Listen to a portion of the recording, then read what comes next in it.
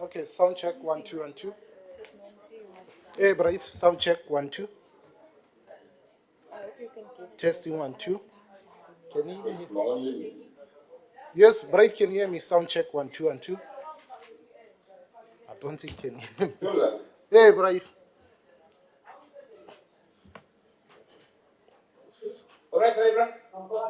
Good. So far, so good. What Tulza? Yes, sound check 1 2. I don't think you can hear me. Where is he? Because I'm trying to look for him and to tell him that we cannot hear him. That thing is coming to me. I don't know, I try to look for him.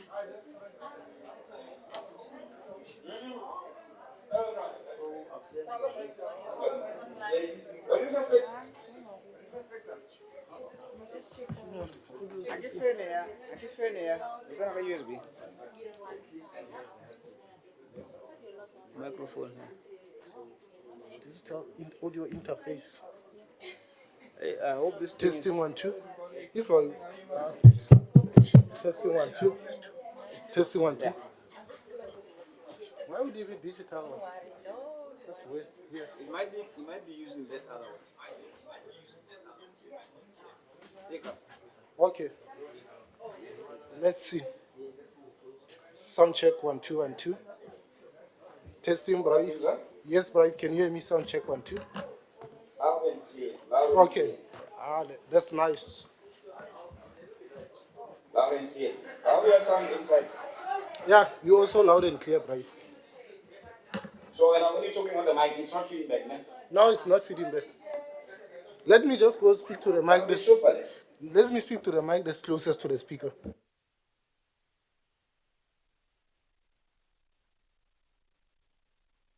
Sound check 1 2 and 2. You super Tulza. Okay, cool.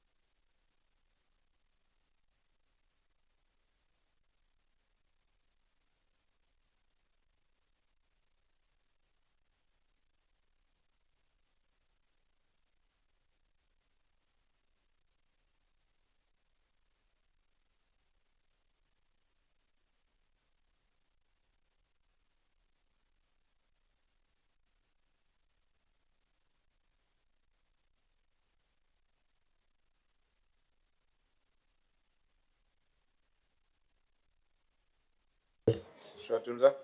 Okay, sound check 1 2 and 2, Brave. Yeah, it's super, yeah. Sounds so Okay, well. cool. Sure. Yeah. Yo. Okay, thanks. Sure. Bye.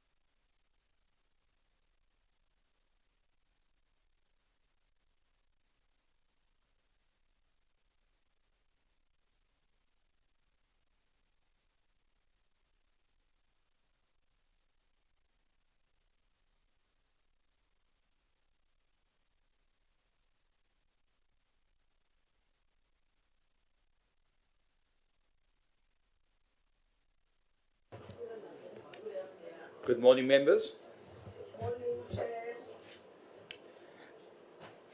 It is the 6th of November, and all members of Parliament, members of the parliamentary staff, stakeholders in attendance, any media, I welcome you to this session of the Public Service and Administration Portfolio Committee. You are most welcome. We have not received any formal apologies. I don't know if there's any apologies from the floor. Okay, we have received one apology from Mr. Matutu. What? Chair, Yes, please go ahead. Honorable Ndamase, he's on his way, but he's delayed by the flight.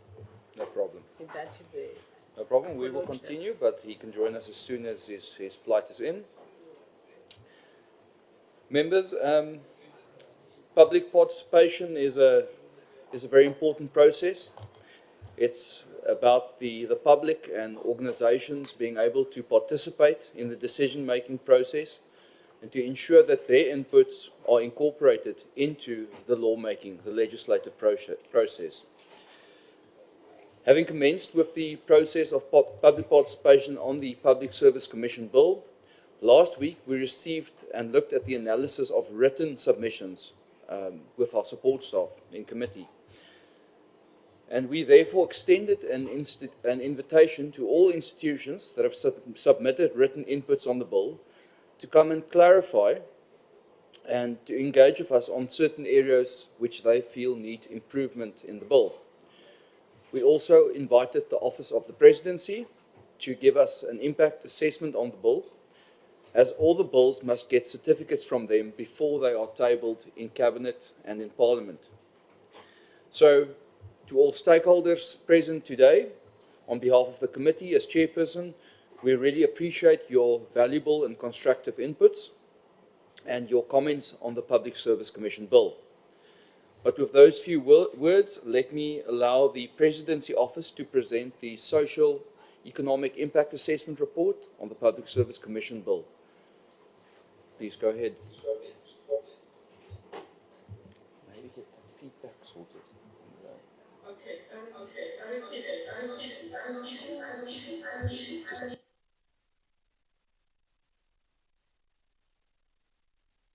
Can we please get the feedback sorted out?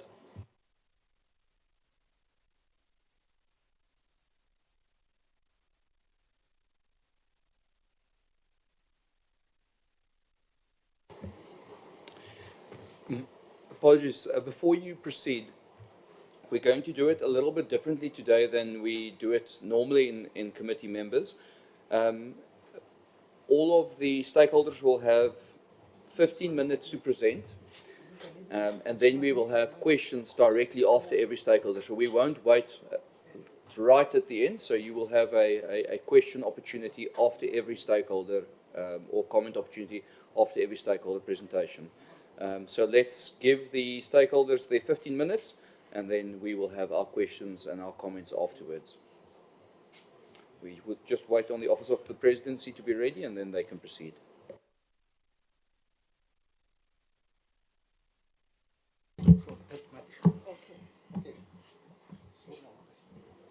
Also, just to note, members, you should have hard copies of all the presentations, so it should be easy to follow, if necessary, on the hard copy as well. Please go ahead. Thank you very much, Chair, and greetings to you and members of Parliament and colleagues from government. Thank you very much for giving us an opportunity to come and present on the impact assessment of the Public Service Commission Bill. So the presentation will give a quick background on what is the socio-economic impact assessment and what are the priorities of the current administration, and giving a context in terms of why we need the Public Service Commission, as well as some of the findings from the impact assessment of the bill, and the conclusion. So the socio-economic impact assessment, it's an ex-ante policy analysis tool, so that is aimed to strengthen policy and lawmaking. So it also assists in terms of guiding decision-making, whether to regulate or to choose a different mechanism of addressing the emerging challenges or opportunities. It is a system that was introduced in the fifth administration, replacing the regulatory impact assessment that was piloted for 2 years. And the implementation date of SEAS was from 1st of October 2015. And currently, we are doing a review so that come a decade of SEAS, we have done some reforms into the system. So in terms of its application, it goes through 2 phases, the initial and the final impact assessment. So the initial, it's more related to in-depth analysis of what the socioeconomic problem is all about. It's more linked to research in terms of the socioeconomic challenge or opportunity. How does it affect vulnerable groups? How does this particular identified problem affect the priorities of government, and what are the alternatives, policy options that needs to be considered to address a particular socioeconomic challenge or opportunity. And the final impact assessment is more focusing on the option that is chosen at the end. So in this case, the final impact assessment relates particularly to the Public Service Commission.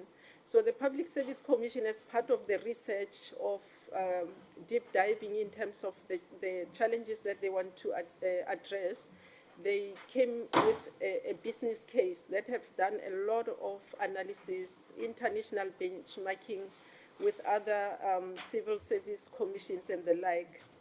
So the socio-economic impact assessment is applied to policies, your green paper, white paper, and also to legislation and regulations, because across these 3 policy instruments, there are certain challenges that arise that have unintended consequences or impose cost and other compliance costs to those who have to conform.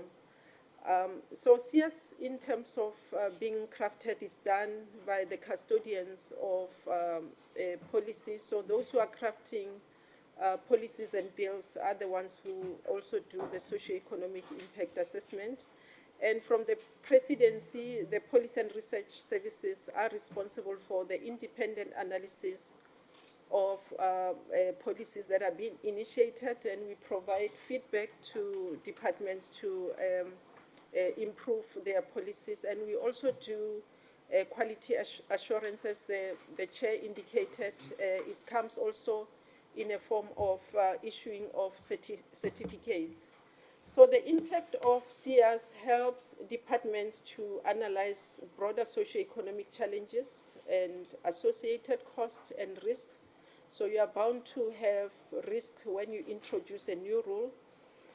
But it allows that during the crafting, the conceptualization, you are able to look into all these issues before policies or bills can be assented into law.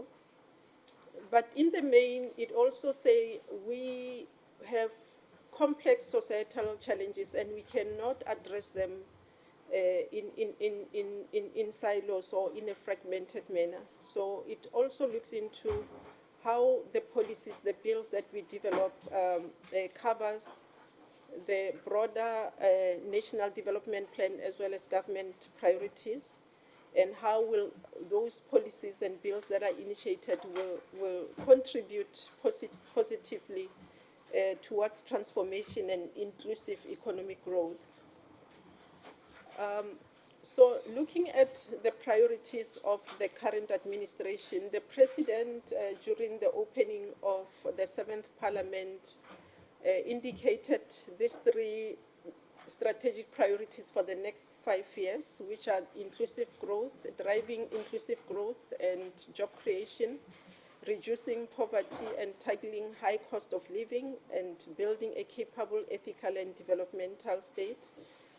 So the first two priorities will not be effectively implemented if we are not building a capable, ethical, and developmental state. And these are the priorities that are in the context of the government of national unity in terms of foundational principles and basic minimum program of priorities. It informed by the needs of citizens, informed by the 30-year review, and aligned to other policy instruments.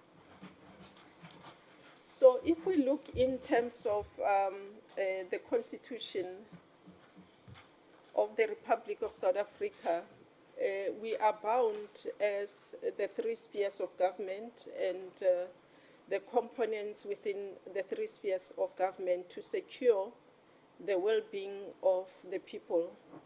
And the Section 195 of the Constitution require us to be development-oriented and the people's needs to be responded to. So in a nutshell, Section 195 provides an identity for public administration ethos. So whether you are in national, provincial, or local government, or you are in public enterprises, you are bound to apply those basic values and principles. And Section 195(2) of the Constitution, it's very clear in terms of who should actually apply those principles, and has indicated the three spheres, the public enterprises, and organs of state.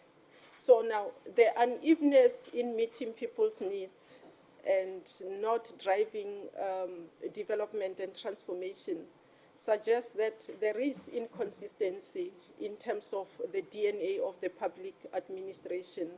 There is inconsistency in terms of applying these basic values and principles.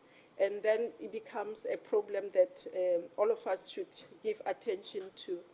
So if you look at the National Development Plan, it says the public service should be capable of driving developmental and transformative agenda. It must have the capacity, and the recruitment has to be based on meritocracy, and it has to be insulated from the political interference. And also it gives a perspective that, everything has to happen in an intergovernmental system. So you don't find yourself building a house and those who are beneficiary of that house are far from socioeconomic amenities. They do not have jobs, they are not safe. So it has to be a comprehensive developmental and transformative agenda. But also there has been emphasis around state-owned enterprises, that they have to be reformed, and also the issue of the independence of the Public Service Commission, especially concerns around the Office of the Public Service Commission that is being part of the national government. It affects the issue of independence because they are within the national government and they have a duty to be independent and play an important role across the public service. So the review that was done on the National Development Plan, looking at the 10 years, highlighted challenges of poor public service performance, blurring lines between political and administrative functions. So if there are tensions between the political head and the accounting officer, it affects implementation of policy. There are issues of corruption, poor performance of SOEs, and many factors that points that out that we haven't done much in terms of addressing the triple challenges of poverty, unemployment, and inequality. So the sixth administration made some significant progress in elevating this priority as part of effectively delivering services. The head of the public administration was appointed in October 2022, and there was a framework that was introduced in terms of professionalization of the public service sector, and with clear objectivities and action plan. And we have seen also legislation that complements for the effective implementation of this priority. The Public Service Amendment Bill that also looks into the human resource responsibility to be with the accounting officer, similar to the Public Finance Management Act, the PAMA, and also the SOE bill. And there's been efforts around the fight against fraud and corruption, including capacitating the law enforcement agencies, the issues of lifestyle audits, and providing various training so that the public service has capacity and they are being trained to be able to provide services. So the rationale for this public service bill is to regulate the Public Service Commission in accordance to Section 196, that there shall be a single public service commission in the Republic, and to regulate related procedures, but also to repeal Public Service Act of 1997.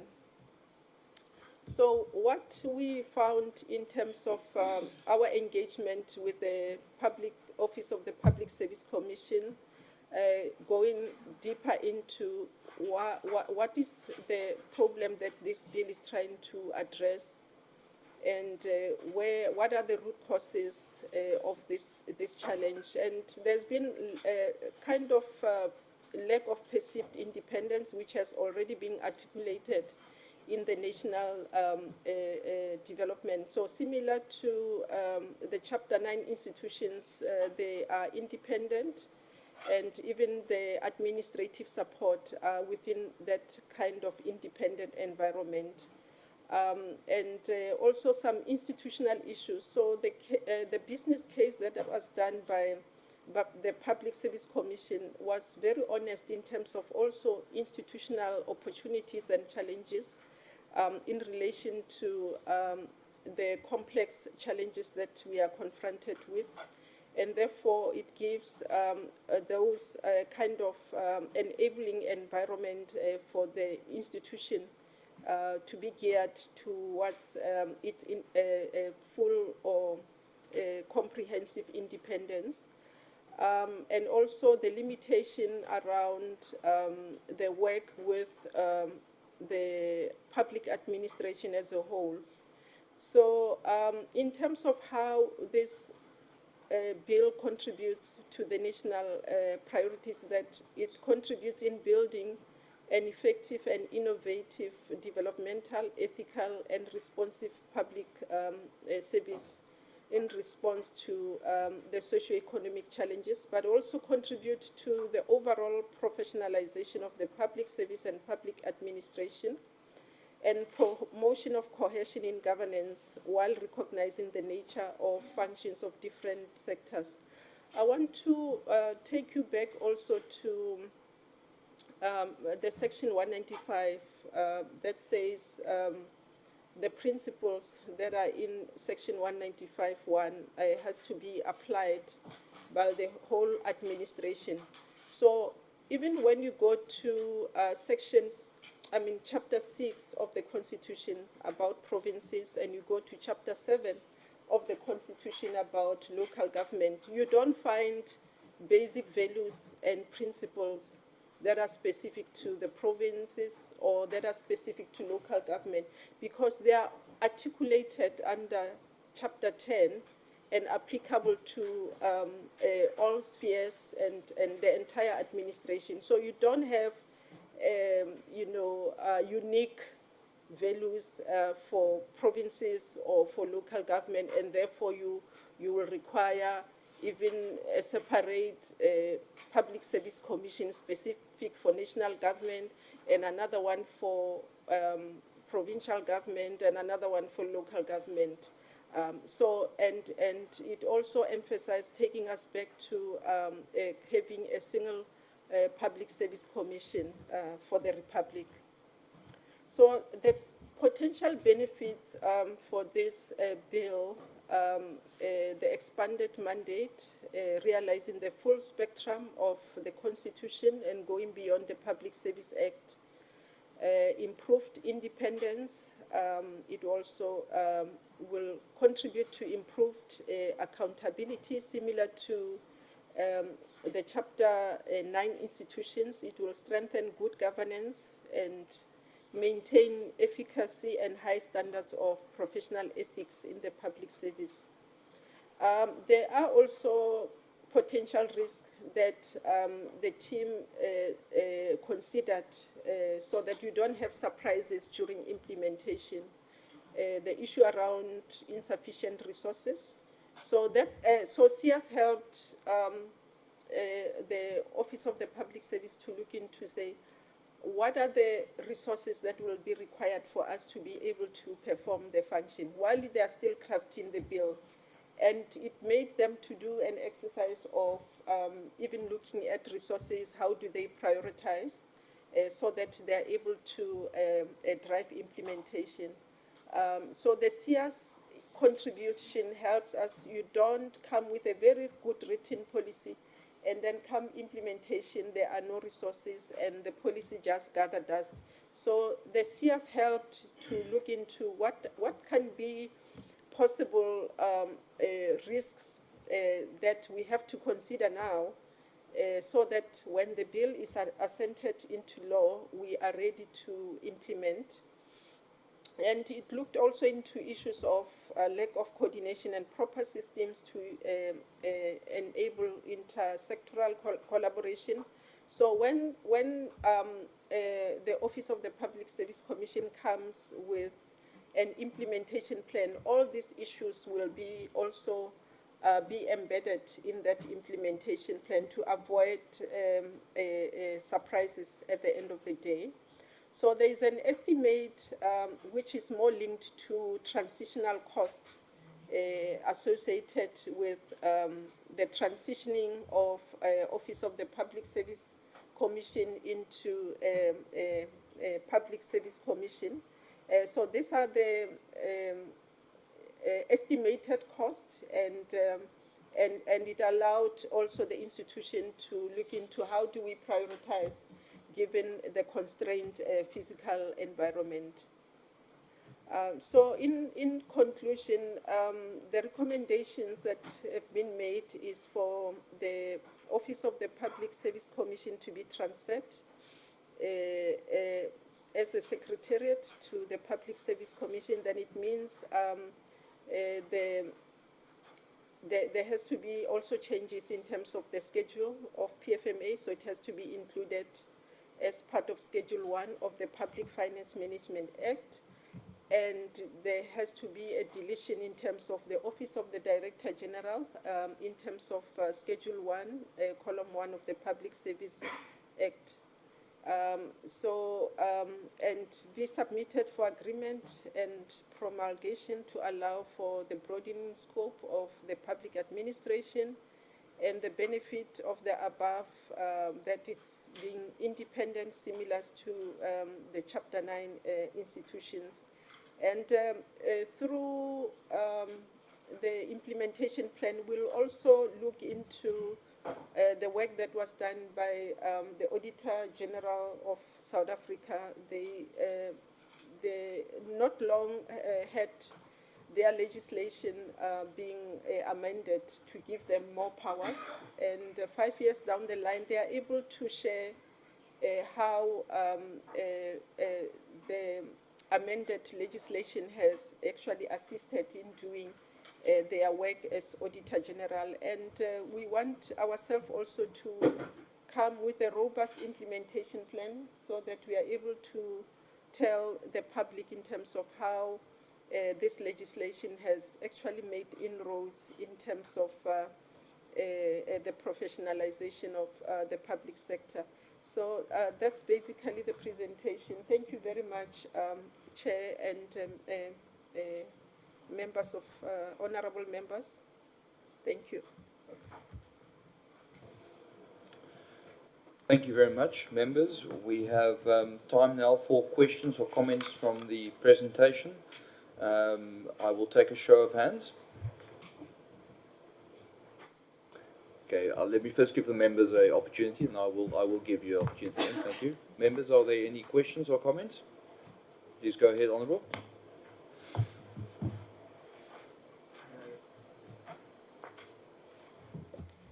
Thank you, Honourable Chairperson, and greetings to all members, the officials, and the presenter. First of all, I want to thank the presentation from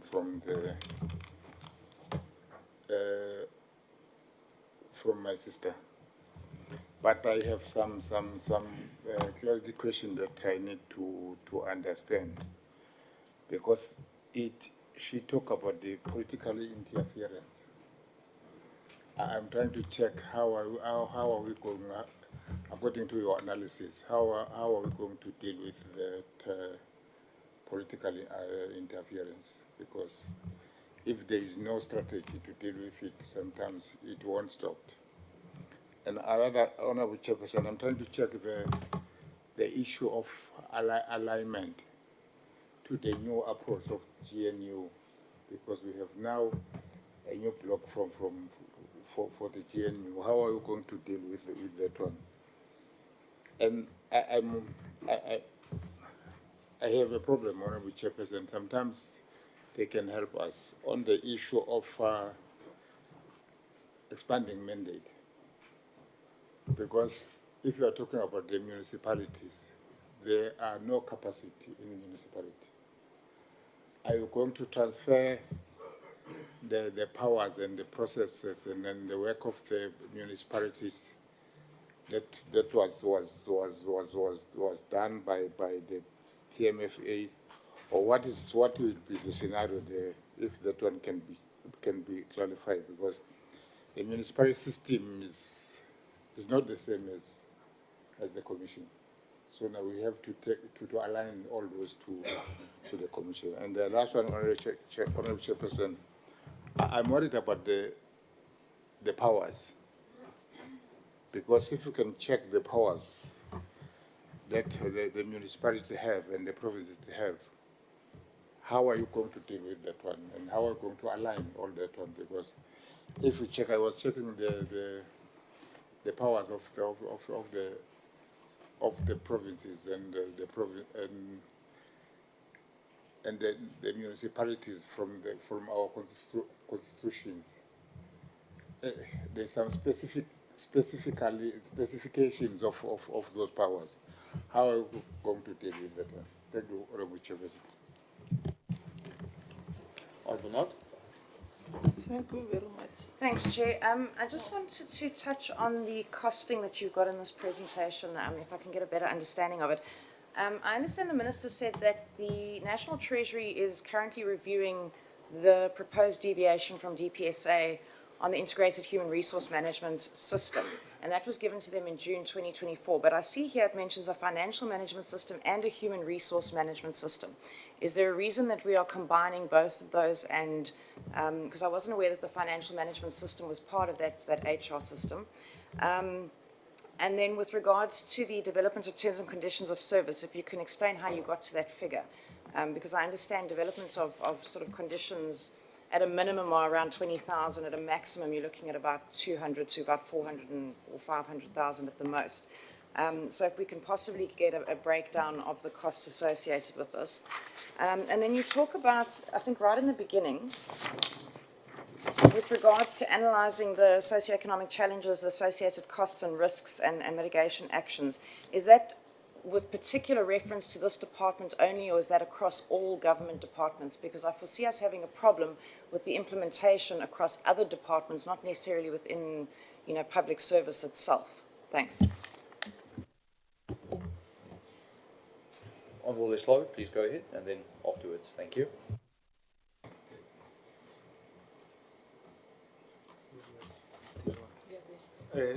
Thank you for the presentation. I just want to align myself with what Honorable Torres spoke about, the challenge about concurrency not working and streamlining.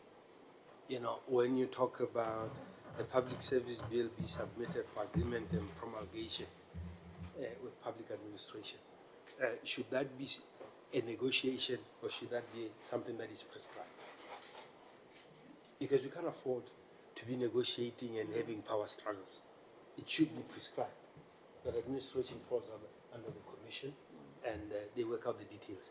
It should not be a matter for negotiation, because otherwise you create power struggles, and with the 9th Parliament, things will still not be working well.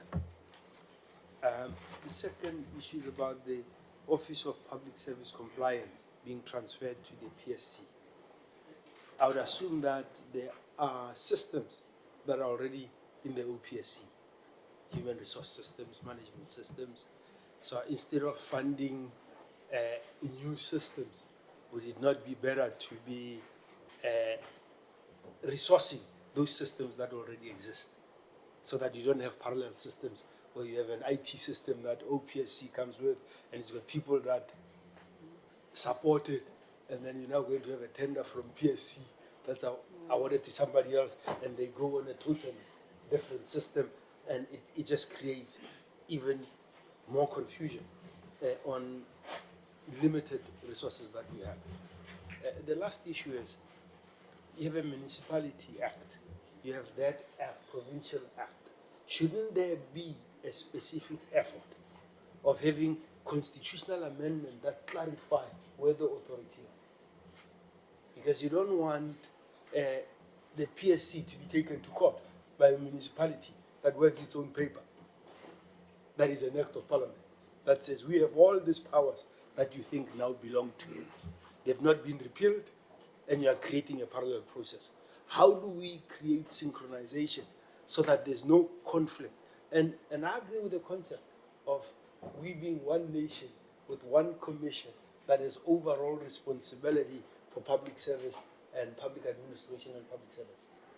But we need to take away the powers that reside elsewhere so that things work in a streamlined fashion, and there's no, Parliament doesn't confuse people, that you've given everybody the powers to act as they like, and you're saying to someone at the top, without amending language or amending the legislation to ensure that things work seamlessly. We waste a lot of money on admin, and there's no money going to the conference. The issue of politicization, I think there should be clarity where political interference should be prescribed as a criminal offense. It should not be left for politicians to muddle with. It should be written down. But you are a politician, stick to your lane. You interfere, it's a criminal act, punishable in the courts of law, so that you send to prison. But it needs to be written down. It can't be assumed, and we have power struggles in the corridors. Thank you, Chair. We'll go over there and then Whip after that. Thank you. Thanks very much.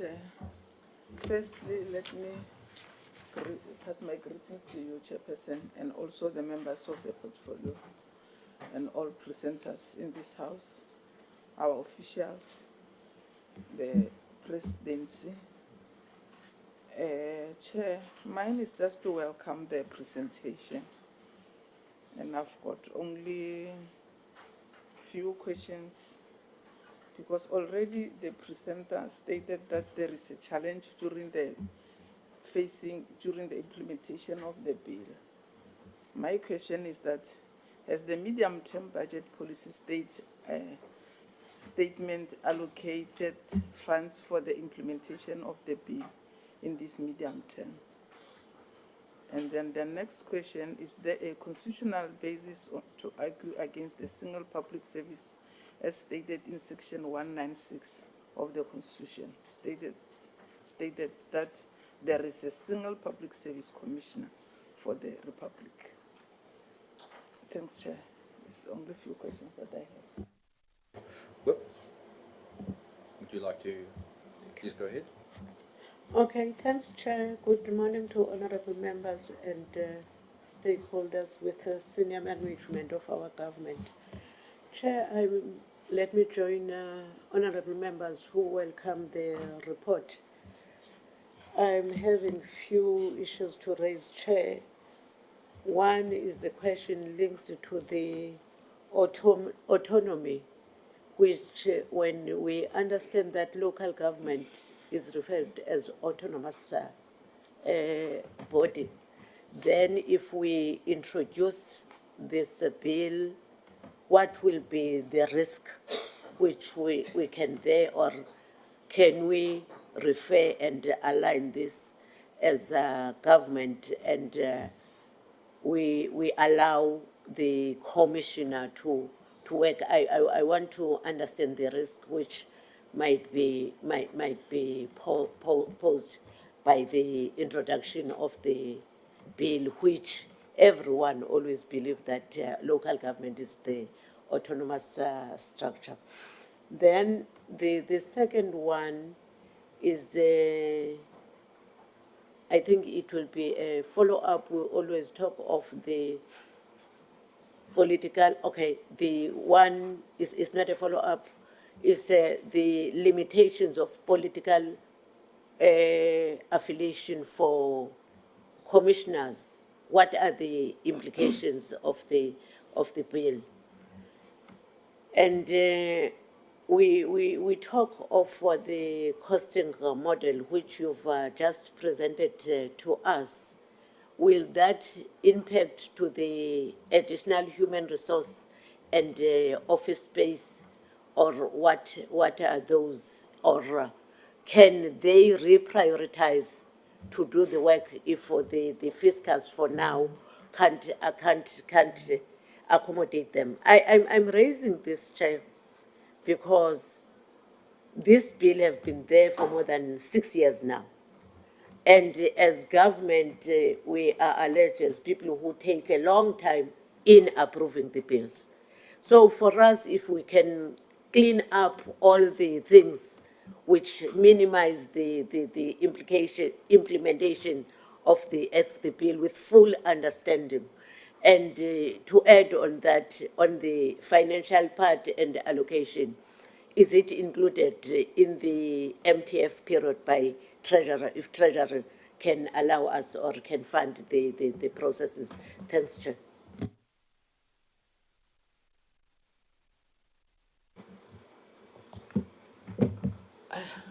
Thank you, Chairperson. Greeting honorable members and the committee of the presidency, presenters, official. Chair, let me welcome the presentation from the socio-economic impact assessment by the President.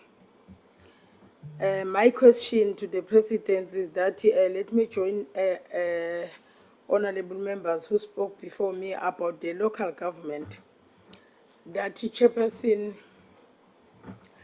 what is the constitutionality of the bill in relation to its expansion of the mandate of the PSC to local government, Chairperson? Because all of us, we know that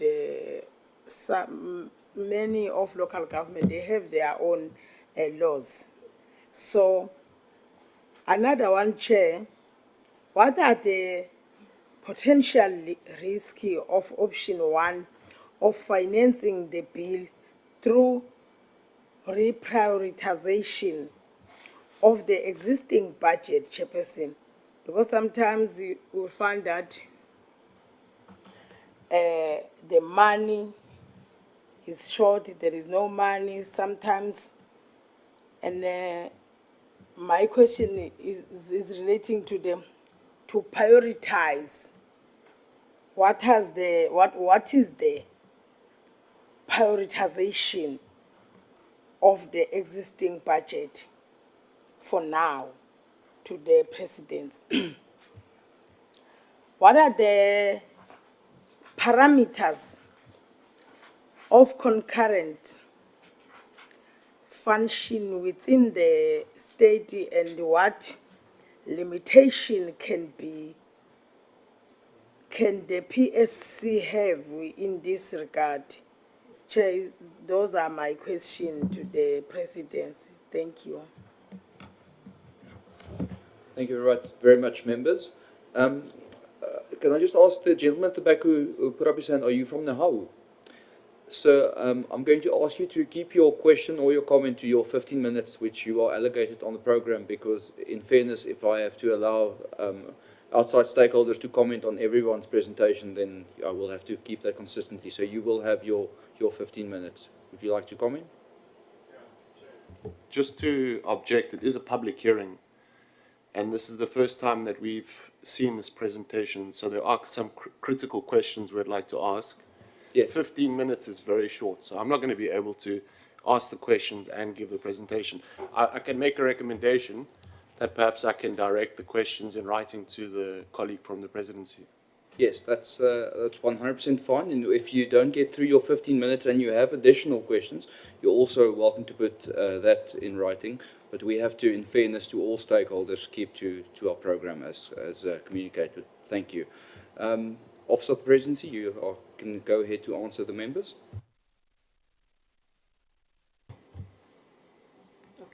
And thank you very much, Chair, and thank you, honourable members, for the valid questions that you have raised.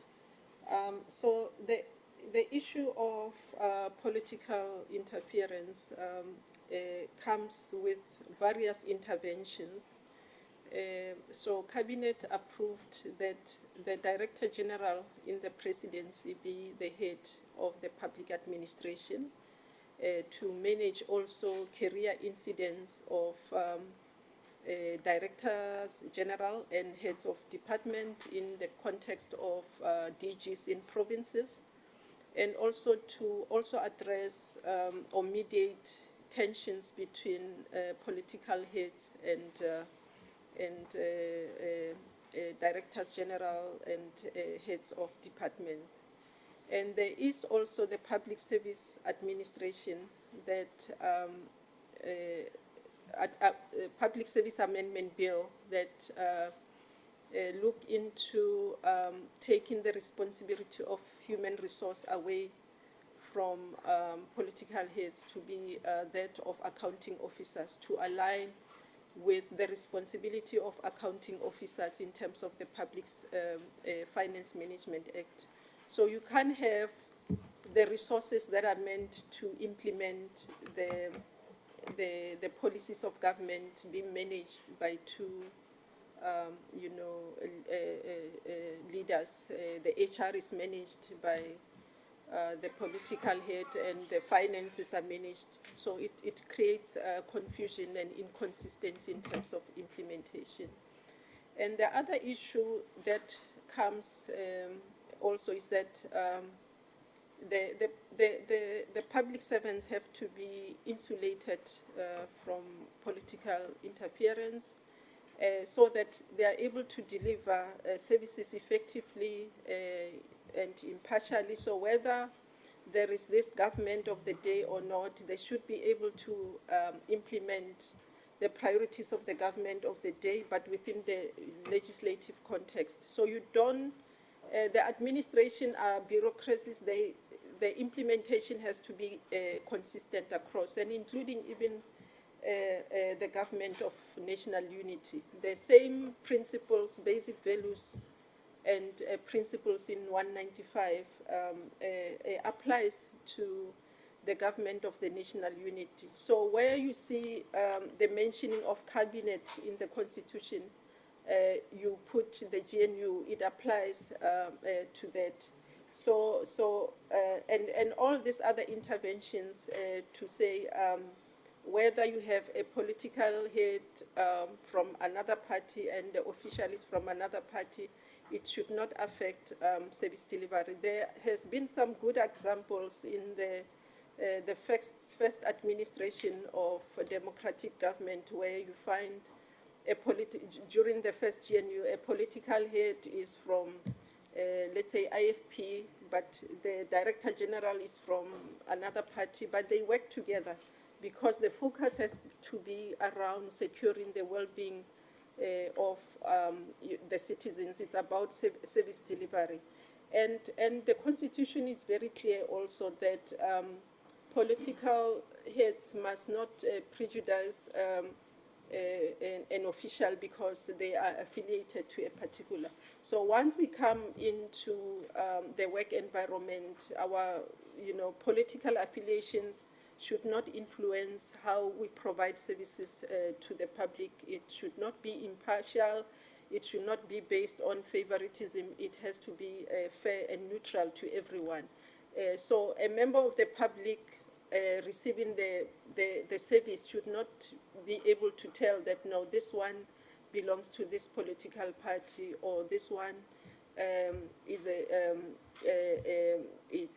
affiliated to Kaizer Chiefs or Pirates. They should just see a fair service that comes to all of them, regardless also whether the person who received the service is coming from a different association.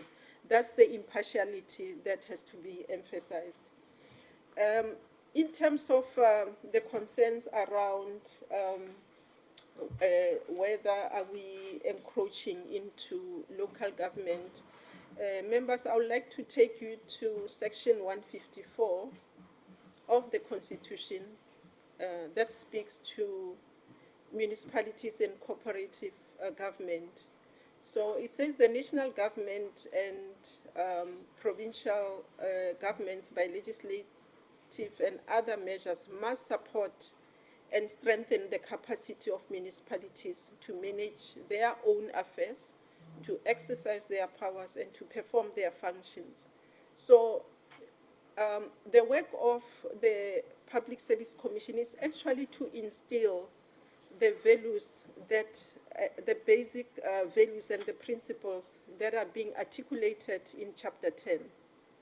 Is to insulate those principles, is not to interfere with the functions, and to show that there is that support to local government to apply these principles that are in Section 195.1. We had recently the Municipal Systems Amendment Act.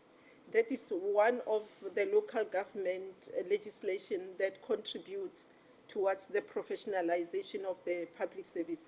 So I must indicate, Chair, that this legislation alone will not solve the wicked problems that we have. It requires all of us, the public administration, to apply these basic values and principles. We don't have to wait for Public Service Commission to come and check whether we are applying them. It has to be part of us.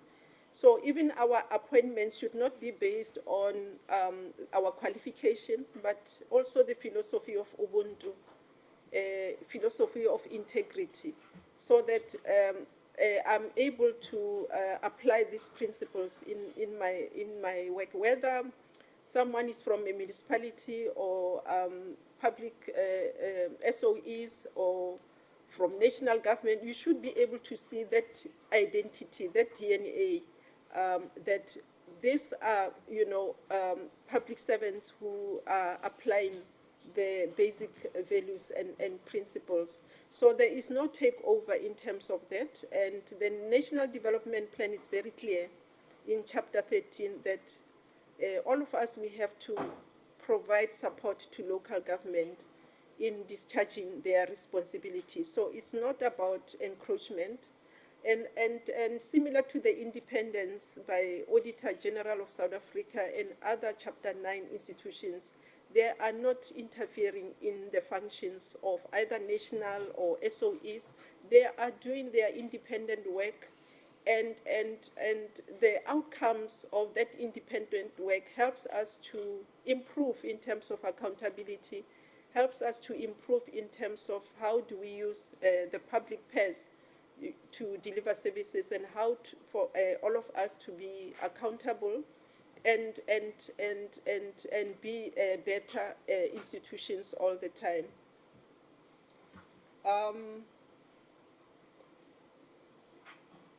So there are questions also that links to the resources around the implementation of this bill. I believe also my colleagues from Office of the Public Service, they'll be able to share in details. Where you find situation that is complex in terms of increasing the scope, the exercise is to start in a phased manner, given that we have constrained fiscal environment. If you extend this work now to municipalities, to SOEs, there should be systems in place that we collaborate and you do your work in a phased manner. So, for example, the findings by the AG for years, we know which state-owned entities are having challenges, but also in the context of other complementary legislation, the SOE bill, what is it bringing forth? You have also other interventions from DPME, from National Treasury in terms of the governance of SOEs. So you are not starting a new role, but how do you streamline your efforts as the Public Service Commission to ensure that these basic values and principles are applied? Similar to municipalities, you have those that are doing well and those that we know have a series of problems. And those can be an exercise of prioritizing to say we can start with those that are struggling and how do we ensure that we intervene as public service instead of just generally going abroad, but do things in a systematical and phased manner. So I'm not sure through you, Chair, whether Office of the Public Service can be able to clear out issues that are related to the updates on the cost that are associated with the implementation of this bill. Thank you, Chair. Thank you very much. Advocate, would you like to add? Thank you, Chairperson and honorable members. Oh, okay. So, in addition to the presentation by the Presidency, what I want to say is that the PSC is an oversight body. I think that's one thing we just need to understand. It's not an implementation body. It's a body that comes in to see if things are done properly. So you check, and then you make some input, you can issue some circulars to make sure that things are running smoothly. An example which she has already mentioned is the issue of the appointment of the head of administration, which is the DG in the Presidency. And the reason for that appointment is to make sure that there is consistency in the appointment of Director Generals, heads of department, municipal managers. That level is the level where the PSC is starting to operate, going down to all administration. You will find that in any municipality, there will be some municipal managers are appointed for 3 years. Some are appointed for 5 years. Now, some people are being appointed for permanent. All right? Now, the whole idea is that having inconsistencies in the appointment of municipal managers is causing the problem of lack of accountability. When you find a municipal manager that has been said, look, there's an embezzlement or mismanagement of funds in this municipality, by the time they finish the investigation, the municipal manager is gone. So you can't even hold him to account. And they don't follow up even in the civil suits. So the whole idea is, with what we are trying to do, in terms of having synergy and consistency, we want a situation where all municipal managers, whether it's 5 years, they must all be on 5 years. If it is renewable, they must all be renewable. If it is going to be permanent, it must be permanent, and at what level, so that we know exactly how to hold people accountable when there are challenges. And one of the ways of holding them accountable is looking at the audits, the Public Audit Act. For example, we say you can even ask them to pay back. So what we do in the public service and public administration, if there is such an incident, you might hold somebody's pension. But that is if the person is still there. And say, okay, until this is resolved, your pension will keep it on hold. Or you can only get a portion of it so that we are able to recover. But once you release the person goes and gets a job somewhere else. And that is the end of this. You can't hold this person to accountability. I'm just giving a scenario. The PSC does not get involved. But what the role of the PSC is saying is that in professionalizing the public service, we need to depoliticize the public administration and public service. We need to make sure that those municipal managers and HODs are competent so that you look at a particular standard in appointing them and making sure that they all meet those criteria. Some are even saying the PSC must establish a panel of people that they will be deploying to those interview panels to make sure that those processes are done properly. That's one of the ways that we are looking at in terms of GGs, municipal managers, and all of that. Now, the PSC will never interfere in the operation of the municipalities. We are holding people account and we are an oversight body. And if you look at section 1567, where it was actually saying the national government, subject to section 44. Section 44 is talking about reliance on each other, independence, interdependency, interrelated, but distinct spheres of government. Interrelated, independent, but still leaning on each other. That's what the Constitution says. And in doing that, Section 195 says you recognize the different nature of those spheres of government. So the functionality of these different spheres will continue as they are. And that's why you find that even the PSC is part of the Constitution. It was created in the Constitution. So we are not negotiating to say we want to take a function that is not there. This is a Constitution which has the supremacy over all legislations. It is already there. All we did wrong was that our Public Service Commission Act did not fully give effect to the Constitution all along, and that is due to capacity constraints, which we have explained many times. Now, we still don't have that capacity in terms of finances and all of that. But the previous parliament, when she was saying that even the 6th administration, it was even from the 5th administration, this very same parliament took a resolution that we have to implement the full mandate as it is in the Constitution. We started from there to look at how do we do this. And that's why it's taking 6 years, 7 years to debate all these issues. Now, where we are now is we then put some clauses in this new bill to say we will implement it because it is wrong, actually, for the PSC Act not to give effect to the full effect of the Constitution. Because the Constitution says there must be an act of national legislation that must give effect to that. So that bill must give effect to the full constitutional mandate of the PSC. Meanwhile, we understand that there isn't enough capacity, but we recognize that, for example, the Department of Justice. The Department of Justice is also providing legal services even to local government. Office of the Auditor General is also providing audit services even to local government. The Public Protector is also providing public protector services even in local government. The same thing applies to the PSC. We are also going to be doing that, but sometimes how do they do it? They have to bill for some of that. You provide the service of a state attorney, you appoint counsel, and this and that. State attorney don't get paid. We will also not get paid as officials. But when we appoint counsel or some other people to assist, we can bill for that because those are external people that are coming to assist us. Hence, we put a provision in this bill to say, if we are allowed to bill for some of those functions, we might be able to cover some of the costs. And that is a way to deal with the lack of resources. The other part is that the funding that you see there is the initial funding that we require to establish the Office of the Public Service Commission. The Office of the Public Service Commission currently is seen as a national department, not the Public Service Commission. And all officials are appointed in terms of the Public Service Act. Then we're saying, officials, you cannot be appointed in terms of the Public Service Act, and yet you want to have oversight over public enterprise and local government. It creates like you have a path that you are interested in. Get yourself out of that system and follow your principal, which is the Public Service Commission. So all officials are going to be appointed in terms of the Public Service Commission, and then they will now be called the Secretariat to the Commission. That is also a parliamentary decision that was taken many years ago, that we are not even debating it just because this administration is a new administration. Otherwise, we will be saying our hands are full. Parliament, you told us to do it, although we know it's right. But that's where we are. So the Secretariat is going to be established. Now, the funding that you see there is the initial funding to establish that Secretariat. Because now, as public servants, you get your salary through PASA. And that is a system that you use across the public service. If you are not going to be in the public service, you will not be paid through PASA. So you have to buy another small system. Some people use Oracle, some people use, but we are a very small department.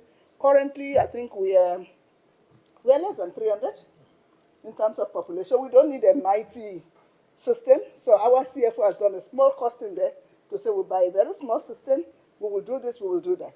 What we are saying here is we need just, that costing was done about 2 years ago, that 12.5. Maybe it's about 15,000, and I think he was here.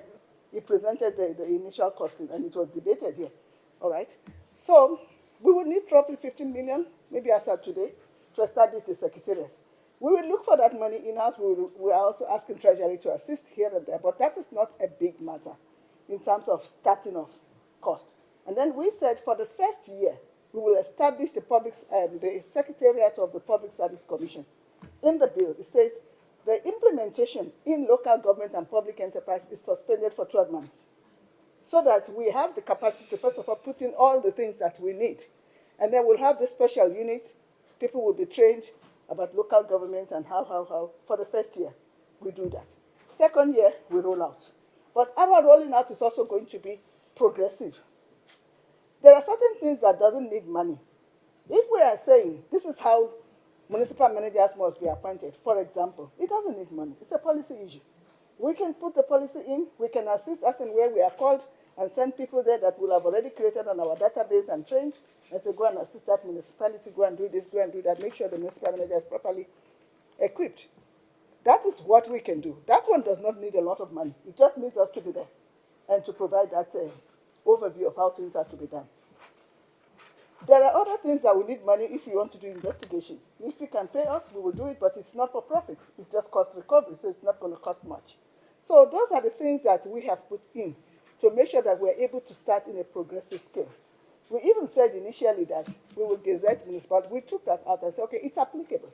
But as and when we go in, it's based on resources. And Treasury recognized that. And then said, once the bill is passed, progressively we will increase your budget to assist you to achieve that. And that's why we suspend for the first year, so that we now go to Treasury and say, now it's done. So for the next year, what's going to happen? And all we need is that 12.5 to 15 million to start. The next year, what are you giving? Then we roll out, and then we say, are you ready to pay? We have rules that will be gazetted, which would like regulations to say this is how we bill, these are the things that we can bill for, and so on and so forth and so forth. I think that's basically what we are saying around the costing. And then the issue of autonomy of local government, I think I've already said that it's not going to affect anything. Because even if you look at Schedule 4, Schedule 5 of the Constitution, it runs as it is. Nothing will change. Whether it's GNU government, whatever government, it doesn't change anything. The government will continue to operate as it is operating. The only thing is that the PSC will be there as an oversight body and can be called in to say what's happening in that local government, draw an intervention. If, for example, dispute resolution, if an official feels like he wants to refer his dispute to the PSC, they can do so. The municipal manager can refer a dispute between them and their mayor to the PSC so that we can be able to assist in that local government if things are not working well. So basically, that is the only thing. But that is a matter of choice. You choose where you want to refer your dispute, whether you go to the PSC or you go to the bargaining council. It is your choice, but there is no forum shopping. You cannot go there and go here. So once you come to the PSC, you allow the PSC. What then happens is that we draw a report which assists you in your case. Anyway, if you find your case to be substantiated, then we can come and defend the case and then say this is what happened, this is what we found, and then it helps the case going. But it doesn't mean that the court still does not have precedent, but at least we will be able to speak about it and be able to get things done properly. So I think that's the way. I don't know if we have answered all the questions. And the issue of systems is just the systems, as I have explained it a little bit, because we have to get out of the public service. And that is also to make sure that we are independent, impartial, as the Constitution has said we are established. When we say there's a single public service commission for the Republic, we are not negotiating that. It's in the Constitution, just like the honorable member said that we're here to. That's not the debate. The debate is, it is there. The question is, there will be policy and other things that will give effect as we are going along in terms of rolling out slowly and gently. Thank you. Thank you very much. Members, we are a little bit behind on our schedule, but this is important, so I will allow follow-ups. Just please make it to the point. Thank you. Whip, you can go ahead, and then I'll not after that. Thank you. Thank you very much. But I do have a follow-up what you are saying. When you talk about municipalities are not the same. Even their size, even their status. They do have their own bylaws. If you talk about to appoint the municipal manager, to be the same across the municipalities, I don't think it will be, it will helpful. Some municipalities, they are too local municipalities are too small, and metros they are bigger. And that is why when you talk about 3 years, 5 years, 4 years, it's because of their sizable and their bylaws. My question is that there is a district and the local government. Those are not the same. If you talk about how are you going to do, or as much as we are talking about, you'll be formulating the policy. Is those policies, they'll be equal.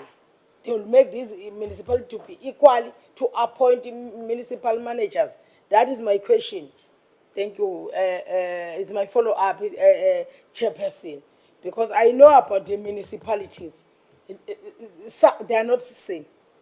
They are very much different. I can tell you about the local municipalities that have 12 branches, 12 wards. How are we going to formulate the policies? If you can clarify us about the policies that you can formulate, or maybe they will be the same, or they will be same like a metro, district, local government. Thank you. If you can tell us.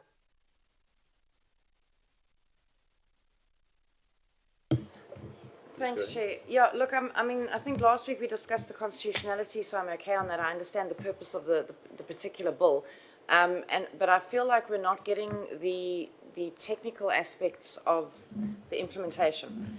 Would it be possible to get a feasibility study on the exact cost? Because we've spoken about these costs, then we also have the cost of human resources that needed to be added to the department in order to ensure proper implementation. The bill itself talks about capacitation, in order to roll this out throughout different spheres of government. And then you've also got the costs surrounding the human resource system, and breaking off from Treasury, but we don't have a holistic look at it over, a period of time. So we might have this initial cost, but I kind of feel that we're seeing different spreadsheets every week that are not being kind of consolidated into one total feasibility study. So over the next 5 to 10 years, this is what you're going to be spending on this particular program, and this is what is needed. Because what's going to happen is the bill will go through, and then everybody's going to say, oh, we don't have money. Because you put in initial money, but as departments within government, we can't implement this. There's no people to do it. And I'm very worried that that is where we're going to sit, straight after this. And I think, I understand that the PSC is responsible for ensuring that municipalities comply with local government legislation, which essentially comes from COGTA more often than not. So senior managers and all of your local government legislation that governs that. But it's that implementation that you're not going to get right if we don't understand the whole picture. So, Chair, I do think that we've gone through the sort of context of what the purpose is of this particular bill, and I don't think we're in disagreement about it. But for proper implementation, for us to be successful as a committee in seeing this through, we need to know that it can be implemented from a cost perspective and a human resource perspective. Thanks. Please, sorry, I have one more member who would like to add.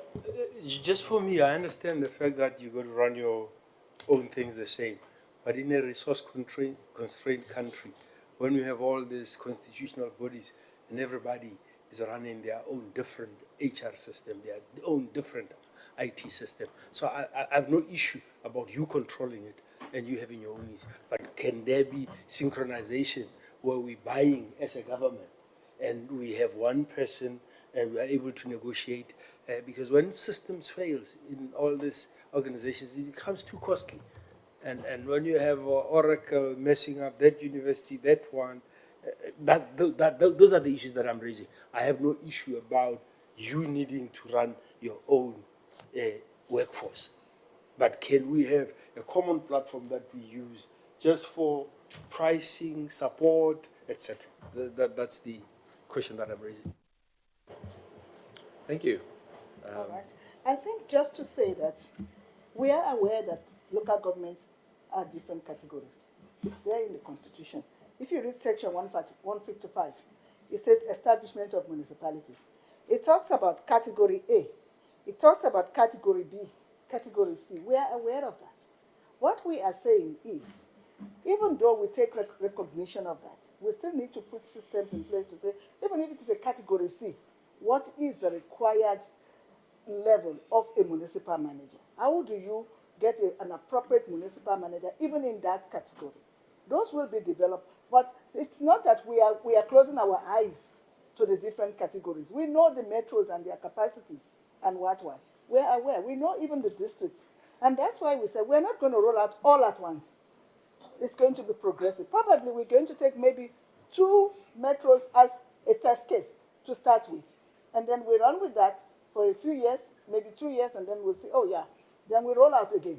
We roll out again until we put in all the policies. But once we are in the system, we will then be engaging and getting this. And most of those things still will come with some level of consultation because those are what you call regulations. And we call them rules. They come after the bill. And that is how you work when you want to implement it. You can't get everything in a bill. You have to get those rules coming in. That will be where you find the nitty-gritty of operational issues. It's not in the Constitution and it's not in the bill. It's not done that way. Then the next thing, it says, when you are doing that, you must take into account legislation regulating public administration may differentiate between different sectors, administrations, or institutions. We will take into account different sectors, administrations, and institutions. But remember, Section 41 says, these people, let me first of all do 1557, which says, the national government, subject to Section 44, and the provincial government have the legislative and executive authority to see to the effective performance by municipalities of their functions in respect of matters listed in Schedule 4 and 5. So we could even hold the national government accountable for certain things that are not working well in a municipality or even the provincial government to say, you are not doing your job. Here and there. We are an oversight body. We don't do, but we check what is where and how are things going to be happening. Now, we are aware of all those differences, and I don't think we should be worried about that because, like I'm saying, those things are also created in the Constitution. In as much as we ourselves, we are a creature of Constitution, we have to respect the Constitution. And it says you must recognize those different spheres and their differences. So their differences will be taken into account when policies are being rolled out. It also says the nature and functions of the different sectors, administration, or institutions of public health are relevant factors to be taken into account in legislations regulating public administration. So we are aware that, but there is still that one public administration, and we need to synergize as much as possible. So that's what we are doing. Now, in terms of costing, we never said we needed 200 million. I don't know where that comes from. PSC has never put forward such a bill. All we have done is cost the establishment of the secretariat. And then we have asked Treasury that give us a year. Once the bill is passed, we will establish our secretariat. We will give you our initial costing. You will give it to us in the MTF. We'll roll out what we can afford. Slowly and surely, and then we progress. If we can be allowed, because the bill made provision for billing. There is no department, there is no organization that can roll out in the whole country without billing. It's going to be difficult to fund it. Even the skills development, they have to levy people. You were mentioning it, 1% here and there. If you don't have that, you can't have a total budget. There is no budget that can tell you today how much is skill development costing, but you budget according to what you have. If you say, I can only train 10 people, you train 10 people. And those 10 people train the trainers. And it's how you roll out. But at least it's better than not being there. And then you move on progressively within affordable and available resources. That's what we have put forward. Because what is holding the Constitution implementation till today, 30 years after democracy, is lack of resources. That's why the PSC bill, in those days in 1997, did it the way it is and put it under only public service. Because of this same thing. And if we still want to do that, we have to grow, we have to change, we have to move forward. But if the bill makes provision that Treasury will then budget, now it's an act. We fought with Treasury to put the budget in. I was there. They said they will only put the budget in once the bill is passed. Because if the bill is not passed, there is no point. They cannot appropriate on something that is not there. Appropriation will only come when the bill is passed. And then I understood that. Then they said to us, we will support you, because we've had many engagements with them. So we are happy with that. They will come into the picture, but they will not give an appropriation unless there is an act. They only appropriate when there is an act. So then we will take it from there, and then that's why we have that 1 year facing in, and then all of that to allow them to do that appropriation, and then we take it forward. And us also to be able to bill. So it's two-phase type of funding that we are looking at. I think that is it. Thank you. Thank you very much. Advocate, it sounds like you're saying you want to build a really big puzzle with lots of pieces and you're going to take it piece by piece. Members, thank you for the inputs from the Office of the Presidency and also the Advocate from the Public Service Commission. We'll now move on to the second stakeholder, the Public Affairs Research Institute and Ethics Institute. I believe they are online and on Zoom. If you are ready, you can please go ahead.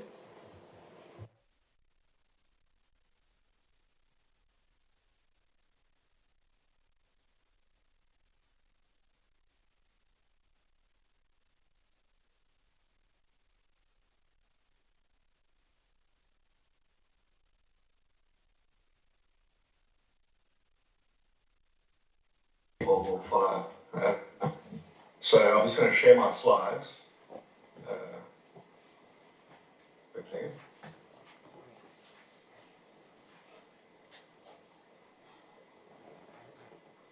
Yeah. So this is our comment on the Public Service Commission bill. PARI is a research institute attached to the University of Johannesburg. We basically provide research and policy support to state building processes.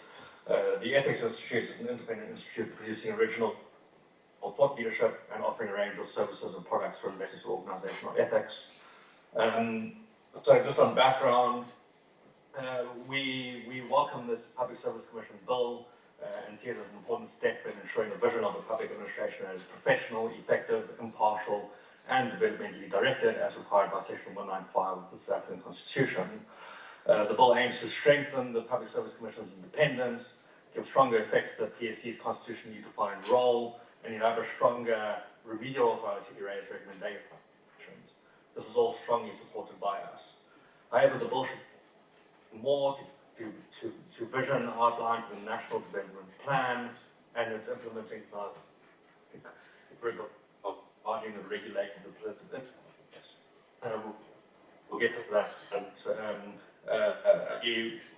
We recognise existing policy and recent legislative reform efforts, including National Development Plan, professionalisation framework, commitments to integrity and personnel practices, and the President's response to the State Capture Commission, and other pieces of legislation, and the recommendations that we're making here are aligned with all the policies and law. First, welcome Section 4, which outlines the process and standards for appointing commissioners.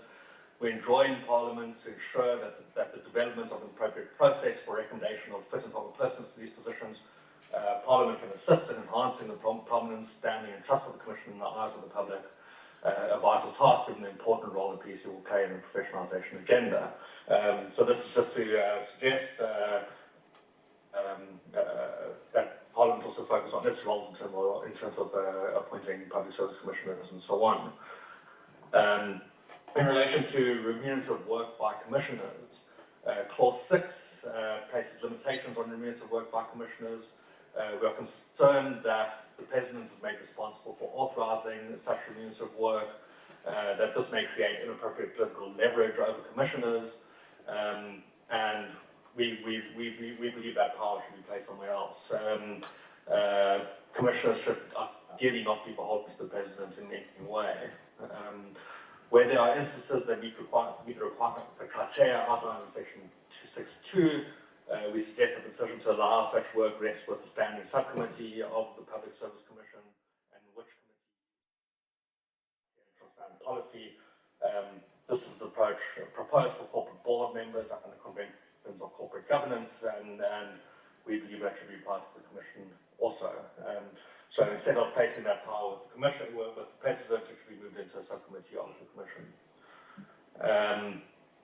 In relation to the creation of the Public Service Commission Secretariat, we welcome the creation of a dedicated Public Service Commission Secretariat, which will sit under the authority of the Commission, in contrast to the current situation, which is constitutionally rather anomalous, of the Office of the Public Service Commission sitting as a unit under a national department, which is the Department of Public Service Administration.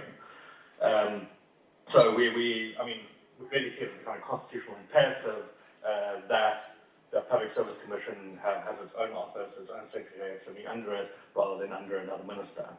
To strengthen these proposals, we strongly propose that the bill inserts further detail under Clause 16 to provide for the principles and processes for recruiting and appointing the CEO and Deputy CEO of the Public Service Commission Secretariat. Currently, that's vague in the bill. Specifically, the bill should place the power of appointment to and removal from the offices of the Chief, the CEO and the Deputy CEO. These powers should be squarely put with the Chair of the Public Service Commission, supported by a robust selection process in the case of appointment. Further, the power of appointment for posts below the CEO and Deputy should in turn be placed with the CEO, him or herself. We propose that a clause is inserted to the effect that no employee of the Public Service Commission Secretariat should hold office in a political party or political organisation. These are all, we believe, in some cases, actually constitutionally necessary to ensure the constitutionally inscribed independence of the Public Service Commission, we believe this committee should implement that. We also believe that the Public Service Commission's future role in supporting selection processes for senior managers in the public service ought to be established in the bill. This isn't only our suggestion, range of government policies or the State Capture Commission. The State Commission far the processes, especially foreseen for a key mechanism of state capture, Chief Justice or that this needs to be addressed by legislation, creating independent checks on those possible points. Currently, in a broad executive powers and removal without effective checks, this creates space for patching and considerations to pervade public administrative personnel practices. It blurs the public administrative interface, robust issue of experience with this has eroded public administrative integrity and capacity. The Public Service Commission has been given a role to support the integrity of these appointment processes by a range of policy positions. The National Development Plan argued for the Public Service Commission to take role in recruitment and selection. The professionalisation framework argued for the Public Service Commission to take up such a role. This is also included in the medium-term development plan. However, neither this bill nor amendments proposed to the Public Service Act, currently before the National Council of Provinces, provide for the Public Service Commission to play a role in supporting recruitment and selection processes. So effectively what we're arguing is that the Public Service Commission Act must now be aligned with these long-standing government policies, which are still in the process of implementation, and this can be done in certain ways. In a little more detail, the Public Service Commission's future role in supporting selection processes for senior managers. Section 196(4) of the Constitution states that the powers and functions of the Commission are to give directions aimed at ensuring that personnel procedures relating to recruitment, transfers, promotions, and dismissals comply with the values and principles set out in Section 195. And G, also the Public Service Commission has the power to exercise or perform the additional powers or functions prescribed by an Act of Parliament. So this is the space in which the Public Service Commission can take up the role that we're suggesting. The professionalisation framework, which was adopted by Cabinet in 2022, outlines a role for the Public Service Commission in supporting recruitment and selection for processes for senior managers in the public service, and moves the possibility for the PSC in this respect for municipal managers and local government. It says that PSC will develop a database or pool of experts executive authority should consult during recruitment selection processes, and the PSC should support the President to plan recruitment selection of the future head of the public administration, which is now created or would be created under the Public Service Bill. The National Development Plan went further, that the PSC should play a direct role in supporting the recruitment of the chair PSC to propose the merits of public service, should selection panels for heads of department and their deputies for a transparent process that can reinforce confidence in the way heads of department are appointed. As president in this regard in South Africa, appointing authorities have in other sectors sought an independent body to determine selection. The National Director of Public Prosecutions was appointed in such a way where President Ramaphosa established a panel of individuals from the legal fraternity and cabinet institutions to recommend suitable candidates from which he then made an appointment. This is all, there's recent policy proposals that suggest that potentially the National Director of Public Prosecutions ought to be, the selection process ought to be some way managed by the Public Service Commission and so on. So this is all in the air, and it's all stuff that government is moving towards. It's still being worked out, and we don't think this legislation should create any kind of like any hard positions on this thing. But we do think that it's necessary at this point to include some powers to engage in this space. So whatever precise role policymakers determine for the Public Service Commission in supporting selection and recruitment of senior officials in the public service, the Public Service Commission Bill must ensure that the Public Service Commission is properly empowered to take on these functions as and when they arise. This bill is the appropriate place to empower the Public Service Commission to do this, and we therefore propose the following clause to be inserted into the bill. Could be put around under section 12, so what would become section 13, and it could state something along the lines of: the Commission, A, may facilitate and administer recruitment and selection of candidates for the public administration after application by the authority responsible for appointment.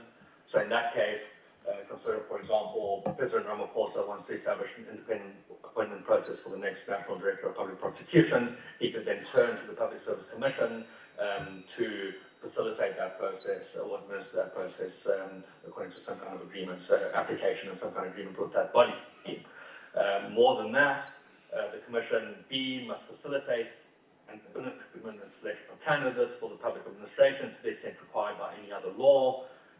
So in this case, the public service regulations, for example, could create a law that the Public Service Commission constitutes selection committees for, say, Director Generals in national government, and in that case, the Public Service Commission would have to play that role. This is all, this sort of reform, these sorts of powers are played by public service commissions and civil service commissions across the world, and historically they have played, the Public Service Commission in South Africa played this role, and these reforms ought to be generally rolled out gradually, so we're not arguing that this should happen everywhere all at once. We're also not arguing that the appointing authorities should not have power to appoint.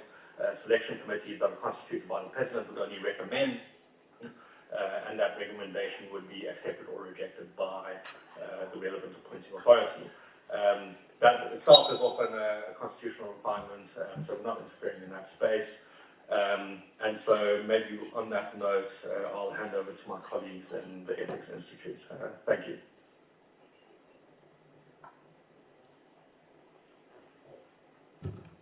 Chairperson, before they continue, the presentation that they are presenting, we don't have that presentation.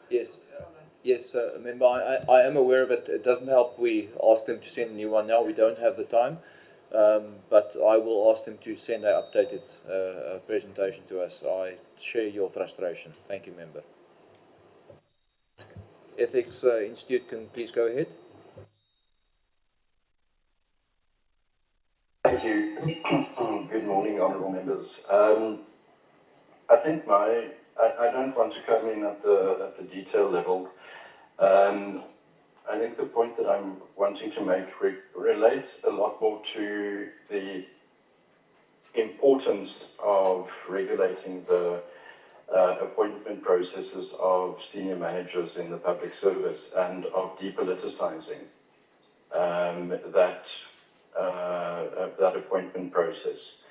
I think we tend to forget what situation we had previously in the Zuma administration, and we don't in place checks and balances for when we are in a positive space. We need to put in place checks and balances for when things can go wrong. Now, President Zuma in his first 100 months made 126 changes to his national executive, which consisted of 74 people. So on average, that it made cabinet changes every 8 months, and that in turn, because the executive authorities could appoint without any interference the directors general, it led to a very easy cycle of patronage politics and the like. So in the end, what happened is that in the 38 departments, 172 people held position of Director General. Now, yeah, that's very significant. 172 people. So in other words, on average, and this is on average, a Director General only served for just under 2 years, 22 months. So it's impossible to build a stable public service where you have your Directors General change so frequently. So that is why it's really crucial that this juncture between the politician and the political and the administrative interface is better regulated, and that checks and balances are put in place to ensure that we have a meritocratic public service and a political public service to an extent that enforces or that implements the policies of the government of the day. Chair, I'll leave it there. That I just wanted to make that point about the importance of regulating the appointment processes. Thank you. Thank you very much to PARI and the Ethics Institute. I would like to just ask the presenter from PARI to maybe resend his presentation to us. The presentation we received does not seem to be similar to the one which you presented today, which makes it difficult for us because we make notes on the presentations as we received. None the matter, it is what it is, so if you could just maybe please send us the updated presentation for our consideration. Members, would you like to ask questions or make comments on the presentation? Please go ahead.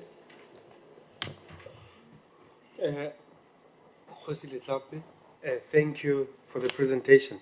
I agree with most of the things that are being said, but I just wanted clarity.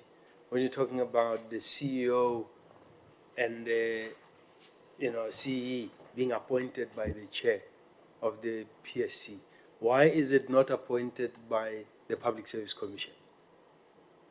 Because I am uncomfortable with this one-on-one situations when you have a body that has a chair.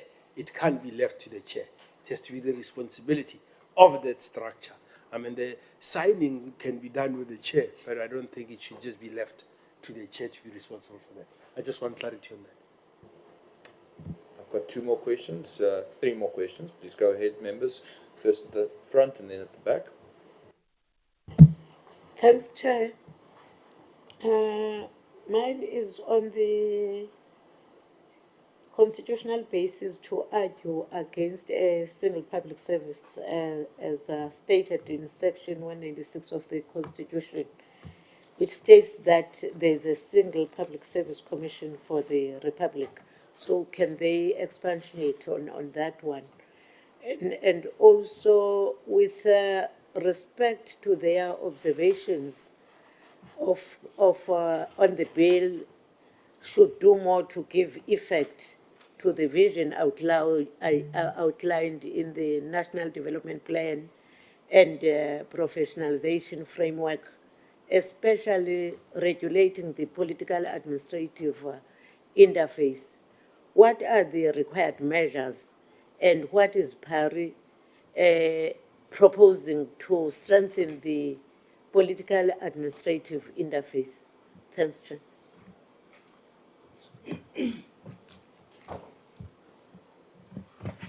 Thank you, Chairperson.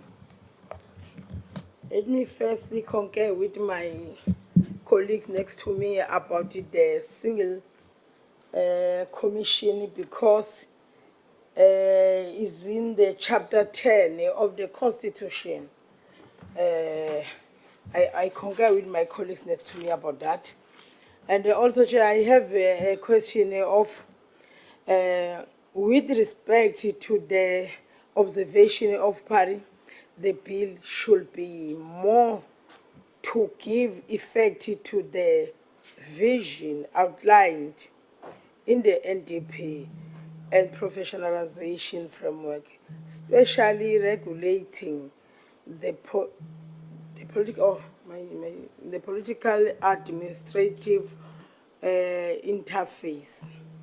Also, Chair, why is PARI recommending centralization of the powers of appointment and removal from the office of the CEO? I concur with my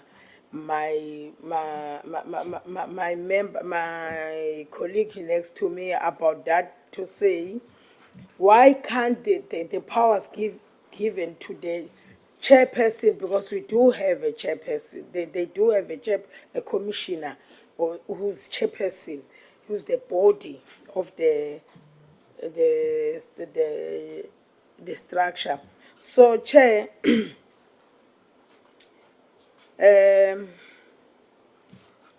forgot, I don't know why I write it here. Now, Chairperson, let me stop there. Yeah, let me stop there. Thanks.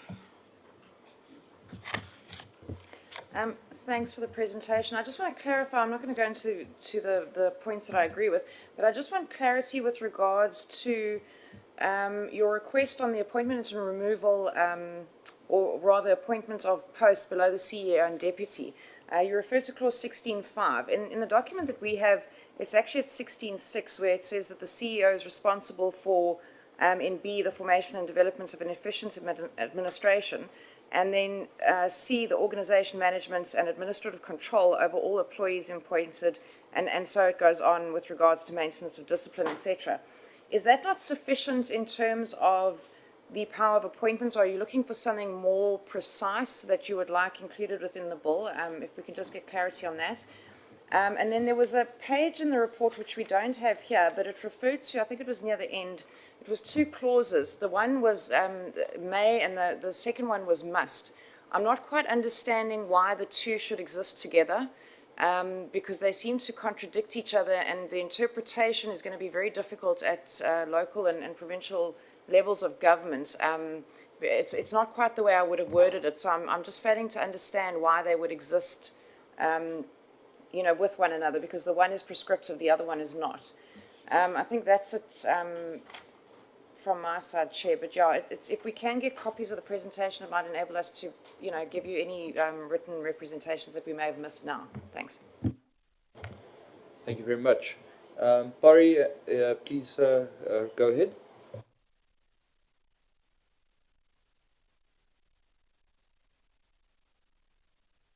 We have emailed that to the support of this committee, and we hope that's forwarded to lots of good, challenging questions on the appointment of the CEO and deputy CEO. I think we're in broad agreement with what you're saying. This presentation was lifted out of broader piece of work that we've done on reforming appointment processes. And in that broader piece of work, we do argue that the commissioners should play a role in constituting selection committees and so on for the CEO, and then appointment should be by the chair. So we do have like a kind of a segregated process which has the commission as a whole and then the chair essentially in a kind of authorizing role for that process. So we think we broadly agree with what you're saying. In relation to, I think we're getting a little bit up on the public service thing. So, the vision of a single public service has been in the air for some time. It's obviously going to take a very long time to implement. We don't think the bill creates a single public service all in one fell swoop, right? Essentially what this bill does, and you can see it in the language, it always refers to the public service and the public administration. What this bill does is expand the regulatory power of the Public Service Commission into other kind of domains and stuff in public administration. This, if you read the Constitution, I can't remember exactly the clause, but it does say that the public administration can regulate the public service and the public administration more broadly. So we think it's well within the powers of the Constitution for the Public Service Commission to get involved in more broad. So, I think this should be, the Public Service Commission is going to be doing local government to appointment processes and so on. That's not going to happen. I think broadly our constitutional interpret this question and where the process is. Happy to field more questions on that. In relation to strengthening the political administrative interface, we believe that, there's a whole range of things that one might do, and the Public Service Amendments, Municipal Systems Act, and so on, contain a whole range of mechanisms that are there to kind of regulate the political administrative interface. It doesn't quite work, essentially because there's no kind of check and balance on appointment processes, so politicians can pretty easily appoint people that are very closely politically aligned to them and subservient to them into administrative roles, and thereby, do stuff that we saw in the results of the State Capture Commission. And this is really where the administrative interface breaks down, and so we are arguing that it's imperative for South Africa to start slowly checks and balances in those appointments. We're not saying that there should be a kind of centralization of appointment in the Public Service Commission. Our proposals argue that the existing appointing authorities should remain broadly as they are, as the Public Amendment Act says they should be, Amendment Bill, sorry. And so, we're not centralizing. All that we're doing is we're trying to create a mechanism for the Public Service Commission to engage in selections and in supporting those appointment processes.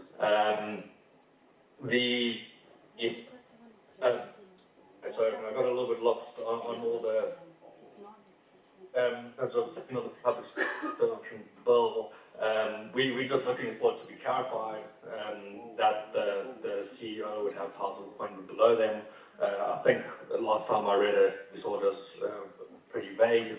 On the distinction between may and must in our proposal, we see those are two different mechanisms. We're happy to kind of look at the language and hold panel beats it and so on. I'm not saying that this is the end all and be all of how that clause should be written.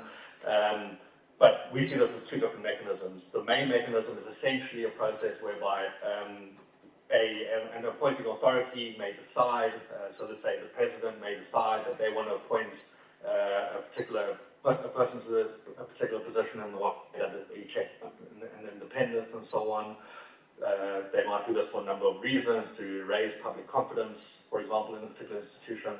This is essentially what Ronald also did with the National Director of Public Prosecutions, and that mechanism with the May is just, if an appointing authority would like to follow such a process, then they can approach the Public Service Commission, and the Public Service Commission may, if it decides to, with that kind of interaction, follow such a process. The second mechanism is the must mechanism. That essentially is a mechanism that would be created or that would be specified in broader rules, which say, for example, I mean, you can imagine, say, the public service regulation, particular departments say that public service commission should constitute select committees if that law, and that this provision would basically just tie it into the Public Service Commission and compel the Public Service Commission to exercise those functions. So again, you know, this is not something that will happen everywhere all at once. It's something that we perceive, and that, you know, according to international experience, strongly we recommend that it should move gradually.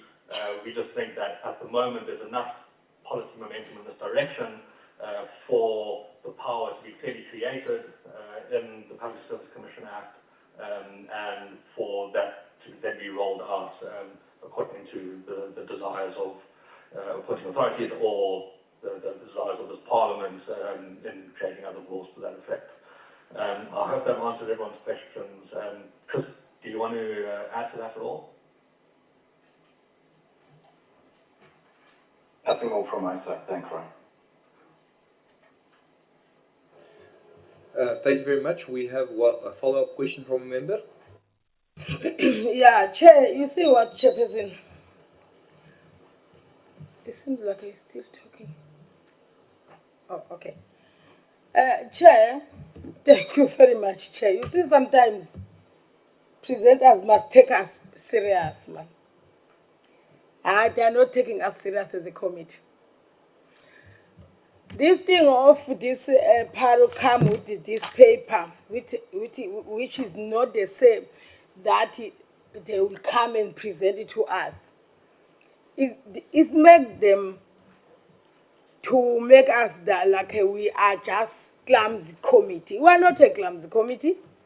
We must be respected, Chairperson. We can't present a presentation and give us a paper that they're not the same with what you come here to present, as if Tina we cannot read. It seems like we cannot read and see that this thing is not the same what is there. In the presenters, when they come to this committee, they must respect this committee. We are members of Parliament here. We must be respected. Member, maybe just pause if you don't mind. It seems like they cannot hear us. They can't hear us and they can't see us. I don't think the camera's on outside. IT, please.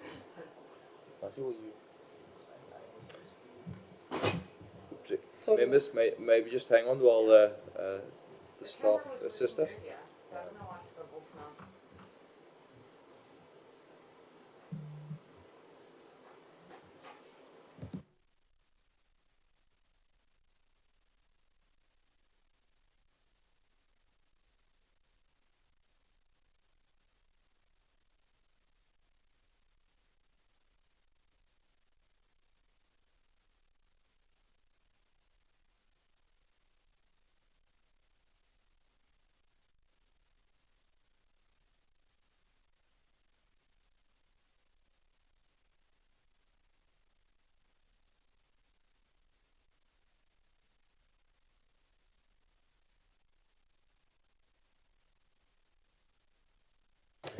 Seems like we might be back on. Can you maybe just confirm if you can hear us or see us? The camera went off a while ago. Somebody needs to turn it on. It's been turned off on the system. It was working and now it's not. Who controls this? The lady in the corner, she has just.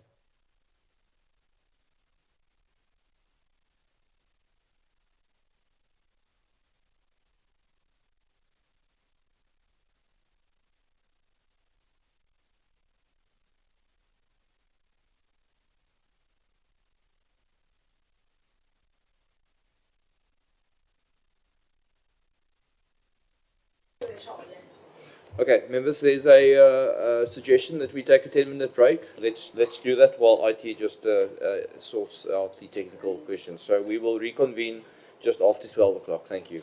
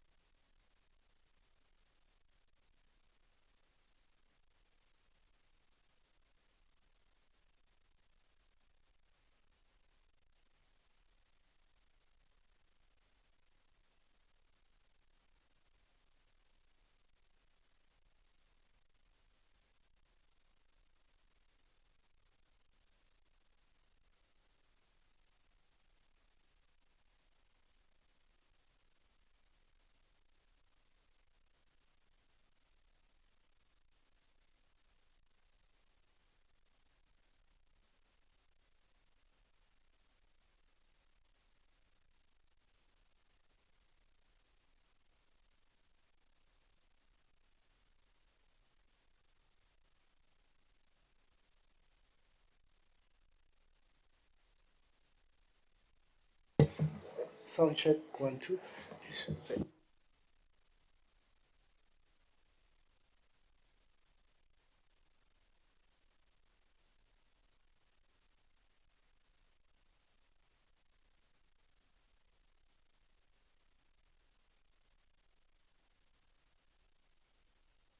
Do you have someone that we can test with on a virtual platform? Sound check S12A, sound check 1 2.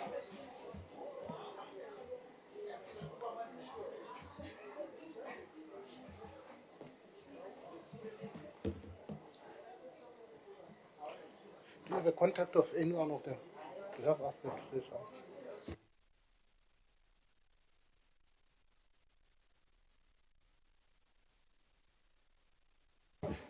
Okay, thank you so much.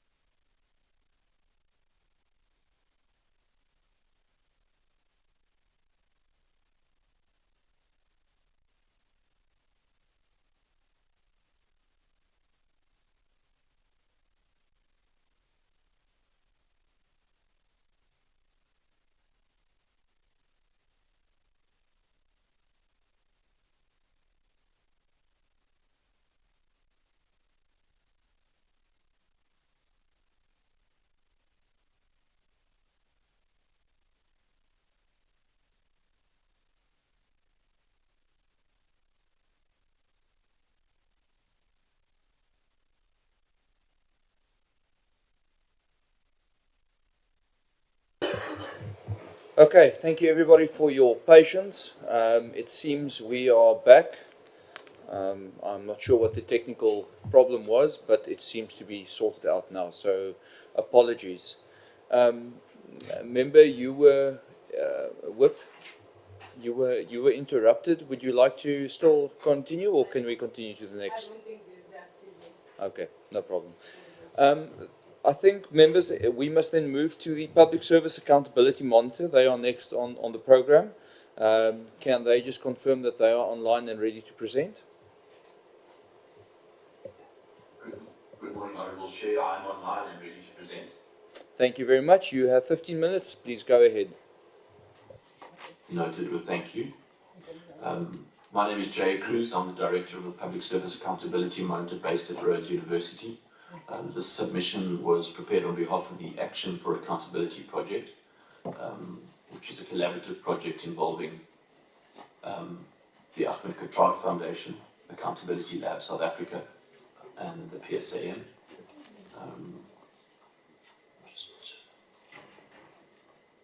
Just in terms of a background, the public administration of South Africa faces an accountability crisis, as confirmed by multiple source documents.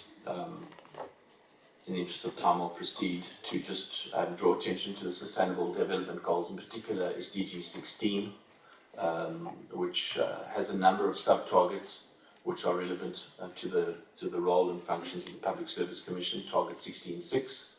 Its objective is to develop effective, accountable and transparent institutions, and the PSC plays a central role in that regard. Target 16.7 is also applicable, as well as Target 16.8. Insofar as our the accountability business. Apologies, presenter. We've got a member who's got a point of order. Do we have this presentation? Let me just check.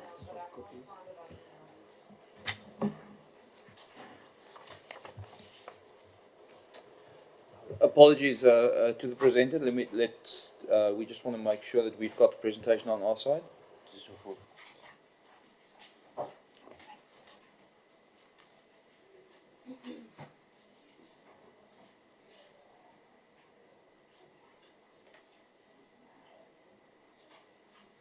Okay, members, there is not a hard copy. I apologize for that. I will have a meeting with the staff afterwards. This is not the way it should be, but I also am not going to let the presenter stop because we need to unfortunately get through the presentation. So my apology for that. It's not the way it should be. Thank you. Can I please, are the presenter present? Looks like we've lost them. I'm present. Oh, you are present. Okay. Apologies. Please go. Thank you. Honourable Chair. Honourable Chair. Honourable Chair. Is there somebody on the Zoom platform that's putting their hand up? Unfortunately, we've lost visual, so we can't see. Oh, it's Honourable Sutoli. Sorry. No, please go ahead. Honourable Chair, it won't be an excuse for the committee to say we are not going to stop when we don't have a presentation. Because Honourable Chairperson, all supposed to be sent in time, and we have to have a copy. If we don't have a copy, we must have them in our gadget. Because I was even trying to check my gadget. It is not there. So now that's why I say, if you say we cannot stop because because of time, it is impossible, Honourable Chairperson. Yes, member, I appreciate what you're saying, but the reality is they did send their presentation and it was just not printed on our side. So I'm not going to hold up the presenter because of a mistake on our side. So I would, we can follow the presentation on the screen, and then you can make hand notes, and we can follow it that way. But we do actually need the presentation on screen. If the presentation is there, it must be Friday to our gadget so that we'll open it and see it. Because it won't be a justice to members to just listening to that is why we were saying when we are coming here, we must have copies or in our gadget so that we will follow how ngesizulu bathi eduzane. We will follow eduzane kwakho uyibona into than that one who's there, and it will be fast moving, and the members, it won't be adjusted to them to what must I say, to make question, a really question, because they don't have something that can develop their question to them, to question that, what you call, but it's fine, Chair. We won't stop it. Can the presenter going, it's fine. Moving.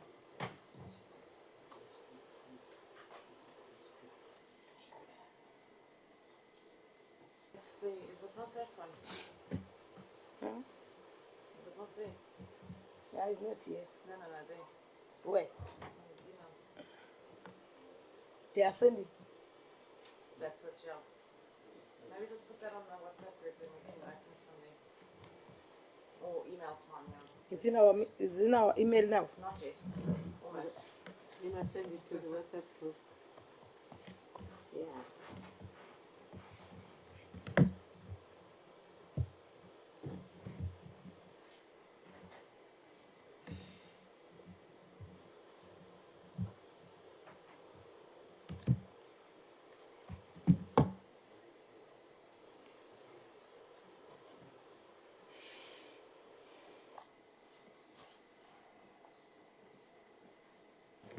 Okay, the presenter can go ahead with the presentation. It will be sent to us on WhatsApp, so you can follow it on your gadgets.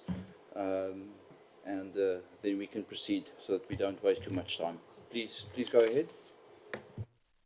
Thank you, Honourable Chair.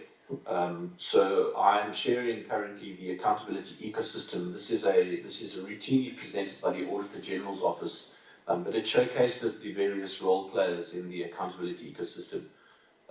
From elected representatives to officials to parliamentary bodies, committees, and other oversight entities, which include the Public Service Commission, as we can see from its current mandate and from the recent emphasis made earlier this morning by representatives of the Commission. Insofar as our submissions are concerned, they are rather brief. We, on the whole, welcome the proposed amendments to the Public Service Commission's mandate. We do have certain sections of the bill where we feel revisions are necessary. Within section 4.4bi through to V, we suggest changing the sections to read as at least 8 years. We support PARI's submission that to aid in efficiency and precision of language, it should simply read at least 8 years, or at least 10 years, whichever the draft is intended. I do see that the committee sat on the 30th of October and that there is support for that amendment, so it reads at least 8 years. As regards section 5E of the bill, which reads, has at any time been removed from a position of trust by reason of improper conduct involving the breach of such trust, we believe that that section needs to be revised to read as has at any time been dismissed from employment for misconduct or removed from a position of trust by reason of improper conduct, end quote. Our reasoning there is that the current formulation is too narrowly framed and should be extended to include misconduct in the workplace. Sticking with section or clause 5, we propose an additional subsection 5G, which would read as follows in our view. Is a person who was at any time convicted of a criminal offence, especially involving the public administration, end clause. Our reasoning there is that section 5F, as currently worded, is too restrictive and does not cater for various other serious offences such as assault, attempted murder, robbery, intimidation, and so forth. Furthermore, under clause 5, we propose an additional clause 5H to read as follows. Held a senior management position in a public service, municipality or public entity, that has received an adverse or disclaimed audit opinion by the Auditor General of South Africa during their tenure. And our rationale there is that we submit that such persons are not fit and proper persons to be appointed as a commissioner. Moving on to clause 6, we propose amending section 6.1 so that it reads, a commissioner may not hold office in any political party or political organization or be a member of a structure of any political party or political organization, semicolon, nor, as opposed to or, and B, removed without written consent of the President, and it should read merely, perform or engage him or herself to perform any remunerative work. And our rationale for that proposed amendment is that there should be no remunerative work outside of the duties of his or her office. It's not clear what circumstances the bill is envisioning that might justify this clause, but remunerative work outside their official duty detracts from these duties and is potentially rife with conflicts. Furthermore, the fact that the President will be responsible for authorising this work creates inappropriate political leverage over what are constituted as politically independent positions. We share the sentiments of PARI in this regard. In addition, the use of or introduces ambiguity, and the Commission may not do either of these two things. We suggest replacing or with nor. Moving along, clause 12, we propose an additional subsection numbered 12.4. The Commission must on a quarterly basis provide Parliament with a written schedule of investigation and inquiry reports, including a summary of each report, which schedule Parliament must make public within 30 days of having been submitted to the Commission. The rationale there is we have witnessed how reports by the PSC are not acted upon or made public, always with negative consequences for accountability, parliamentary and citizen oversight, and ultimately the taking of corrective action. So this clause would require better accounting to Parliament and public knowledge of these reports. And then furthermore, we recommend an additional subclause 12.5.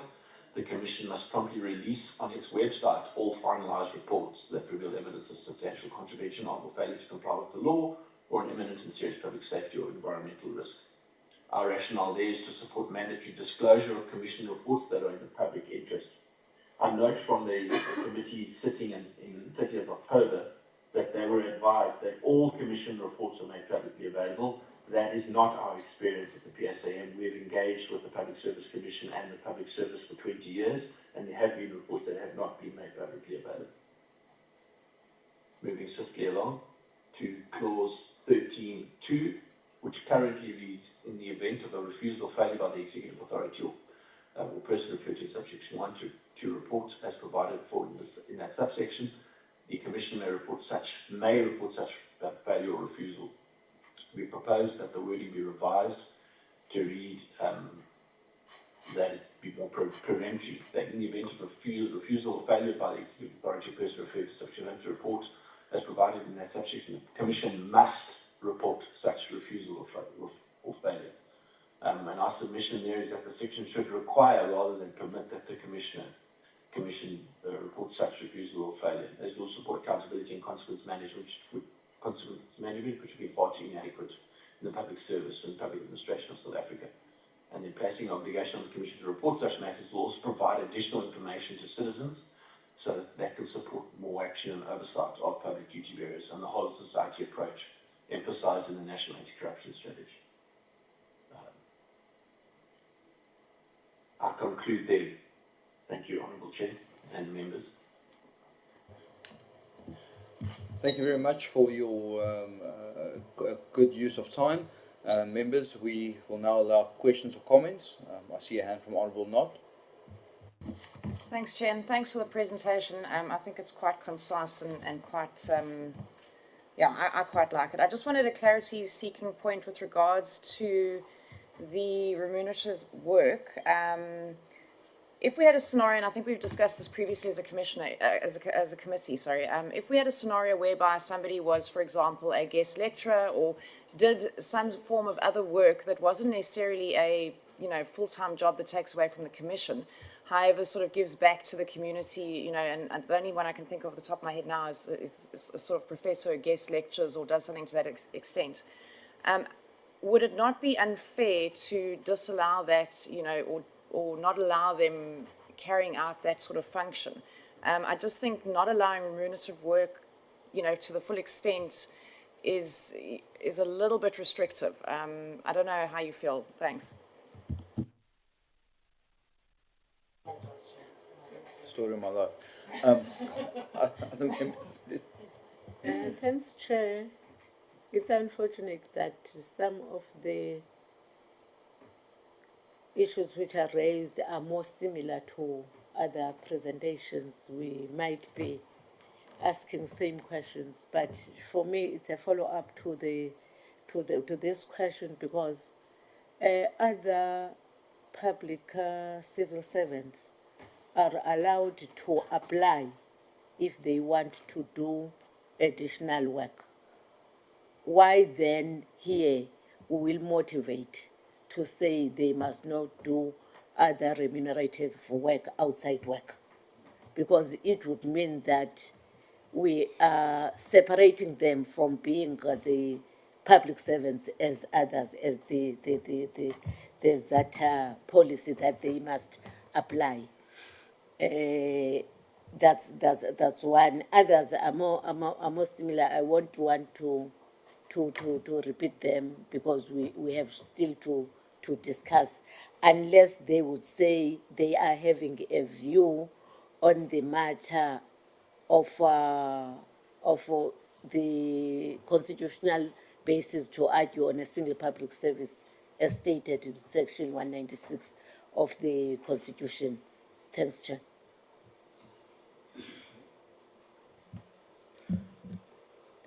Thank you, Chairperson. Yeah, let me agree with my comrade next to me that this document that talking in one things, all of them, but again, we still have question. My question is just in the bill itself that does the bill pose a risk to the autonomy of local government, Chair? Thank you very much. Thank you, members. If there are no more questions, then I give back to the presenter to answer. Thank you, honourable members, for the questions. I do accept the concern around not allowing remunerative work. We heard this morning from various persons that the Commission needs better resourcing and to fulfil its mandate properly. In an ideal scenario, we would prefer commissioners to be full-time with the Commission to support its mandate.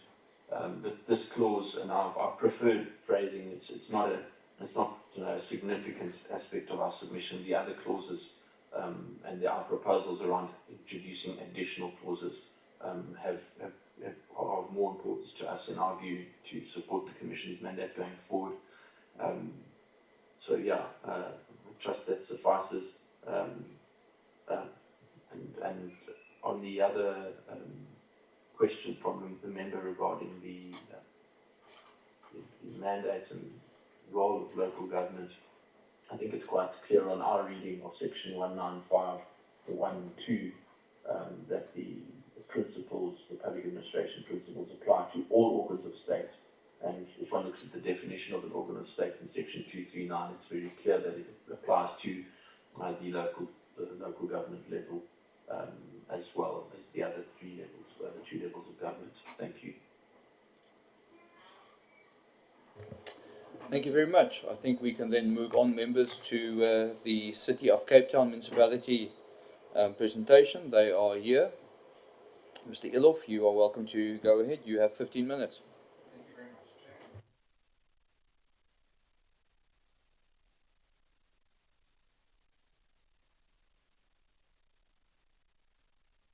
Chair. Mr. Ilof, is your mic on? Yeah, okay, I see it is on.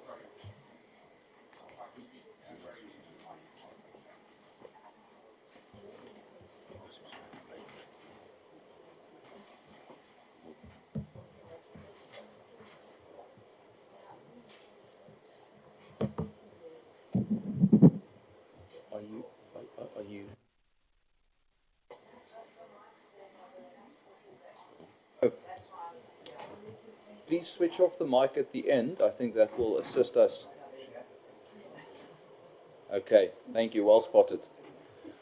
Sorry, Mr. Elof, let's just get you audible properly. You can just try again. Thank you, Chair. Is it better now? Yes, I can hear you better. Can the members hear? Okay, please go ahead. Thank you, Chair. Apologies, I just need to quickly find the Zoom link so that I can pop up the presentation on the screen. Apologize, wasn't aware that I was supposed to prepare that in advance.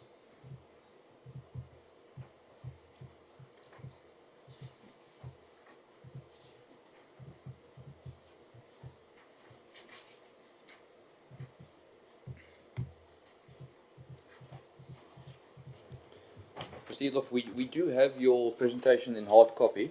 Then I'm happy to proceed on that basis, Chair. Yes, if there are no complaints from members, we just pray that it's the same one we have that you have. It is indeed, Chair. I did not change anything beforehand. Okay, good. Thank you. Thank you, Please Honourable go ahead. Chair. And thank you for the members of the Commission, and thank you for the committee, and thank you for the time that we allowed here. My name is Daniel Elof. I am a legal advisor in the Office of the Executive Mayor of the City of Cape Town, and it's a pleasure for me to submit and present these comments on behalf of the City of Cape Town to the committee. The City of Cape Town's stance regarding the bill is that it has a number of constitutional concerns, and it believes that the bill in its current form oversteps its intended mandate, and then obviously the mandate of local government, which I believe are sentiments that some of the members of this committee have echoed earlier today as well. The City believes that the bill does not align as incongruous with the constitutional framework and the legislative framework regarding local government, provincial government and national government responsibilities, and it's concerned that the bill doesn't specifically and distinctly enough draw distinctions between the role that the Commission will play over local government in these circumstances should the bill be assented as it's currently standing in read. The City is concerned with the fact that the bill intends to include municipalities under the Public Service Commission's jurisdiction due to a number of constitutional concerns. Then, Chair, perhaps just for the convenience of the committee, we're then moving on to slide number 3. The City views that the Public Service Commission's role is defined by the Constitution and that it is to oversee the public service and not necessarily the broader public administration. And the City draws a distinction between the public service versus the public administration. To clarify this distinction, we say that the public service is comprised of employees of national and provincial governments, while the public administration includes municipalities and various other entities such as Chapter 9 institutions, but that the public administration is not directly overseen by the Public Services Commission.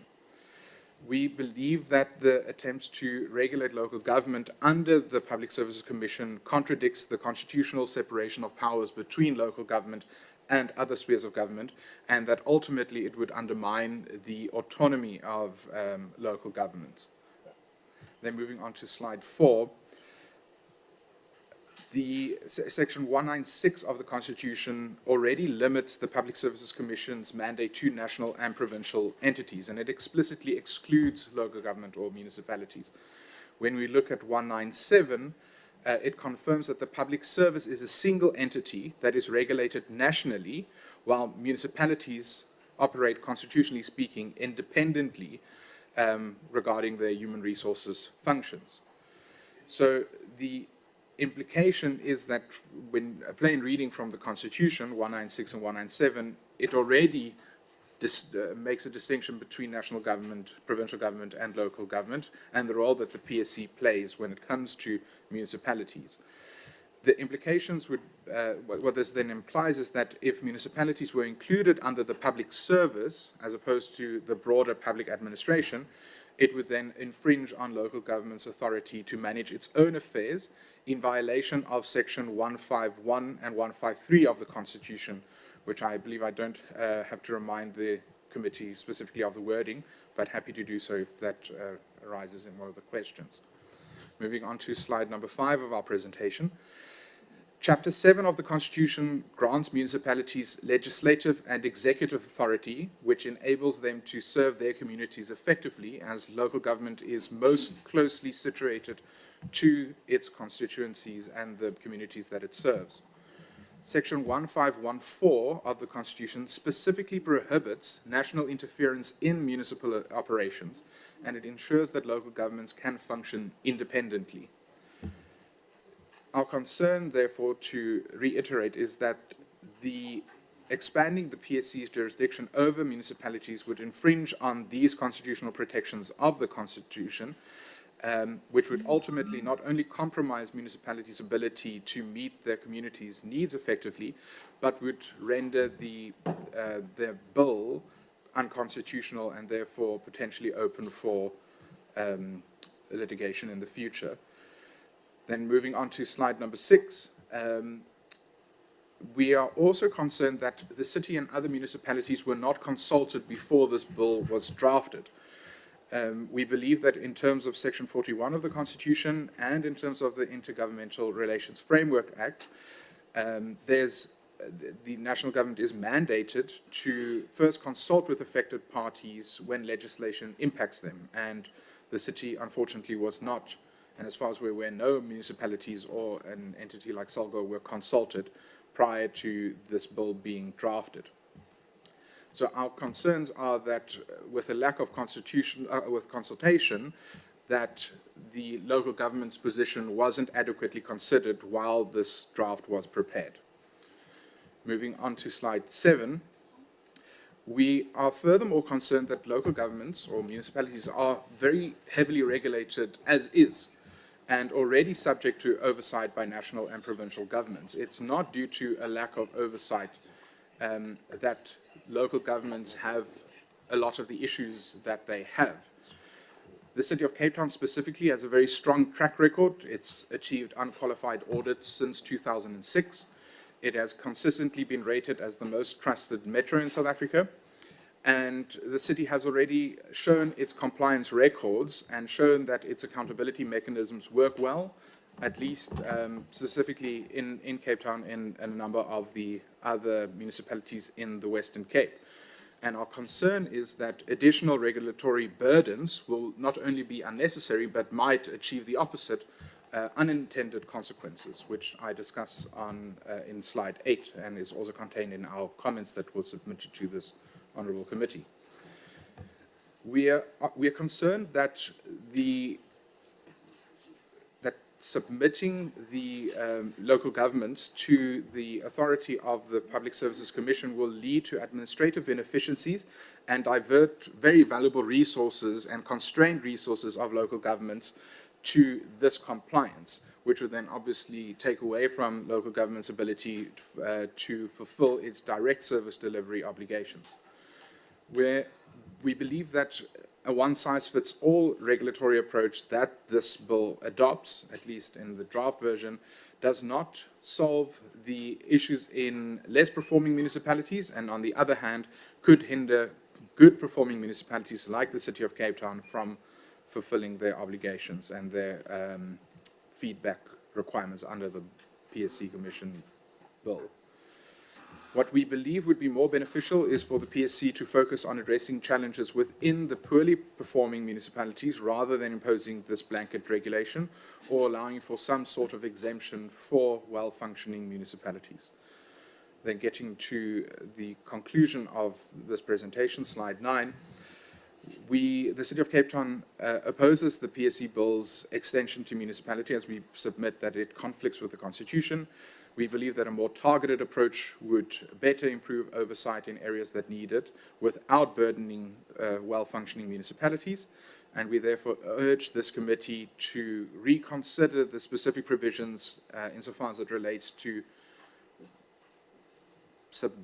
submitting local governments to the authority of the PSC, and that this committee in the bill, by extension, therefore recognizes the autonomy of local government in line with the constitutional principles of cooperative governance and local governance. Thank you very much, Chair. That is the end of our presentation, and I welcome any questions. Thank you very much. Members, before I allow questions, I would just like to inform you that Parliamentary Legal Services will give us in next week also a opinion on the constitutionality aspects. It was very central to the view that was expressed here. So do expect that we will also have an in-house opinion given to us. Nonetheless, the City of Cape Town's submission seems to or concern seems to be solely around that one point. And I welcome any questions or comments from members. We can perhaps go at the bottom and then to the top. Thank you.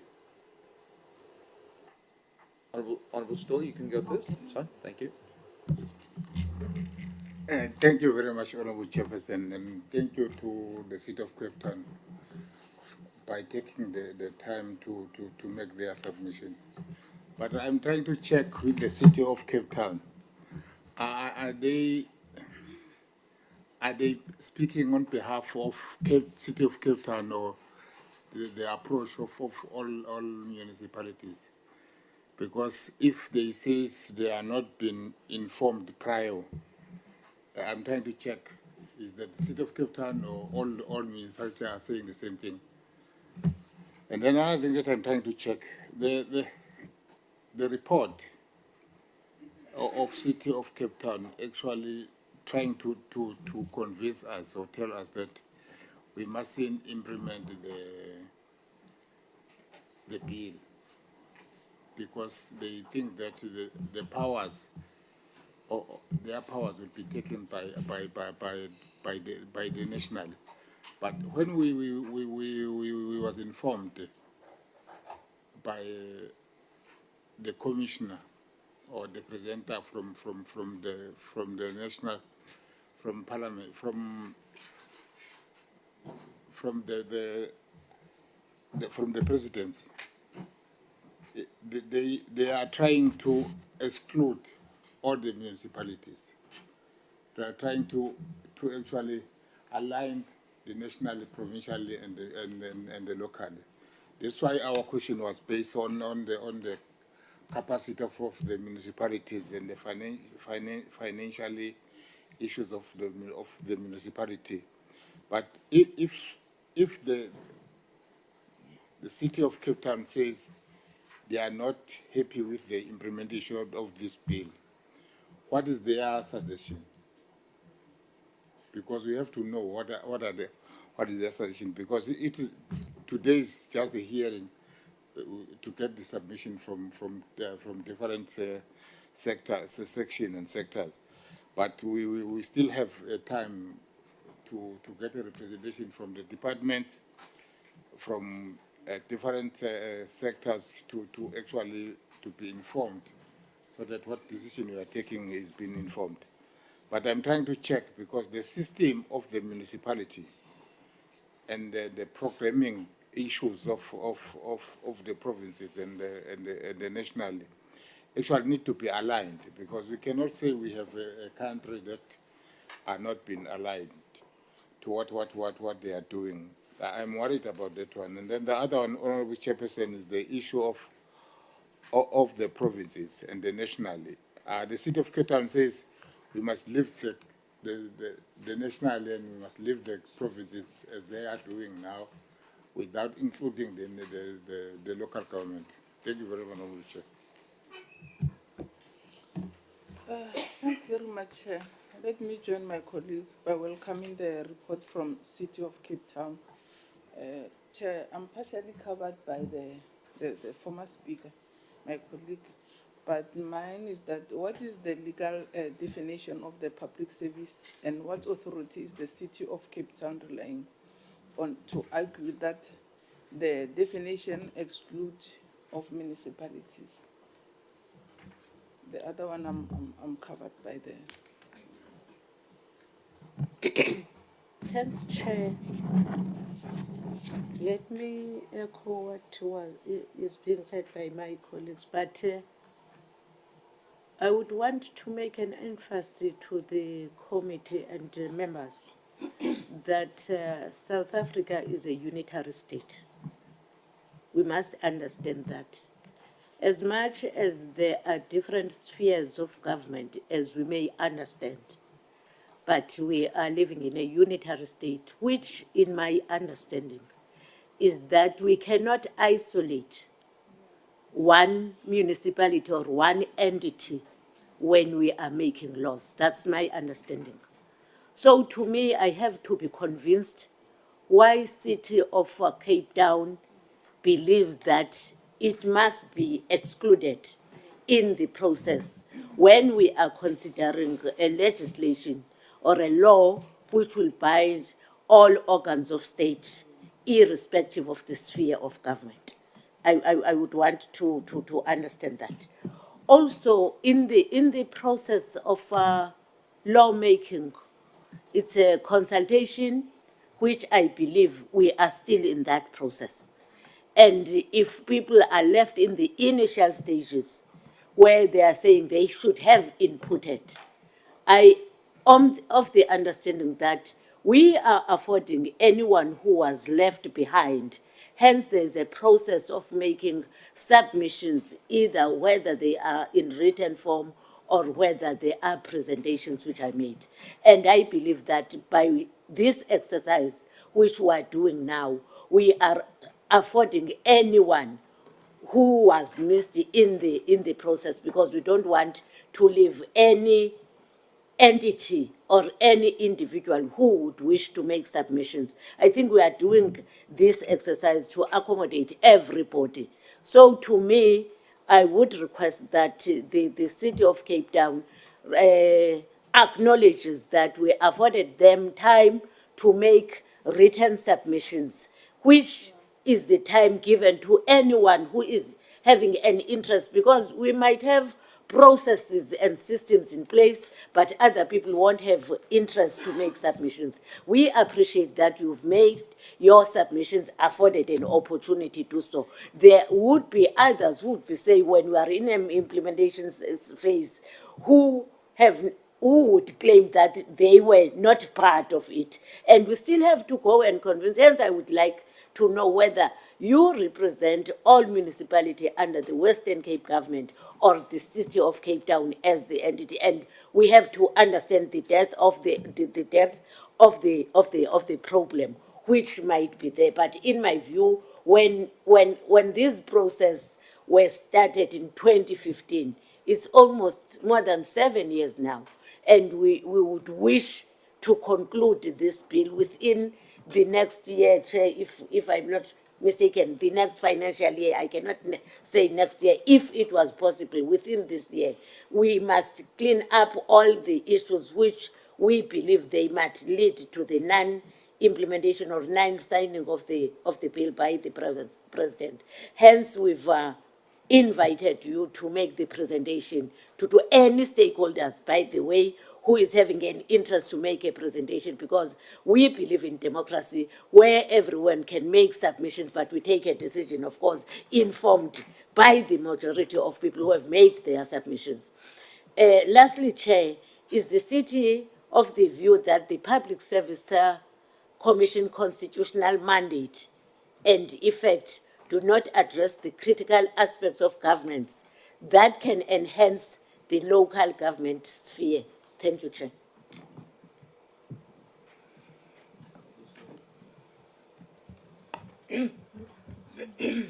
Thank you, Chairperson. Let me welcome the presentation from the City of Cape Town. I also concur with my honorable member next to me about the City of Cape Town.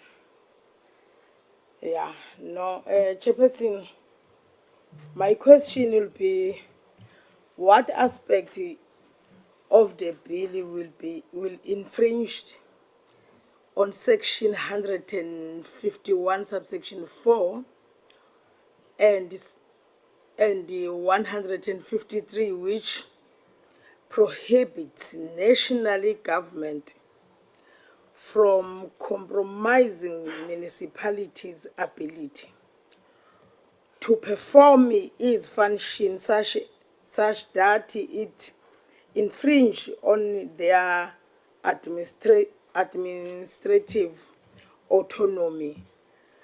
Thank you, Chairperson. Thanks, Chair, and thanks to the City of Cape Town. I would just like to understand, and I mean, I don't disagree with you with regards to the differentiation between the public service and the public administration. It is quite clearly distinguished. However, the intention of the Constitution seems to be quite clear in that, you know, the principles and values around the sort of governing public administration apply to all spheres of government. They then go on to state that there is a single public service commission for the Republic in section 196. And it's clear from that that the intention of, you know, lawmakers at the time was to essentially have a public service commission that had a mandate over all spheres of government. Perhaps maybe the wording is what's slightly problematic, and that's maybe something that needs to be looked at. But for me, you know, the intent behind legislation is more important than the difference between, you know, various wording and kind of, you know, differentiating between local, provincial, and national governments. But I'd just like to understand what the serious concern is regarding this, because a lot of what this proposes is already being done by COGTA, but it's not being done very well. So COGTA has a mandate through either province or national to go in and review appointments made for senior managers within municipalities, even to the, you know, the extent of relooking at, you know, municipal appointments. The problem is that it's not functioning properly then, possibly because they have legislation, but they do not have resources, nor a committee or, you know, a particular directorate like the Commission that manages such complaints. And having come from, you know, the city of Joburg, I can tell you this is a serious issue.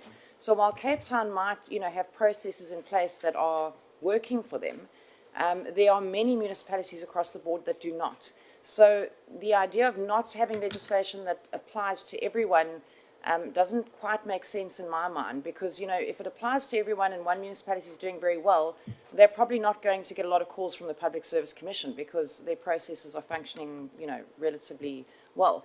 The other issue would be case precedents, because what we're seeing now is a turn with the courts where municipalities are being ordered to pay residents because of, you know, the failure to carry out basic functions, and most of that can be attributed to bad human resources and officials who shouldn't be in the positions that they are in, and it's essentially costing residents money because they have to fork out the money to pay themselves back for things they're having to do that they're paying for in the first place. And I think it's really to regulate that. But we're seeing a lot of it in the courts lately, and I'd just like to understand if the City of Cape Town has looked at case precedents that has kind of forced us into this situation where we are, you know, begging for something that should be there in the first place, which is an ethical and accountable, you know, human or workforce per se. And I don't think that this particular piece of legislation is any different to something like the Public Protector's Office, for example. And yes, maybe it gives an added layer of, you know, reporting, but only in the sense that you're already reporting on these things to COGTA. Appointments are done, you know, the briefs are done by the municipality and they're sent through. It would only be if there was an extreme problem that the Commission would come in and investigate or, you know, come and inquire about what is going on in that particular sphere. We did get comments, I see, from the Western Cape Province, which were quite extensive. And, you know, they kind of gave input into where they felt that the clauses could assist. But I do think that we all need to look at this from the perspective that it does need to apply holistically. And we find ourselves nationwide in the situation that we do. And that if there's a constitutional issue here, I think you've already seen constitutional issues by not having it here. So the argument can be made both ways, and I'm sure with any act, you know, it would be challenged in court. You know, it doesn't really matter what you bring in. You know, people like to challenge new legislation. But I would like to know if there's an inherent issue with trying to, you know, streamline this altogether. Thanks. Doctor? Yeah, just information and clarity. You speak about the process not having been inclusive from the beginning. I just need to know where that is provided for, that there's this particular process in the country of coming up with legislation. Because I thought this was a process and you have been able to comment, you've been given an audience. Is there any other process that is defined that has been ignored by Parliament and by the structures so that we are aware and we correct that if that exists? On your conclusion, you talk about you oppose the extension of the PSC's mandate to include municipalities. That seems to be a viewpoint rather than a constitutional issue. And if so, it's a matter that people could seek clarity from the Constitutional Court around that aspect, rather than there being to and froing and mudslinging. You then get to on your conclusion to say, calls for a focus on improving oversight effectiveness within the national and provincial spheres instead. But from what I understand, the Public Service Commission would be an oversight structure. So it would do exactly what you want done. But you are putting it as you are calling for something that is called for by the Constitution but has not been properly done. And this process is to ensure that it happens. But you oppose this process from going forward. So just explain that. And I guess your expectation of the PSC to recognize constitutional limitation and respect municipal autonomy. From our understanding, they are not taking away municipal autonomy. They are speaking to the middle issue that you spoke about of oversight, so that everybody has to be accountable. They are not planning to come and run the municipalities. And just lastly, as has been mentioned, we one nation, one state. Is there a different opinion from the Cape Town municipality on that? And what we would have welcomed is to say you'll work with the Commission since you are one of the better performing municipalities, so that there could be lessons that could be transmitted to other municipalities, so that the burden on the Public Service Commission for oversight becomes lessened, but it's not taken away. So we're hoping that from the successes that you have and whatever shortcomings that might be there, there could be lessons to be learned so that we all learn from each other. And we don't need to get into the nitty-gritties of what happens in municipalities, but just a question of we one nation, and if there are recommendations of this process being effective, we don't want the 9th Parliament to still be considering these issues. They need to be concluded within this part, and we're not fighting with anybody, and nobody wants to take over anybody's job, but there has to be accountability. The people need to be able to go to where oversight needs to occur to get things done without resorting to strikes or destruction of property or litigation, which they don't have money to do.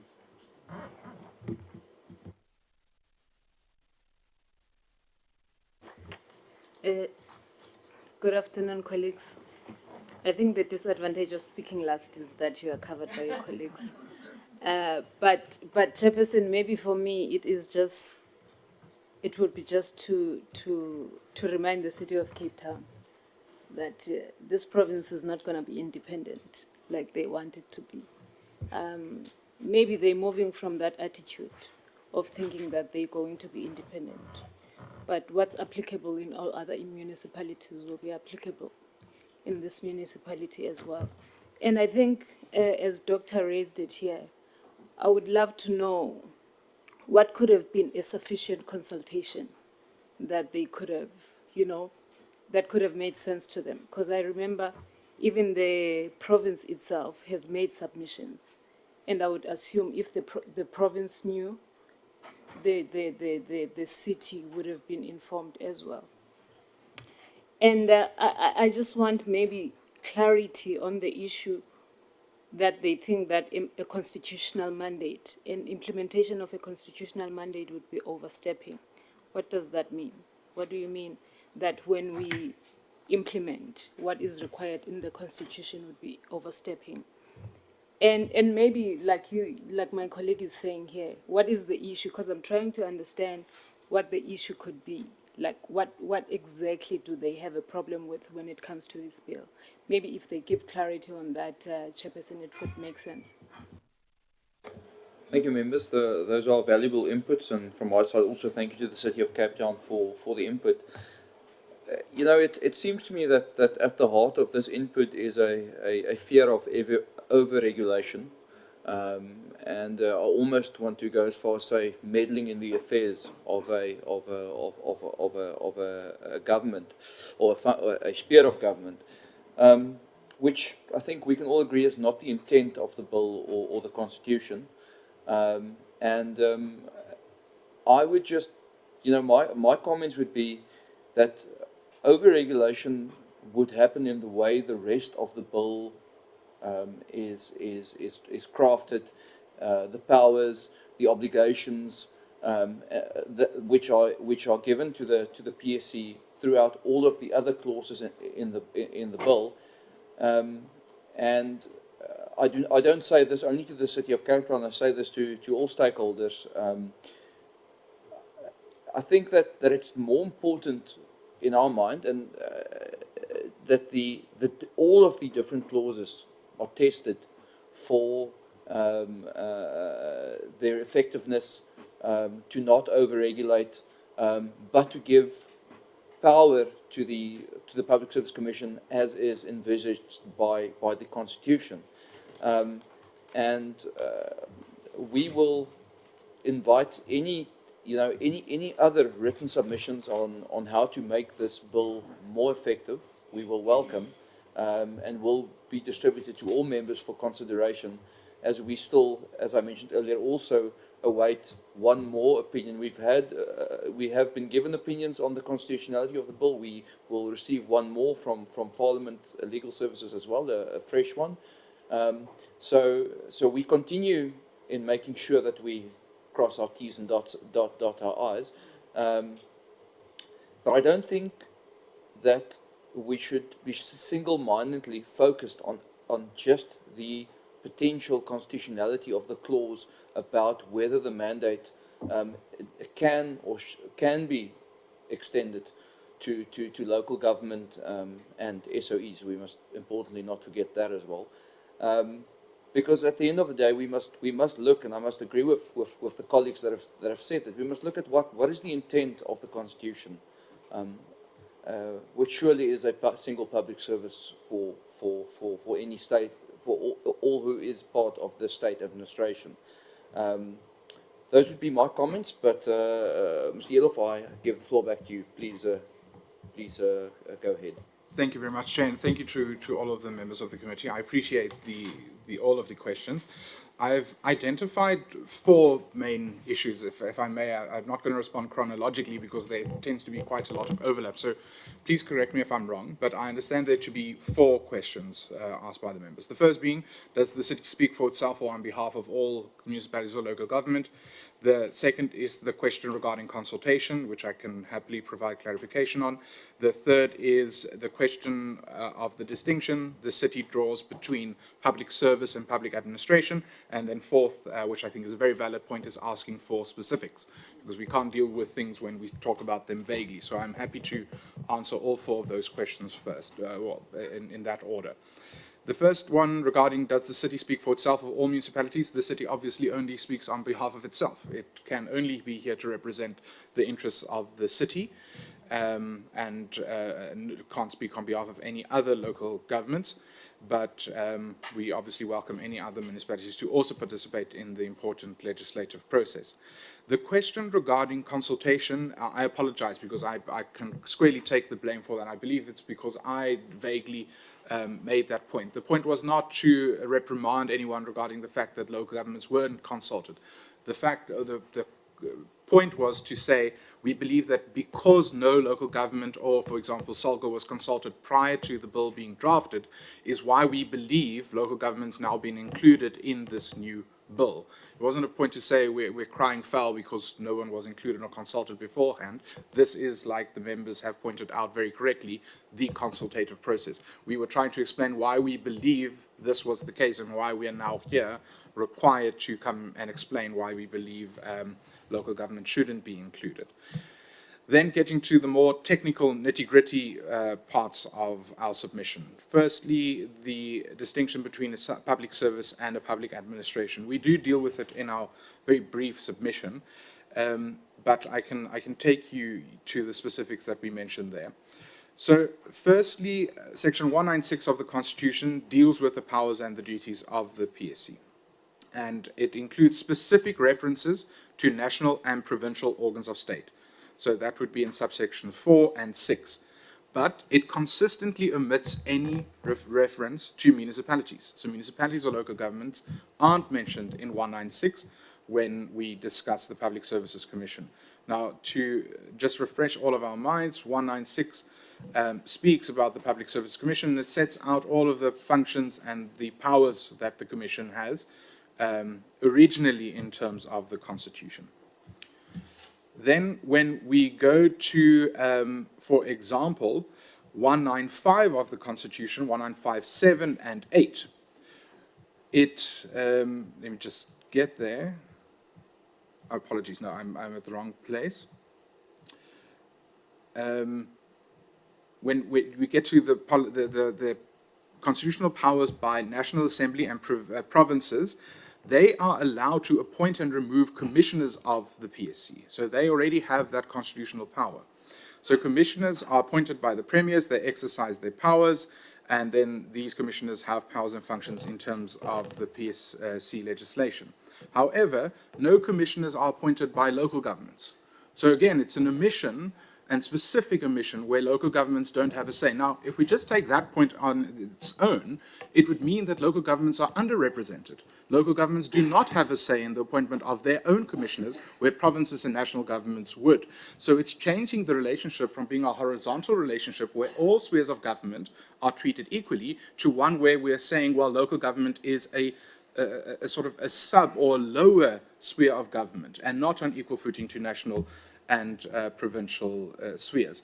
And this comes to the point that was raised earlier by one of the honourable members, where I can completely and with a lot of confidence say the City of Cape Town does not want to exempt itself from what is good for the goose or good for the gander.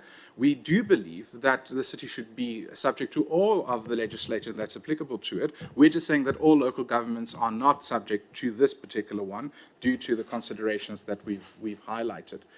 So getting back to our specific presentation, one of the further textual indicators, and we'll get to the intent considerations that one of the honourable members mentioned regarding legislative intent, but if we first look at the textualist consideration, when we read 1971 and 4 of the Constitution together, it says that a public service is a single entity regulated by national legislation. And then this latter sub 4 of 197 says that provincial governments are responsible for a range of personnel practices for the members of the public service in their administrations. Again, no provision is made for local governments. It would then mean that if municipalities were to be included in the definition of public service, that we have no constitutional powers to appoint, promote, or dismiss any employees, which is why it gets to the point which I made initially with this presentation, that there's this incongruity. There's this very big tension between how you have a plain reading of the Constitution and what this bill currently reads. It would effectively mean that local governments do not have the same powers that the other spheres of government have when it comes to the PSC. When we then get to a further distinction, why we say that local government administrations and employees are excluded from the public service and therefore national legislation regulating the public service, is when we look at the Constitution when it talks about local government specific functions, specifically section 1557 of the Constitution.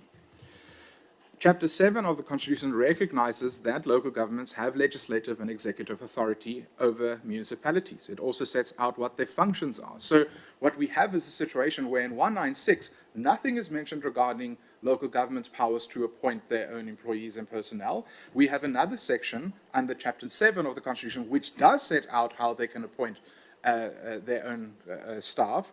But now the bill's coming under this part, the 196 part, to regulate what the function is in terms of Chapter 7 of the Constitution. So, and then obviously this is all supported by the fact that 1514 of the Constitution says that national government may not compromise or impede a municipality's ability to exercise its powers, the powers that it has in terms of Chapter 7 of the Constitution and Section 1557.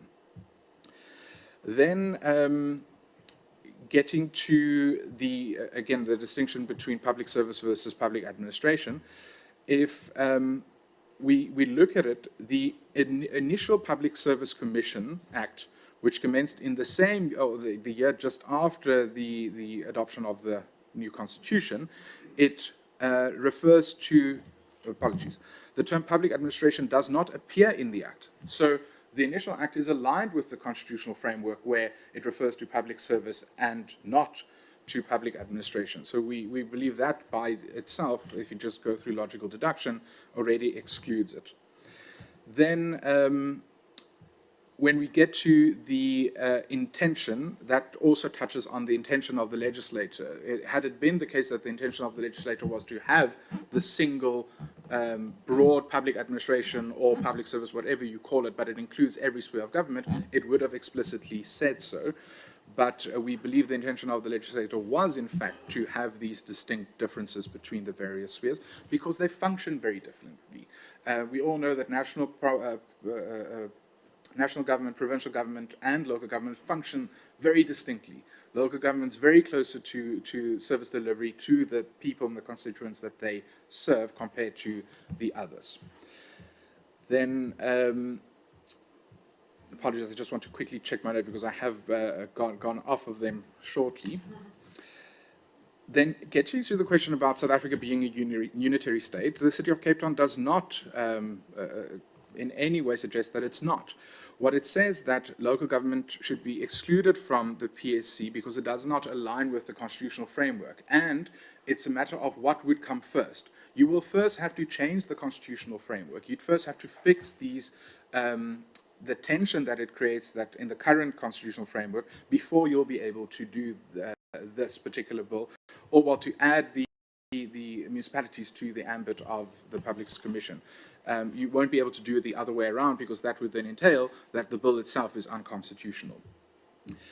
Then regarding the question of why we say this bill specifically also now includes municipalities, which I think it's an obvious point. I mean, it's quite clear that it does. The old bill, not a single time it refers to the word local government or municipality, the 1997 bill. In the new bill, it refers to municipalities 25 times. So it's clearly a move to include local governments within the PSC's authority without fixing the constitutional issues first. Then there was a question about whether the City of Cape Town believes that the bill would not enhance governance on a local government level. The question, I would say, that's not the question that should be answered. The question is whether it's constitutionally permissible to do it. And I think it's the fact that there are question marks over this is evident in the fact that the committee's own is instructing Legal Services of Parliament to give an opinion on that, because had it been crystal clear that there aren't potential issues, it wouldn't have even been up for discussion or open for discussions. Then getting to, broadly speaking, what our concerns are, I am repeating myself slightly, but the first and foremost issue is a constitutional issue that we say the framework doesn't allow for it and it's constitutionally impermissible.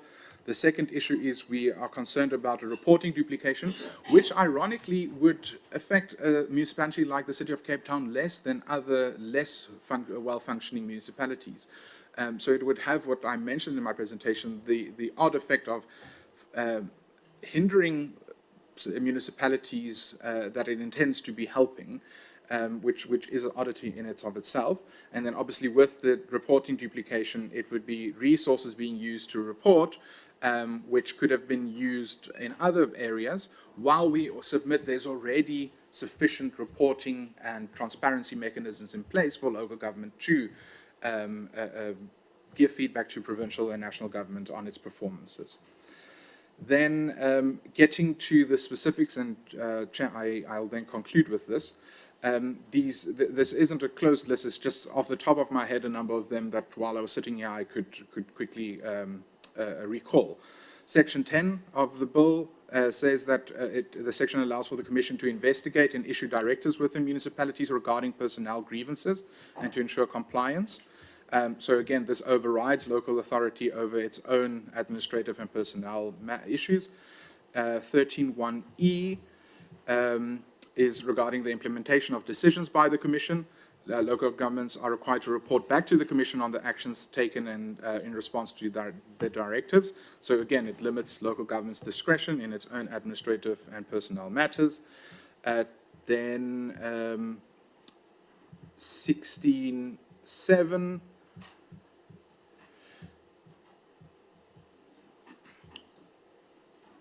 Is regarding the secondment of municipal employees to the Commission. Again, it's just a fact that now the municipalities are being included here, so municipal employees could be seconded to the Commission's working.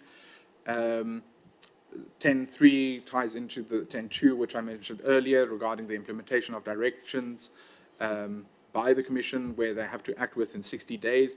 For example, it requires that municipal entities, including mayors and councils, implement Commission directions within 60 days. So again, infringing on local government's ability to exercise its discretion regarding local issues. So there is a number of very specific sections where local government's abilities are directly influenced by this bill. And what the City of Cape Town submits is we'll first have to fix the broader constitutional concerns before this bill will actually be properly aligned with the constitutional setup as it currently is. Thank you very much, Chair. Thank you. Members, are there any additional comments before we break for lunch? Please go ahead. Just a comment. I would fix the constitutional issues before the bill goes through. Should the bill not go through, and then whatever needs to be fixed needs to be fixed. Because otherwise, we'll be in a catch-22 situation, and it will be the 20th administration that battles with that. So should there be no consideration from citizens to say, yes, there's incongruencies, but let the bill pass, then you can sharply take it to the Constitutional Court to fix the parts that needs to be fixed, because otherwise we go nowhere.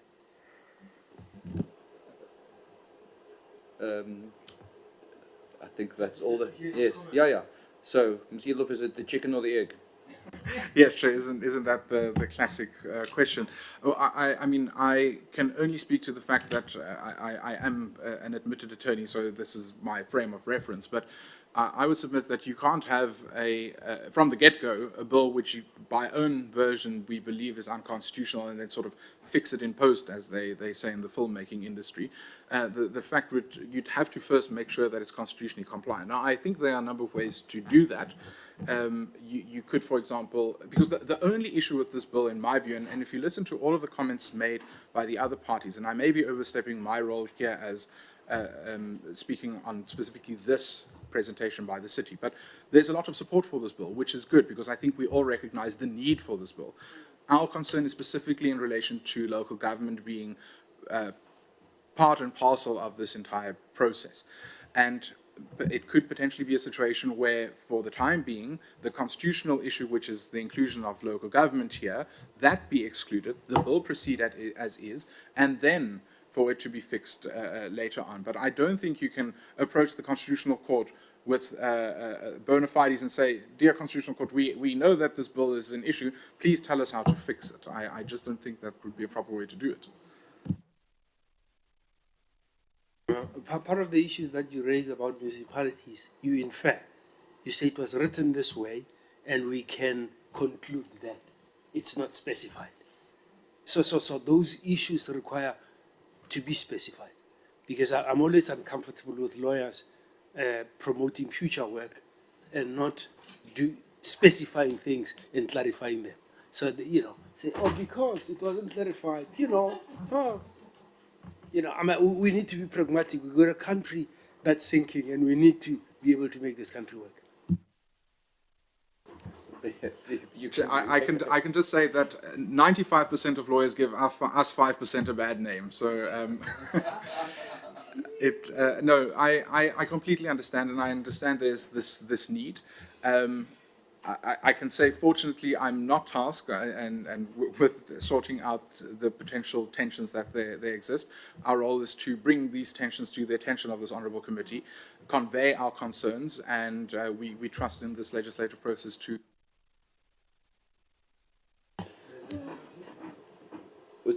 Advocate, would you like to add? what I want to say is generally is that I have heard everything, but I still don't find where is the conflict. I still don't find where is it that the bill or even the constitution is not clear. Because I think one of the members says, at the beginning says, you must remember this is one sovereign nation.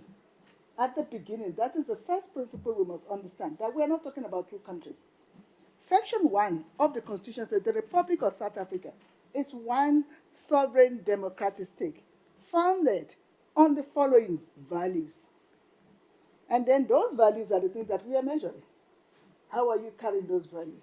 If you still recognize, irrespective of the power that you are given as a local government, you are still part of this sovereign democratic country. That is the first principle.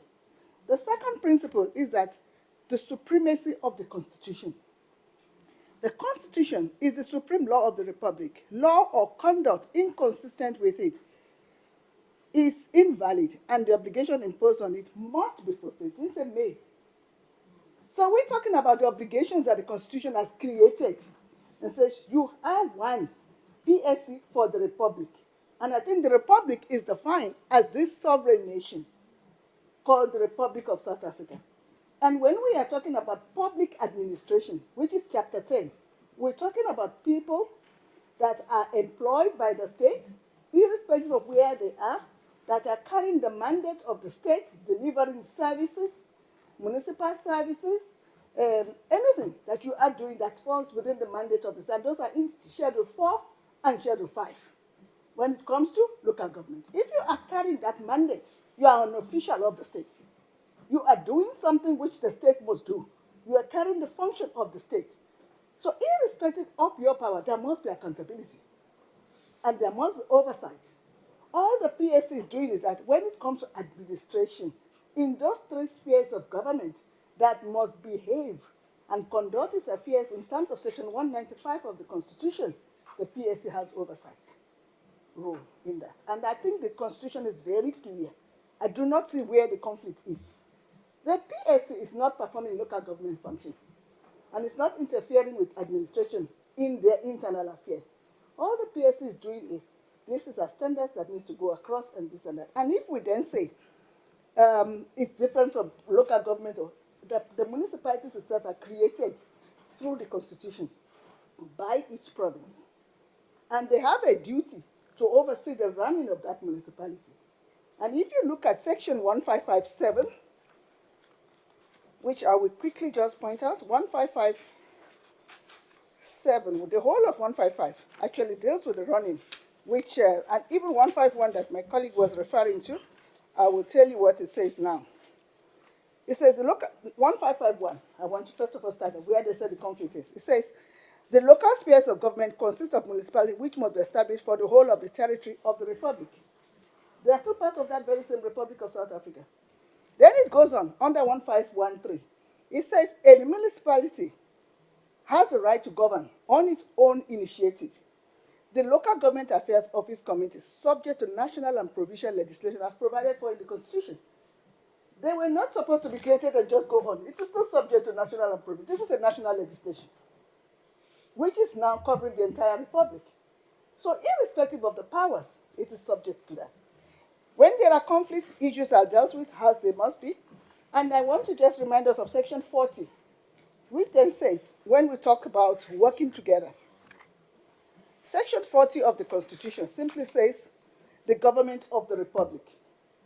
The government of the Republic is the three spheres of government. It says, in the Republic, government is constituted as national, provincial, and local spheres of government, which are distinctive. We know they are different. They are interdependent and interrelated. You cannot have an autonomy municipality within an interrelated and interdependent distinctive government of the Republic. So there is no way, and there is no conflict. The Constitution is clear. I don't want to go too much, but just to make out the principles. Thank you. Thank you, Advocate. We look forward to also seeing your responses next week in committee. Honourable Knott, concluding remark? Thanks, Chair. I felt like I was in a mock trial there for a minute. I think we can determine that there are definitely two arguments to every story. I would just like, I think the comments with regards to the exclusion of local governments are quite pertinent. If we can maybe get those in writing with particular reference, I think it was reference to the appointment of commissioners. And the fact that local government, although we've now included them, we haven't included them in that process of having a say. I do think that is quite a pertinent point. And also with regards to the directives from the Commission that detract from local government's autonomy, if we can get that in writing. I'm not so sure how it differs from directives like from the SIU and the Public Protector, because the bill, as it stands, does make provision for the Commission to report if there's a failure or an unwillingness to carry out the directive. So it's not a sort of prescriptive clause. So if you feel that there's an issue with that particular directive, obviously you can take it up through those channels. So maybe, the solution is providing a channel for, dispute resolution, if you will. But if we can get those, I do think that particular aspect is something we should think about. Thanks. Yes, I agree. I think if you can maybe just look at your submission and see if there's a need to update it with some of the issues raised today, then we, as the committee and the PSC, we can have a opportunity to also give feedback on that next week. Members, lunch is served for us in the Old National Assembly. We will break for lunch until, let's make it 2:15. That should be sufficient, and we will try to go ahead 2:15, and then we should be back on program as the National Education Health Allied Workers Union is scheduled for 2:15. Thank you.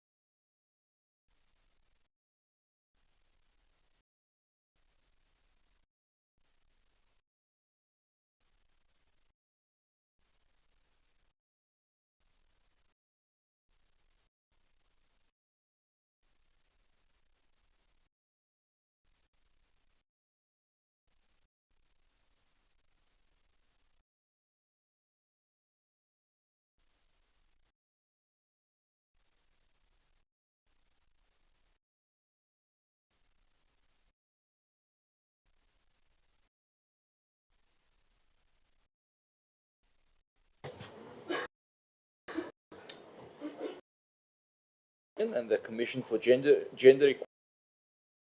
Equality. And I will open the now for NEHAWU. They are sharing their presentation, and we have a physical hard copy in front of us. Please go ahead. And good afternoon to honourable members and yeah, everyone. So I'm just going to speak quite quickly to our presentation, and then hopefully get some interaction from the honourable members. If this changes.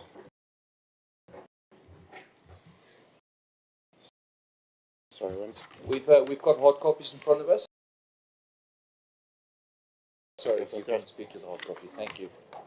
As the National Education, Health and Allied Workers Union, as I mentioned, on the 16th of February, we made our formal submission, informed by 5 key areas. Firstly, it's our consolidated approach of organized labor, or organized workers, that were developed through the PSCBC. Our mission is also bills, respectively.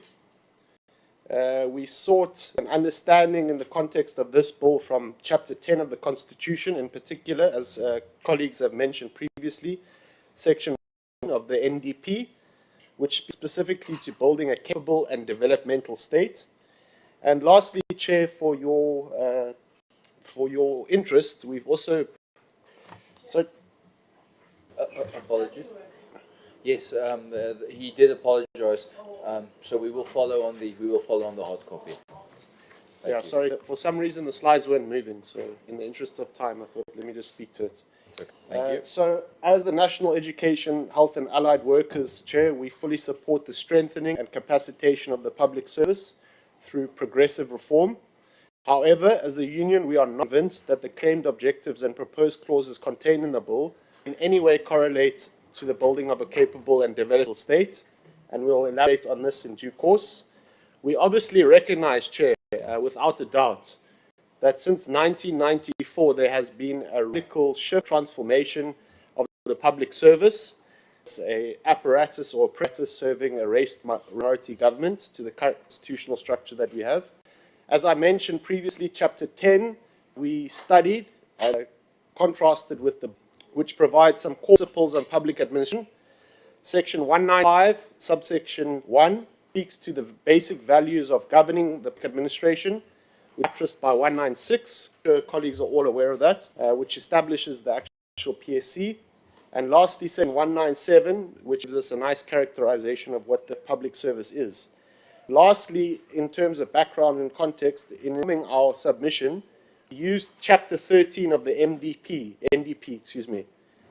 as I mentioned again, and to reiterate, speaks to a capable and developmental state. It speaks to notions of transformative role of the state, immersed in a developmental agenda, all this beautiful, colorful language, long-term skills development, which is important, and of course the last point, strengthening local and provincial national relations. Chair, what we have found, though, since in the last 14 years, since the 2010 public service, we stated in our submission that there hasn't been, well, there's been very little or no political will from the state in realizing principles that I've just characterized in terms of building a democratic and developmental state, which we still, as NEHAWU, think is extremely relevant. Also, Chair, I think it's important for us to raise this at a committee level. Through the bargaining chamber, the PSC, very little has been done to realize these objectives, these wonderful objectives that I've mentioned, such as people-centric and driven, mobilization of society around South African developmental state agenda, socio-economic inclusion, universal access to quality services, etc.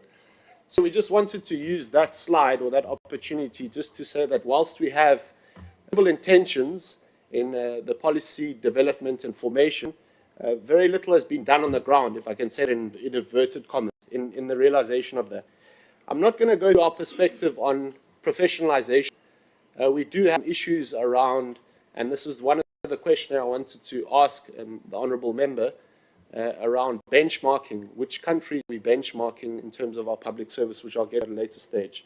So, Chair, moving forward, we've put forward 5 challenges or recommendations, I could say. We're not vehemently opposed to the bill, but there are some loopholes or some grey areas that we need strengthening. I think we also concur with a lot of the recommendations made by the Commission for Gender Equality.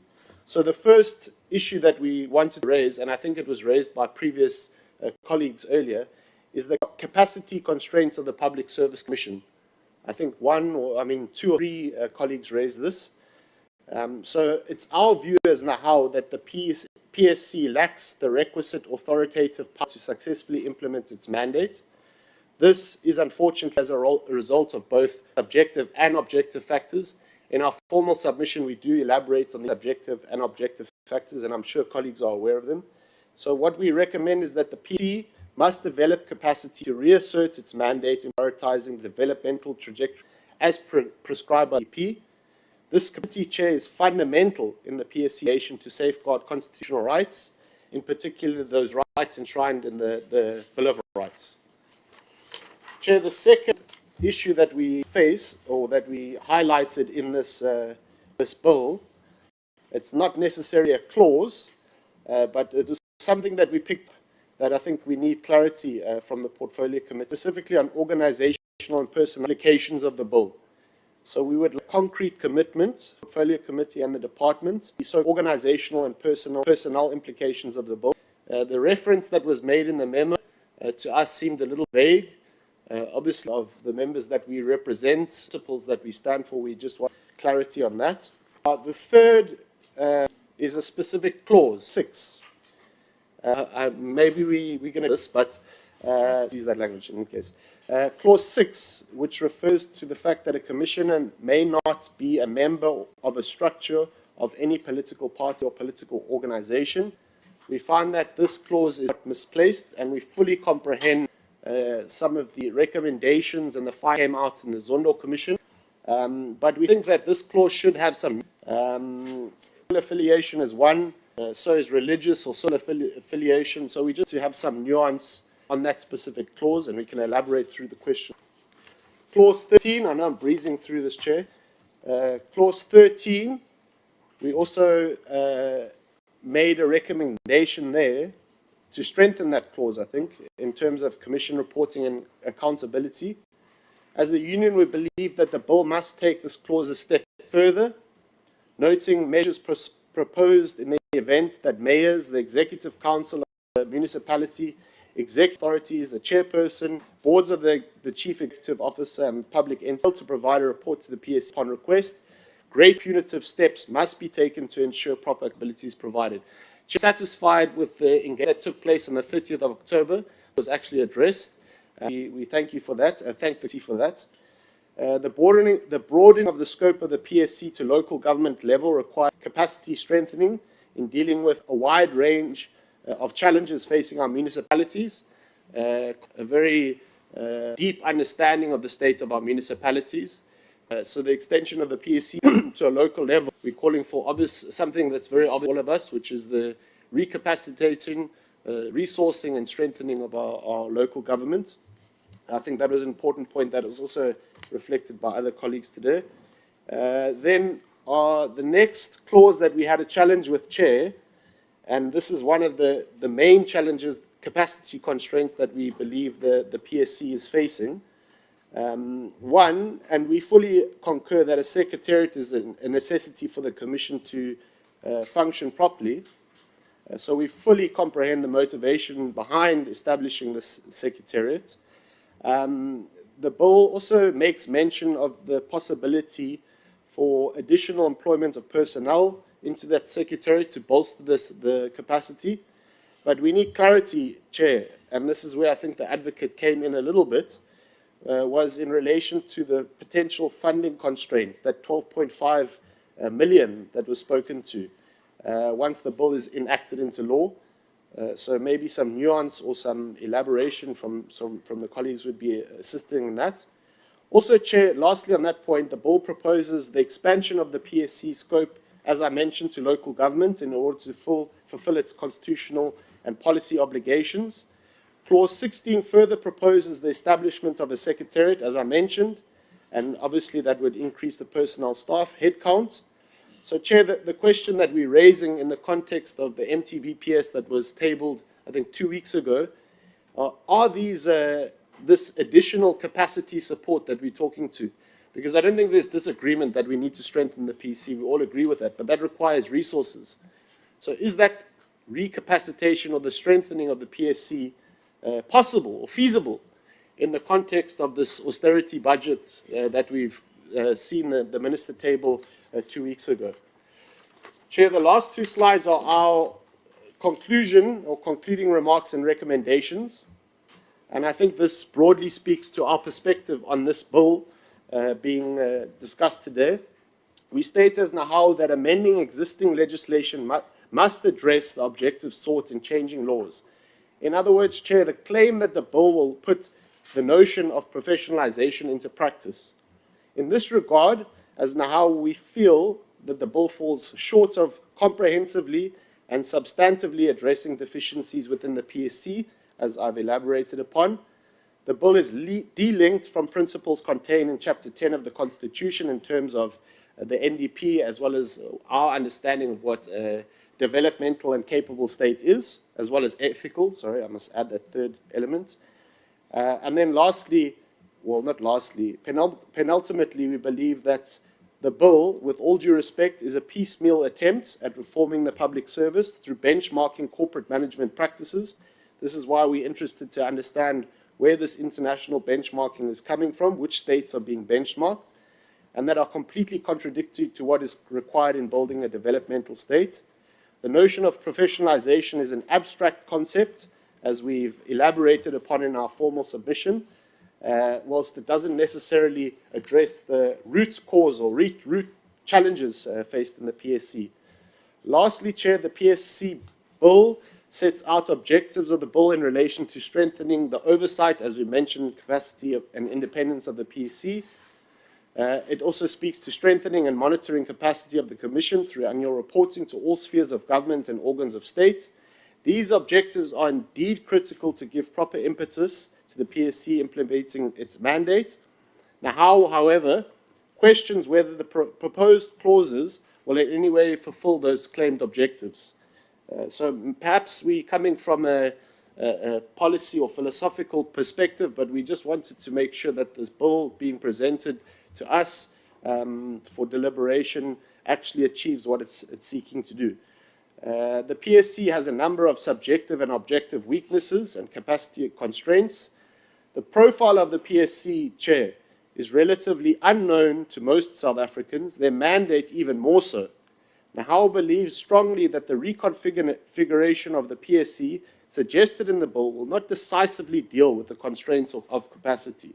Furthermore, the expansion and scope of the PSC will require greater support structures, the establishment of the Secretariat, which we believe is positive, but of course there's going to be those budgetary constraints.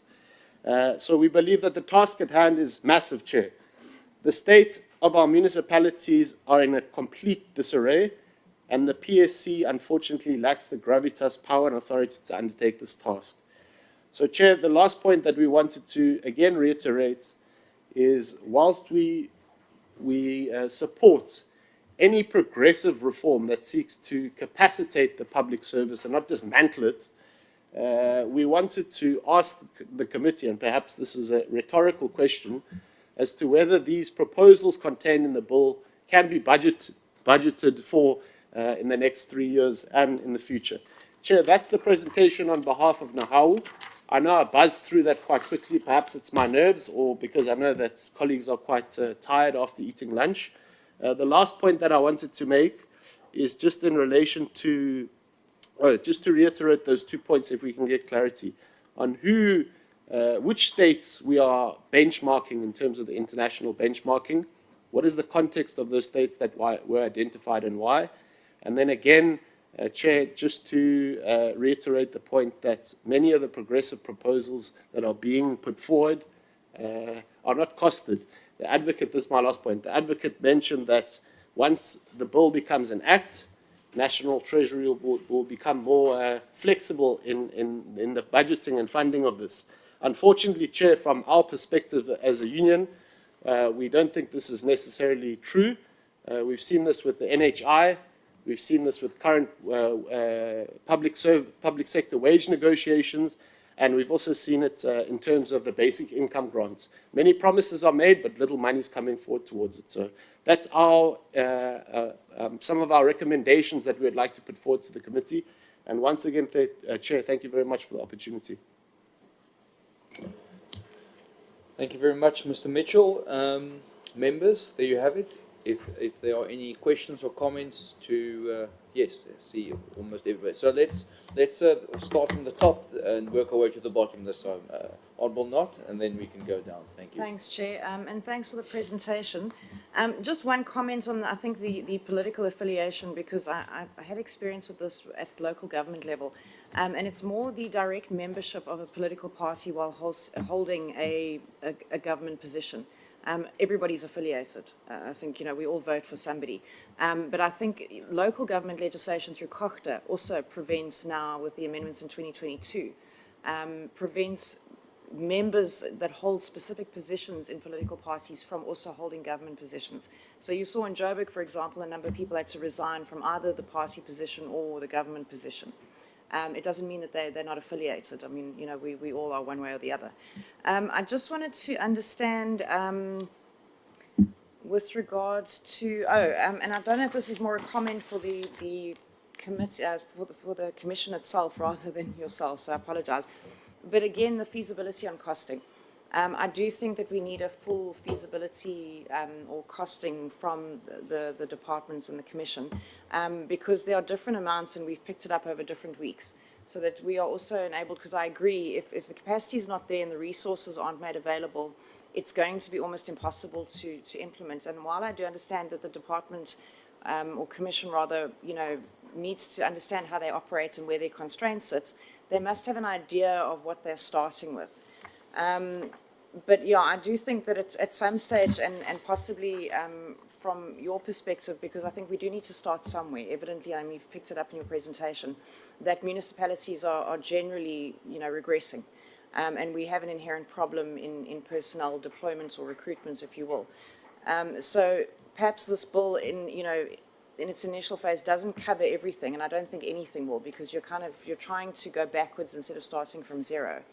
If there is a sort of proposed way forward or addition that you foresee would, enhance the bill in itself or would assist in implementation, because I think we're all after the same thing at the end of the day, which is, professionalizing in the broad sense, but, giving people a government that serves them. Thanks.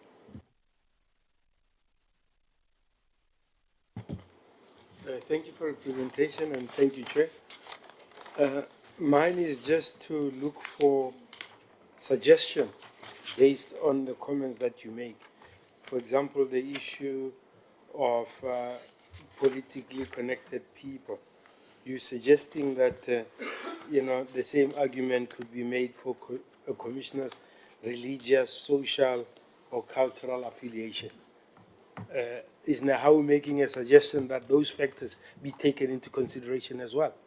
Or is it just to dismiss the political affiliation? Because if there's a constructive suggestion, say, look at this as well, because they have an impact because of X, Y, and Z, that would be something that the committee would consider. On the comment that the Secretariat will never have sufficient people for the task at hand, does NEHAWU have any suggestion as to how the current public service Secretariat could be expanded, and what the budgetary needs for the structure that you think would be fit for purpose would require? I think the issue of non-funding and not having enough resources should not deter us from setting up essential functions. We should then be saying, how do we prioritize? If this is important, the question then becomes, prioritize its funding. Where can you take money from? I mean, we have 1 in 5 members of parliament are in the executive. We have 78 executives. So suggestions could be made as to where we could save and what we could fund. We have a plethora of 40 deputy ministers. And I think we are eager to hear those type of comments about this is important, this is how it should be funded, it's too small, you need to expand it to this size, and this would be the minimum requirements. Instead of 15, you need to commit 120 million for an effective public service commission. And as to how does it cascade so that it can do its function close to where it's supposed to work? How does it have eyes at the local level? How does it have eyes at the provincial level so that it becomes purposeful? So we would like to hear if NEHAWU has opinions on any of those issues, because we'll take it to our fellow MPs in Parliament and motivate based on what we hear. So I'm looking for more suggestions beyond the proper critique that has been given as to what would be the solutions around those issues that NEHAWU sees.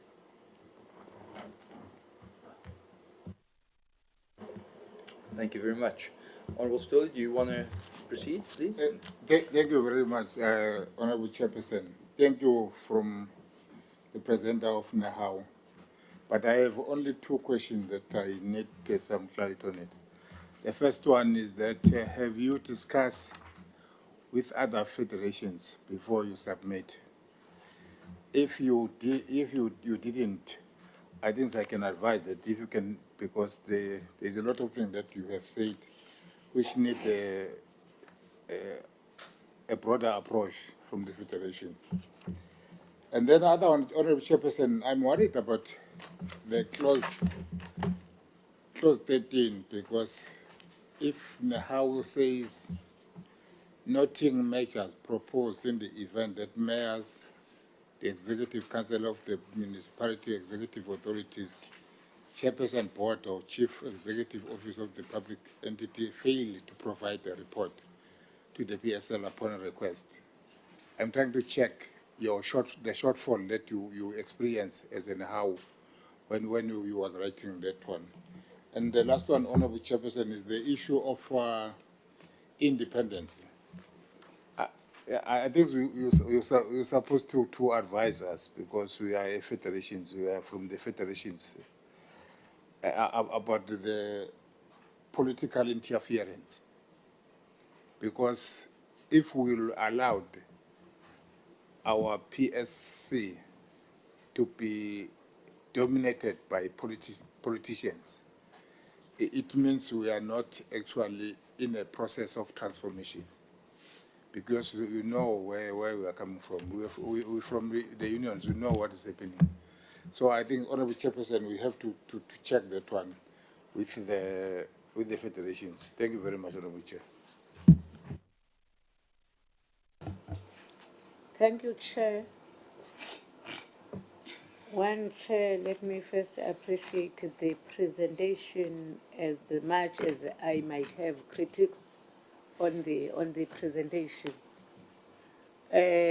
Was I understand that NEHAWU has since presented the conclusion and recommendations, but I cannot get the actual recommendations to the committee presented by them.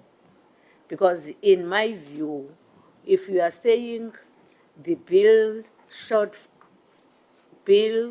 falls short of comprehensivity and subsequently addressing deficiencies within PSC, you should say, what do you recommend to be done?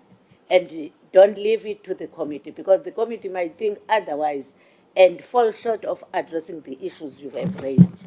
Also, you are having the PSC as a number of subjective and objective weaknesses and capacity. What can be done to strengthen, and what are those, if you can get? Because I appreciate that I can refer this as conclusion, but you don't assist the committee in coming up with recommendations, which you can say it's your input to the bill. You are asking a country where we have benchmarked the bill. But to me, if you were saying these are the countries which I believe Public Service Commission is working better.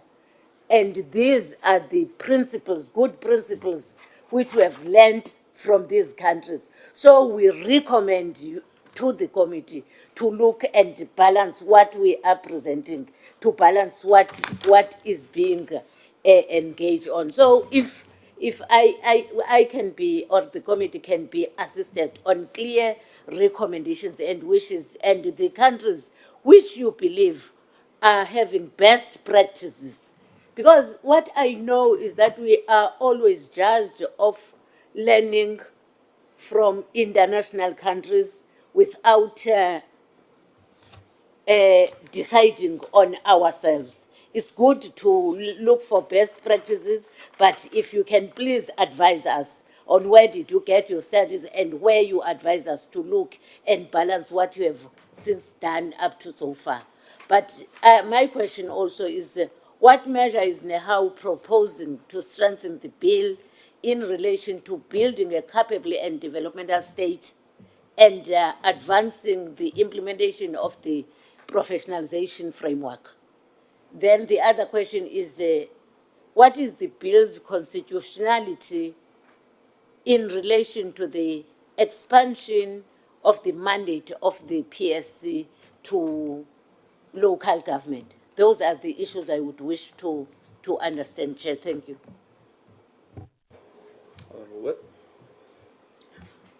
Thank you very much, Chairperson. Let me welcome the presentation from the NEHAWU. As much as they support the bill with their recommendation, yes, that is well and good, Chair.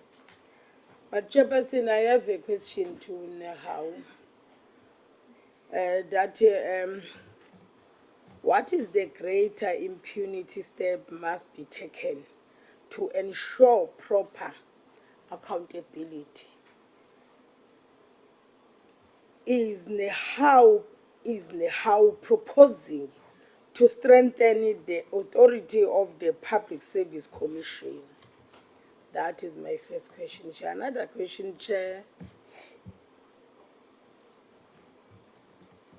What is the constitutionality of the bill in relation to its expansion of the mandate of the PSC to local government?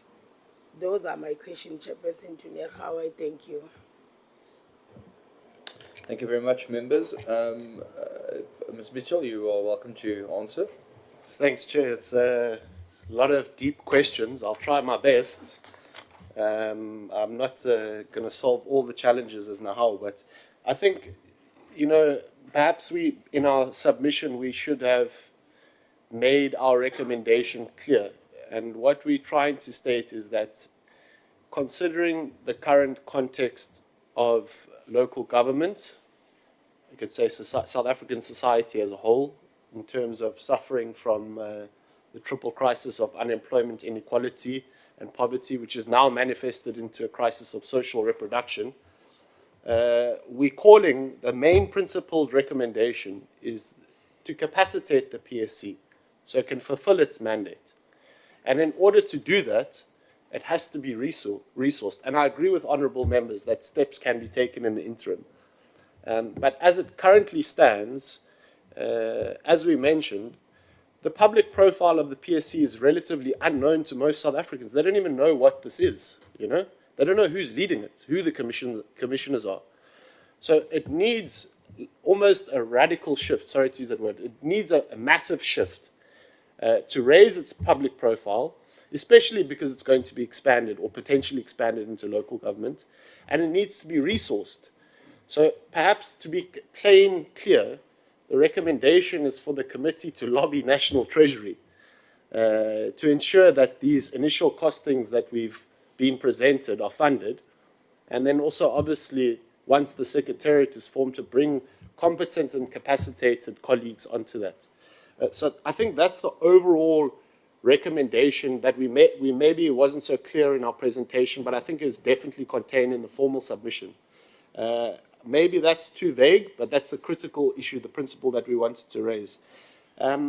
Sorry, colleague, I don't know from the DA, I don't know your name, but I think yours were mainly comments, which there's no real divergence on, except for the fact that, again, bringing some nuance into your political affiliation. As you mentioned, everyone belongs to or has some leaning towards a political organization in this country. Most people do.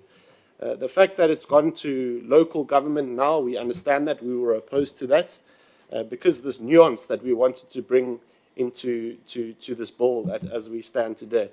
The feasibility of costing, I think that would be of great interest to us. I mean, as we mentioned, we want to make sure that there's a capacitation of the public service, despite the fact that public sector workers are facing an onslaught left, right, and center. So we see this bill as progressive, but we want to see factually, scientifically, quantitatively how it's going to be funded. Otherwise, it's just worth the paper it's written on, Chair, with all due respect. The proposed way forward to assist in the implementation, I think, Chair, and this speaks to the honourable member from MK, Mkonto Wesizwe Party, in relation to whether we as NEHAWU have consulted other affiliates or other labour organizations. I think the recommendation to the committee would be to ensure that as broad as possible participation, specifically from labour organizations, is essential in ensuring that this bill is pushed forward and implemented. As NEHAWU, we have a specific focus or scope in higher education, public service, and health. So in this regard, we've taken this bill for ourselves to put forward our perspective. Doesn't mean that there's antagonisms, for example, with the National Union of Mine Workers, with the Federation COSATU, or either other federations like SAFTU. So there is convergence from organized labor. To answer your question succinctly, I think the broadest possible participation in this development of this bill is going to be important for its implementation. And that goes to my initial point, the lack of public profile of the PSC, Chair. It needs to be adjusted. It needs to be strengthened. There was other question, I think, from the colleague from Action SA, Dokotela, was asking whether this religious cultural affiliation must be included perhaps in the bill. I think I'm not going to throw the ball back at you, but our suggestion was just to have a nuanced understanding of this. And the colleague from the DA was mentioning this. So perhaps the wording might need to change. We can definitely make a recommendation in relation to elaborating or expanding on political and other kind of affiliation. But your point is taken, Doctor, very much so. How to capacitate the Secretariat of the PSC? I think in its establishment is step one. Again, I'm going to sound like a broken record, is the proper budgeting and funding for the Secretariat, which has been one of the biggest weaknesses from our perspective of the PSC. That lack of administrative capacity, basics, Chair, basics to get the ball moving, I think is important. And I appreciated also the colleagues' mention of the fact is where are we going to get this money from? It's what the Finance Minister often laments about. This is the biggest cabinet that we've had since 1994, costing 650 million rand per annum. So in the context of our failing municipalities, Chair, from NEHAWU's perspective, is a clear understanding of where we prioritize budgeting. Is it towards, with all due respect, the big salaries of MPs and the perks that are, linked to that? Or is it capacitating our municipalities that are in a constant downfall? So it's that kind of, I don't know, we call it fiscal adjustment that I think needs to be taken. And there needs to be political will behind that, Chair, both from the Treasury and then also obviously pushed by this committee.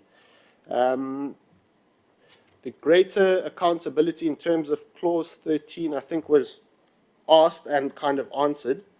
My suggestion, Chair, is if I do leave any grey areas, is for honourable members to read our full submission, because I believe that many of the issues that are being raised are addressed in the full submission. You know, when you've got 15 minutes and you get quite nervous like me, it's difficult to sometimes answer all of these, but I think greater elaboration in our submission is there.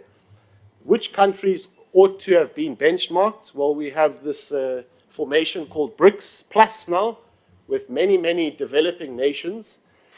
Our critique on international benchmarking, and I agree with the honourable members, our critique, Chair, is that we're taking industrialized, mostly Western developed nations to benchmark their public service. Are we really trying to mimic their public service in the context of our own material conditions in South Africa? So our recommendation would be look at population size of countries, for example, in Southeast Asia, Latin America, not the demographic, the socio-economic circumstances. It's not going to be perfect, but it's better than benchmarking, for example, the United Kingdom or the United States of America. That's not a political comment, that's purely based on the realities of the situation. The subjective and objective challenges facing the PSC. Subjective, I would say, is the incapacity constraints or the capacity constraints faced by the PSC. Again, subjective is that I'm not sure whether it's an internal misunderstanding or unwillingness to raise the profile of the PSC, or whether that's just requires a secretariat to assist in that. Objective challenges, Chair, I'm going to again reiterate like a broken record, is the lack of funding, lack of serious political will of ensuring that this body, critical body, is used for what it's meant for. Expansion into local government also puts us in a bit of a pickle in that regard.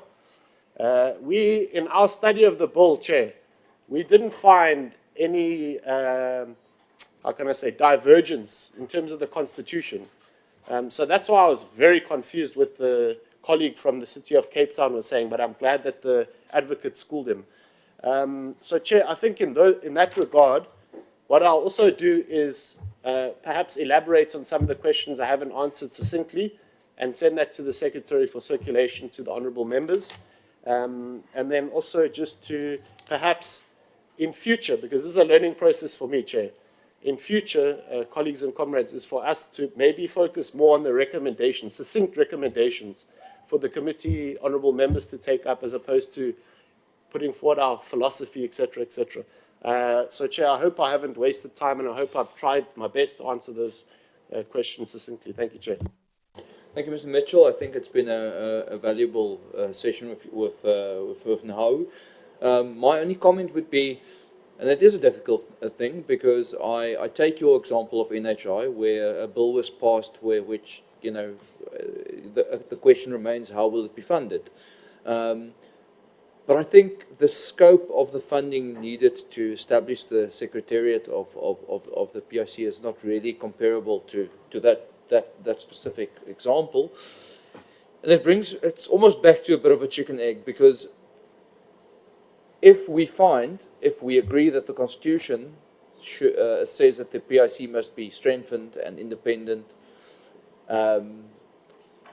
should we not then legislate to first, and then once the legislation is in place, go to Treasury and say, we have now acted within the Constitution and you now need to fund it, and then work out a practical plan almost post-legislative process on how that will be practically rolled out. Although I don't have deaf ears for the fact that a lot of that can be projected with a feasibility study beforehand. So we can we should have an idea of what we are in for as well. So I think it can be argued both ways, but not knowing how we're going to fund it should not stand in the way of it if we agree that constitutionally it should happen. So it is a bit of a chicken egg, but I hear you, and I mean you can't implement something which you can't afford. That is a valid concern. And I look forward to how we will engage with the PSC on that in next week's session as well. But thank you for your valuable input.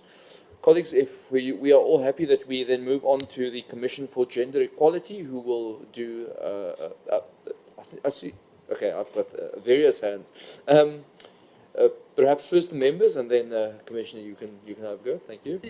Just to give him some takeaway homework. Part of the challenge is about ensuring that appointments are proper and we create a professionalized civil service. Just think about how you could help the Commission in terms of union influence on appointments. When you look at sectors like education, where we've had SAT to decide which principals, they are never there to work, we produce students that can't read for meaning because of that. How do we deal with that aspect? Because it's part of the public service that we're talking about, and the unions are quite influential people. I'm glad they are not mentioned like politicians, but practically, I hope we will hear from you and your other colleagues in terms of how that would be sorted out.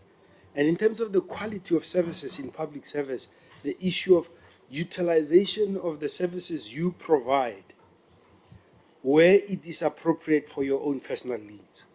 You're a teacher, your teachers go to another school there. You're teaching where your children won't go and you are perpetually absent. You're a health worker, you won't get your healthcare services in the hospital that you work in. You'll walk across town to some other sector. Because that's going to be part of making public service work. And the unions have a critical role to play around those issues. Just something to think about as we move forward. Thank you, Chair. Member, please go ahead. Thank you very much, Chairperson. As much as I'm covered by my colleagues, I think I've got just two questions. I just wanted to find out from NEHAWU if they maybe have an idea or they have a proposition on how they think. Because I see that a lot of their concern also is the funding of the commission. Do they have any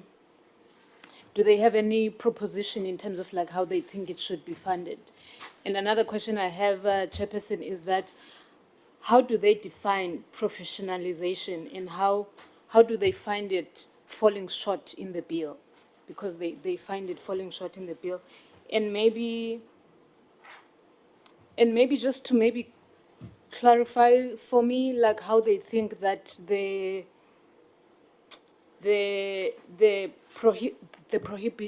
prohibiting of commissioners from political affiliation is misplaced. If they can clarify that. And maybe the last one, Chairperson, they want to impose stricter accountability. Do they have proposition even there? Because my colleague was saying, they throw these things at us and then they don't have a proposition. The accountability, what are the specific steps do they have that they can give us to say, this is what I think or propose should be done? Thank you, Chair. Mr. Mitchell, you're not off the hook yet, but I will just give the Commissioner from the PSC an opportunity to also make a quick comment, and then Mr. Mitchell, you can make your concluding remarks. Thank you. Thank you very much, Honourable Chair. I've got about 3 comments. The first one I think is very important for the PSC to confirm our approach with regards to the funding issue. And I think both yourself and Honourable Letlapi have made the same point. The PSC shares the perspective that merely because of the risk of funding being a challenge, we cannot shirk the responsibility of advancing the bill, because the bill deals with important issues with regards to the independence of the PSC, as well as the extension of the mandate into municipalities and entities. And as we've heard today, there's been a different opinion with regards to the inclusion of municipalities. We don't share that view. But the point that I want to make is the bill cannot be scuppered because of possible funding challenges. It needs to get through the process, be on the books, and there will then be the motivation and the ability both for the Commission and for this committee and other opportunities, both inside structures and outside, to motivate and push for the adequate funding for the Public Service Commission with the extension of the mandate. So I think it's important to note that. We will have a session next week, members, as you're aware. The issue with regards to the projections, we take note of, and we'll make sure that we provide you with an update with regards to that. And then just two other comments for NEHAWU. Thank you very much for your input. In your background and context, you make the statement that the bill falls short in some way of advancing a capable, of building a capable and development state. I think it's important to note that the bill shouldn't be seen as a silver bullet to remedy each and every aspect with regards to the building of a capable and development state.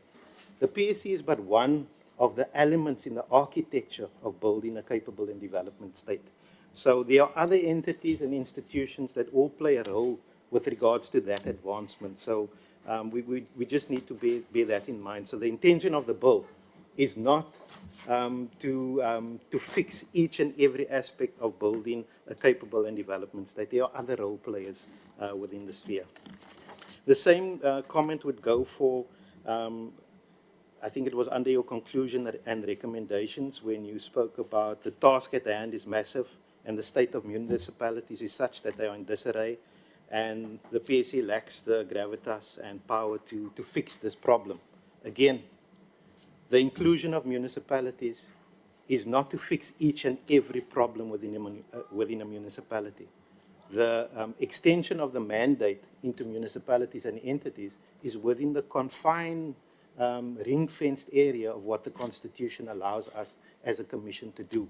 So it doesn't now automatically give us the authority to go in and take over municipalities as was alleged by some speakers. It is only with regards to our constitutional mandate in terms of Section 195 and 196 of the Constitution, and it's ring-fenced to that. So the bill shouldn't be seen as an attempt by the legislature now to remedy each and every aspect within the municipality. It's within a confined space. Chair, I'll leave it at that. Next week we'll have a full opportunity for dealing with some of the other comprehensive issues that were raised today. Yes, thank you very much for those comments, Commissioner. I think the irony is that if there's a really effective professional state service, merit-based, everything that we envision and that we want it to be, then there will be very little work for the Public Service Commission. But Mr. Mitchell, please make your concluding remarks. Thank you, Chair, and I take note of the Commissioner's input. I think that's helpful. We weren't suggesting that the bill, once enacted into law, will poof, everything's going to be hunky-dory. So we do recognize that it'll be part and parcel of that reform or transformative agenda. I think what I would also wanted to share with the committee through the Secretary is some of the recommendations that organized labor in 2010 put through in the form of the Public Service Summit. I think some of those recommendations are very relevant still. It should help the committee and the PSC in moving forward. But in terms of actual funding, I did make a mention, Honourable Member, that there needs to be a complete different approach to budgeting in terms of, this is from our perspective, micro and macroeconomic funding. So there needs to be a reprioritization of what's necessary in this triple crisis that we're facing. And I don't want to elevate that point once again, but if there's budget cuts to health, to policing, to education, there can also be budget cuts to other non-essential items on the budget. And clearly, Chair, with the state of our municipalities at a local government level, this should be prioritized immediately. Otherwise, we're in a complete freefall. So I think that's an important point that I wanted to make. And sorry, Doctor, your points are very well noted. I've got my homework for Monday. I'll send it through to you, but it's well noted. In professionalization, I don't see the colleague here. We have a little bit of a challenge with meritocracy, Chair. Why am I saying that? Is even though we are 30 years into a democracy, we are still a heavily racialized socio-economy and gendered socio-economy. The benefits that we've reaped through the 1994 democratic breakthrough haven't necessarily resonated across the board in our communities in different areas. We still, obviously, we're in Cape Town. You can see the stark difference between how communities live. So is meritocracy the kind of principle that we should be espousing in terms of professionalization, in terms of capacitating public service? Again, should it not be nuanced with experience? I think these are the kind of discussions that we wanted to maybe just spark a different kind of understanding from our perspective, Chair. So I'm not saying that we have all the answers. We studied the bill, and from our perspective, from a worker's perspective, from our resolutions, this is the perspective that we put forward in terms of the so-called professionalization in the context of 30 years into democracy with still many, many inequalities. The wording misplaced for political affiliation, I think, again, I tried to elaborate that probably unsuccessfully by using cultural, social, religious kind of affiliations as well, which also have an influence on a commissioner. You can, like I think a colleague was saying, you can be an ardent Kaiser Chiefs supporter and be a commissioner. And maybe for whatever reason, you bring in that Kaiser Chiefs agenda into that. That's just tongue-in-cheek, but you understand what I'm trying to say, Chair. So it just, again, perhaps an elaboration on the nuance of political affiliation vis-a-vis cultural, sporting, whatever it might be, is important.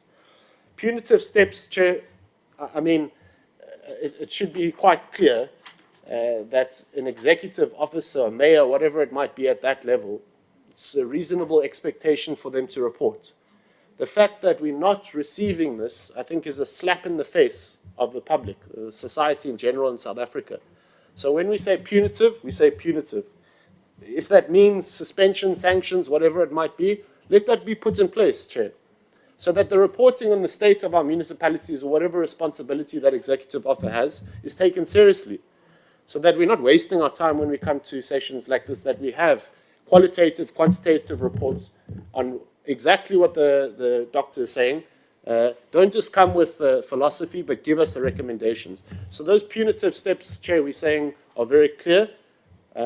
We understand that across the political board, so-called cadre deployment happens. So it's just a matter of tightening up basic accountability issues that I think the PSC was talking about, the role of oversight and accountability. Chair, again, what I'm going to do, I've written down all the questions that I haven't answered comprehensively, but honourable members, I will obviously supply you with a written response and elaboration through the Secretary. So that's just some of the issues that I wanted to answer, Chair. Thank you. Thank you, Mr. Mitchell. Maybe I will abuse my position as chairperson by having a last cheeky comment, but the reality is a Kaiser Chief supporter will not be sent to an inquiry on Kaiser Chiefs, but a DA commissioner, if might be sent to investigate a DA government, and I think that's where the question mark arise. But I understand. It's a terrible example, Chair. I don't know why. I understand the context of your example. Thank you very much. It's been a very valuable session with you. We have to move on to the Commission for Gender Equality, and I believe they are online. Oh no, apologies. Please go ahead. Good afternoon. How embarrassing! I didn't. No, please don't be embarrassed. Apologies for that. Apologies accepted. Please don't be embarrassed. Good afternoon, Honourable Chair and Honourable Members. I am Ms. Mamelo Matthews. I am the legal officer for. You can't hear me? Oh, so I probably have to. Am I audible? Better. I am Ms. Mamelo Matthews. I am the legal officer for the Western Cape Province for the Commission for Gender Equality. And I wish to express my gratitude. The Commission for Gender Equality wishes to express its gratitude for the opportunity to appear before this portfolio committee and make our submissions. The CGE, Commission for Gender Equality, is an independent statutory body created in terms of Chapter 9 of the Constitution of the Republic of South Africa, 1996, and is mandated to promote, protect, develop and attain gender equality in government, civil society, and the private sector. Born of this mandate in terms of the Constitution, the CGE has an act, the Commission for Gender Equality Act 39 of 1996, as amended. The CGE Act gives the Commission the power to monitor and evaluate policies and practices of organs of state at any level, monitor and evaluate statutory bodies and functionaries, monitor public bodies and authorities, and provide businesses, enterprises, and institutions to promote gender equality, and make any recommendation that the CGE deems necessary. It is on the background of this that the CGE welcomes the opportunity to make inputs as well as present before yourselves, and the CGE shall reiterate the proposed sections of the bill and respond thereto.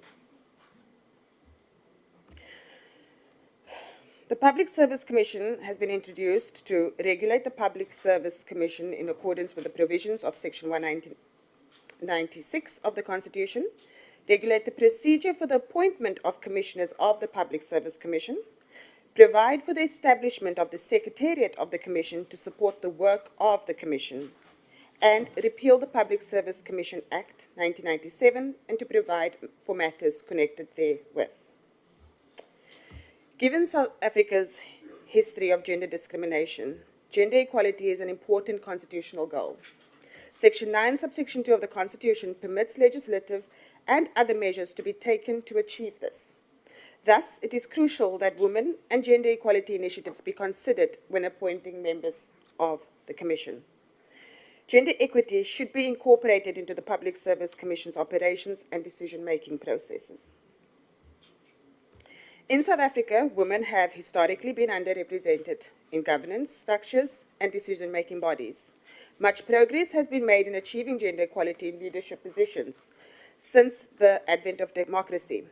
As stated in Section 9, subsection 1 of the Constitution, everyone is equal before the law and has the right to equal protection and benefit from the law. Section 9, subsection 2 encompasses the enjoyment of all rights and freedoms equally and on an equal basis with the right to equality. Even though women constitute a majority of South Africa's population and the majority of the registered voters, women still remain a minority amongst public representatives. In this submission, the CGE wishes to highlight the importance of gender equality in the bill and propose measures to promote it. It is against the above background that the CGE makes a submission to adequately address the need to advance gender equality. In terms of the CGE's submission in respect of aspects of the bill, 3.1 deals with gender-neutral terminology. Throughout the bill, express references are made to gender as his or her and he or she. To be fully inclusive, the bill ought to use gender-neutral terminology rather than using binary gender references as it currently does. The CGE suggests that terminology such as candidate or incumbent be used instead. Why is this imperative? Using gender-neutral language in legislation is important for inclusivity, clarity, and legal accuracy. Inclusivity, in terms of gender-neutral language in laws, ensures that all individuals, regardless of gender identity, feel represented and respected. Traditional language often assumes a binary understanding of gender, such as he or she, which excludes gender non-binary, genderqueer, and gender non-conforming individuals. Neutral terms help make laws applicable and accessible to everyone. It also assists in reducing bias. Language shapes perception. If laws consistently use masculine or binary language, it can reinforce gender stereotypes or implicit biases, suggesting certain roles or responsibilities, are associated with one gender over others. Gender-neutral terms promote a more equitable view. It is also imperative in assisting with reflecting on modern societal norms. Society is increasingly recognizing gender diversity, and legal language needs to evolve to reflect this understanding. Updating terminology shows that legislation is responsive to social change and values the dignity and recognition of all. It is important to use language in laws that reflects today's society, including different gender identities. When legal terms are updated to be more inclusive, it shows that the law is also adapting to how people understand gender. This helps everyone feel respected and included, and consequently dignified. It also makes the legal system more relevant by recognizing the dignity and rights of gender diverse communities.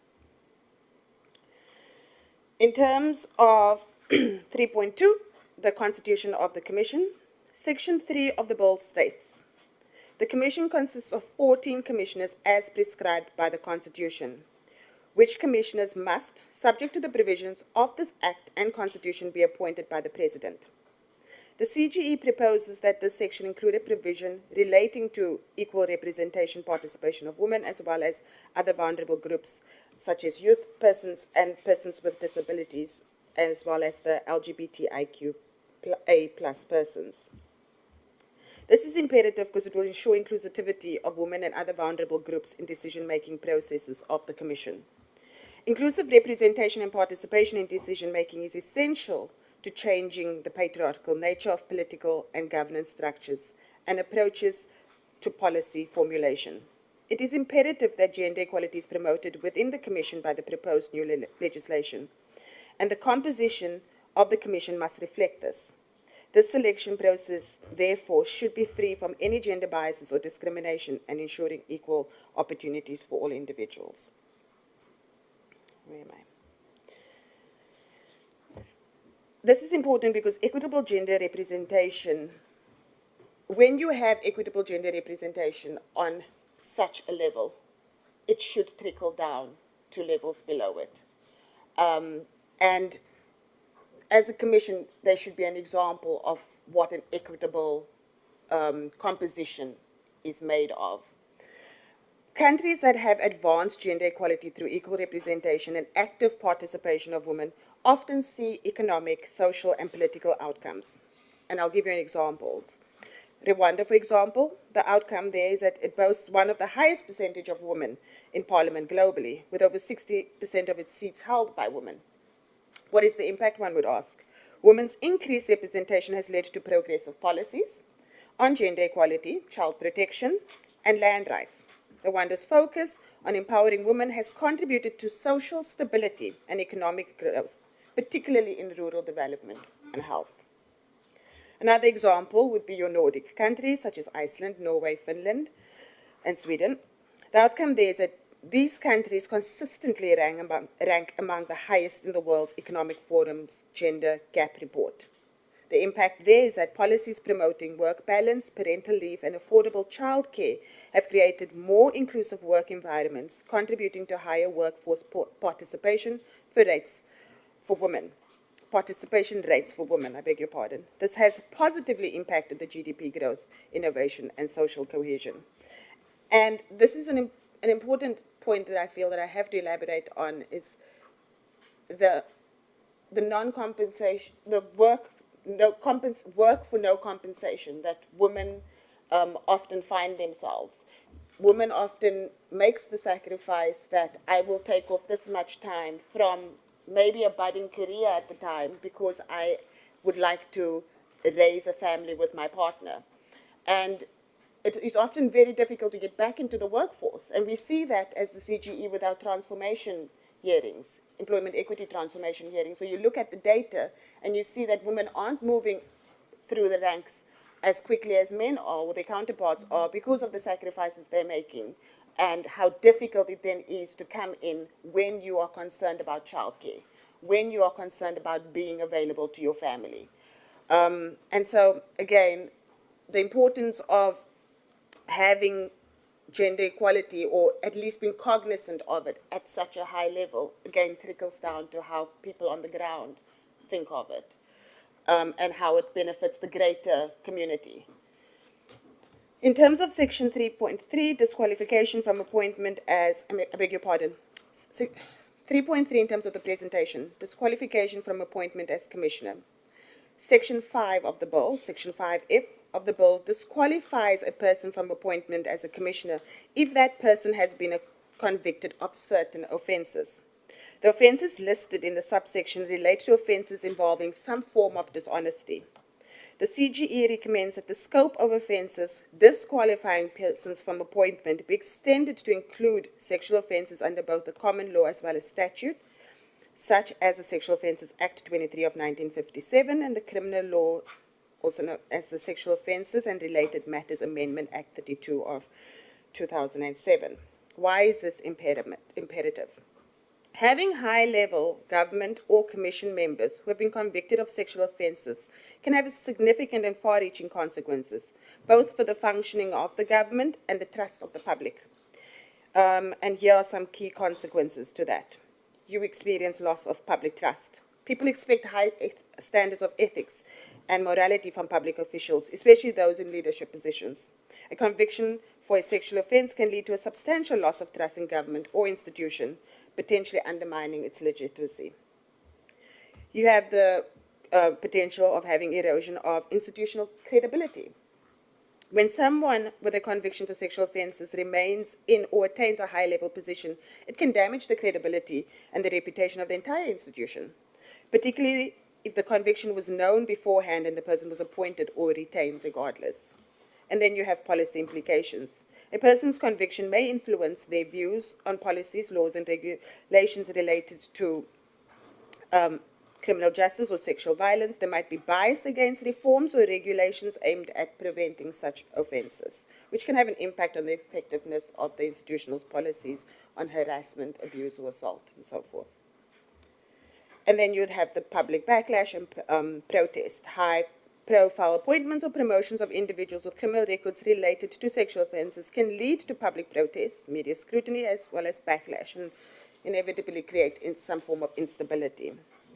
In summary, appointing or retaining high-level officials with a background of sexual offences convictions can destabilise the very institutions they represent and have a lasting negative impact on public trust, institutional integrity, and victim confidence in reporting abuses.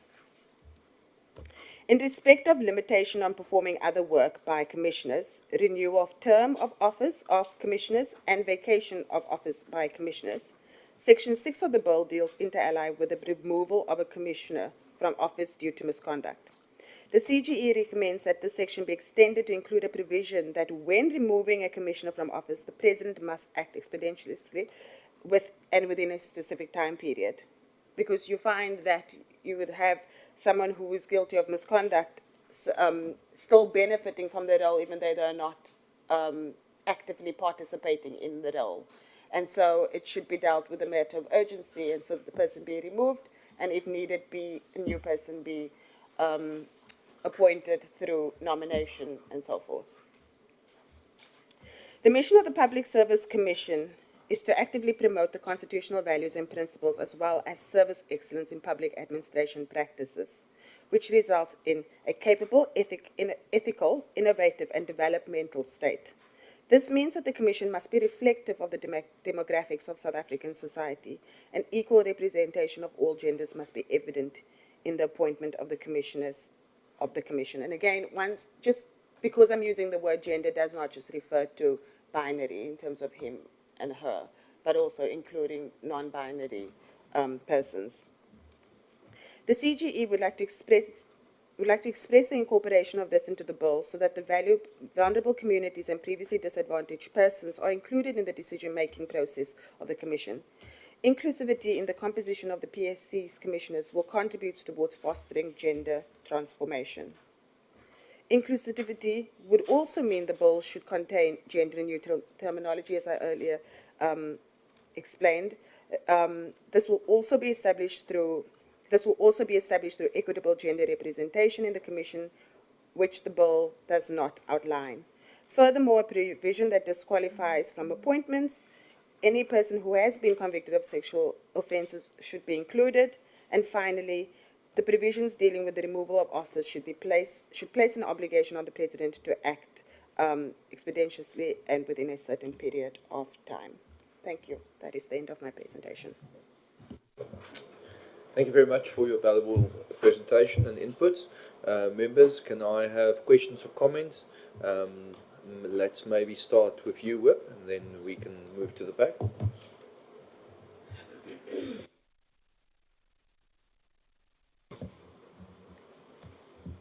Thank you, Chair. Thank you very much for giving me this opportunity to talk with the gender equality today. Chairperson, firstly, let me ask, this gender equality is a province, is in the province or is a national one? Because I don't know. If I can get that clarity before. She is from the province, but it is a national organization. Am I We correct? are a Chapter 9 institution. Yes, so correct. Yes. Oh, it's a national? Yes. Yes, ma'am. Oh, Yes. Because I want my question to be specific and direct. Thank you very much for the presentation. Is well and good, gender equality. But I have a question to gender equality because it's the first time I see the gender equality today. So I wanted to know.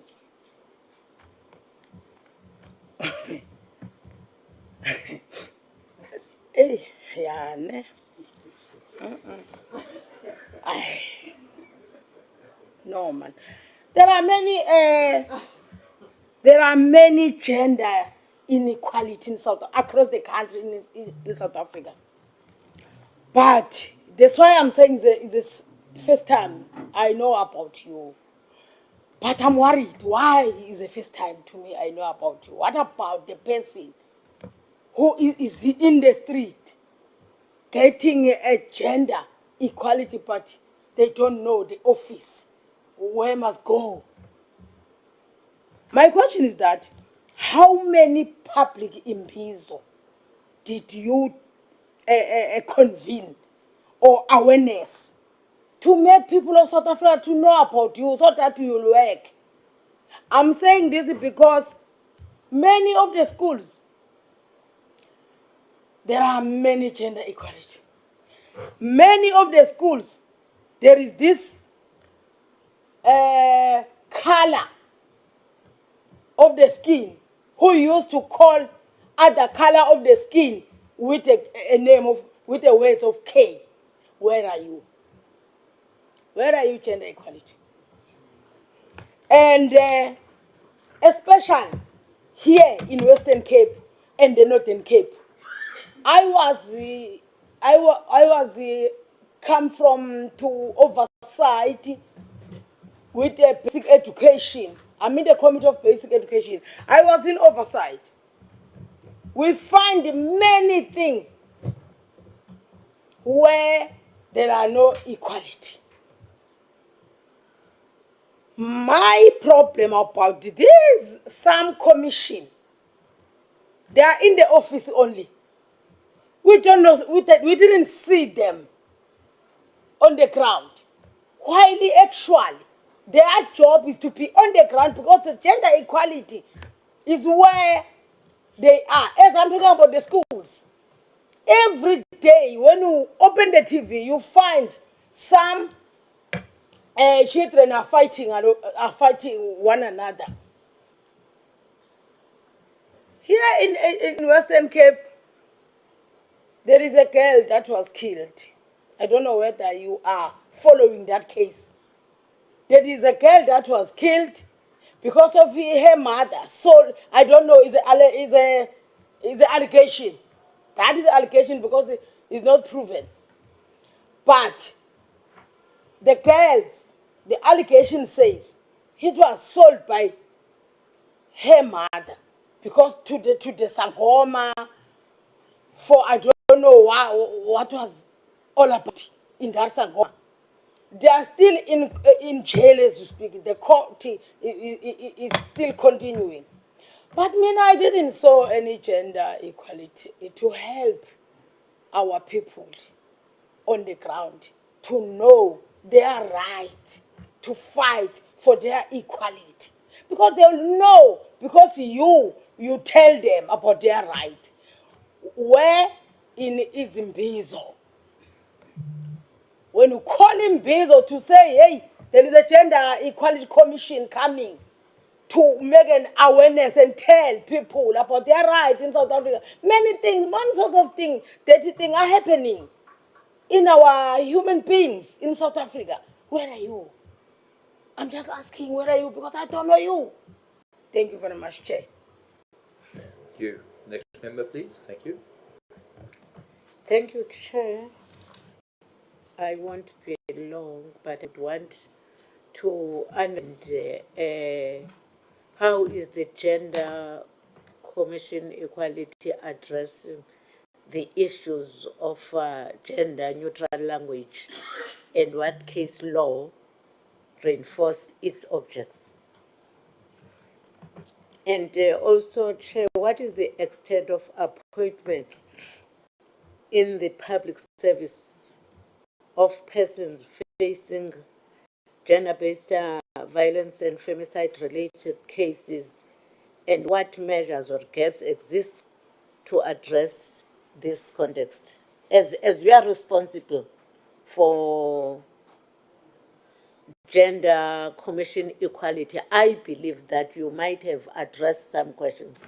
What I don't like is for yourselves to export some of your responsibilities to this Public Service Commission, because it must be your responsibility. I'm not sure. So you are talking about the issue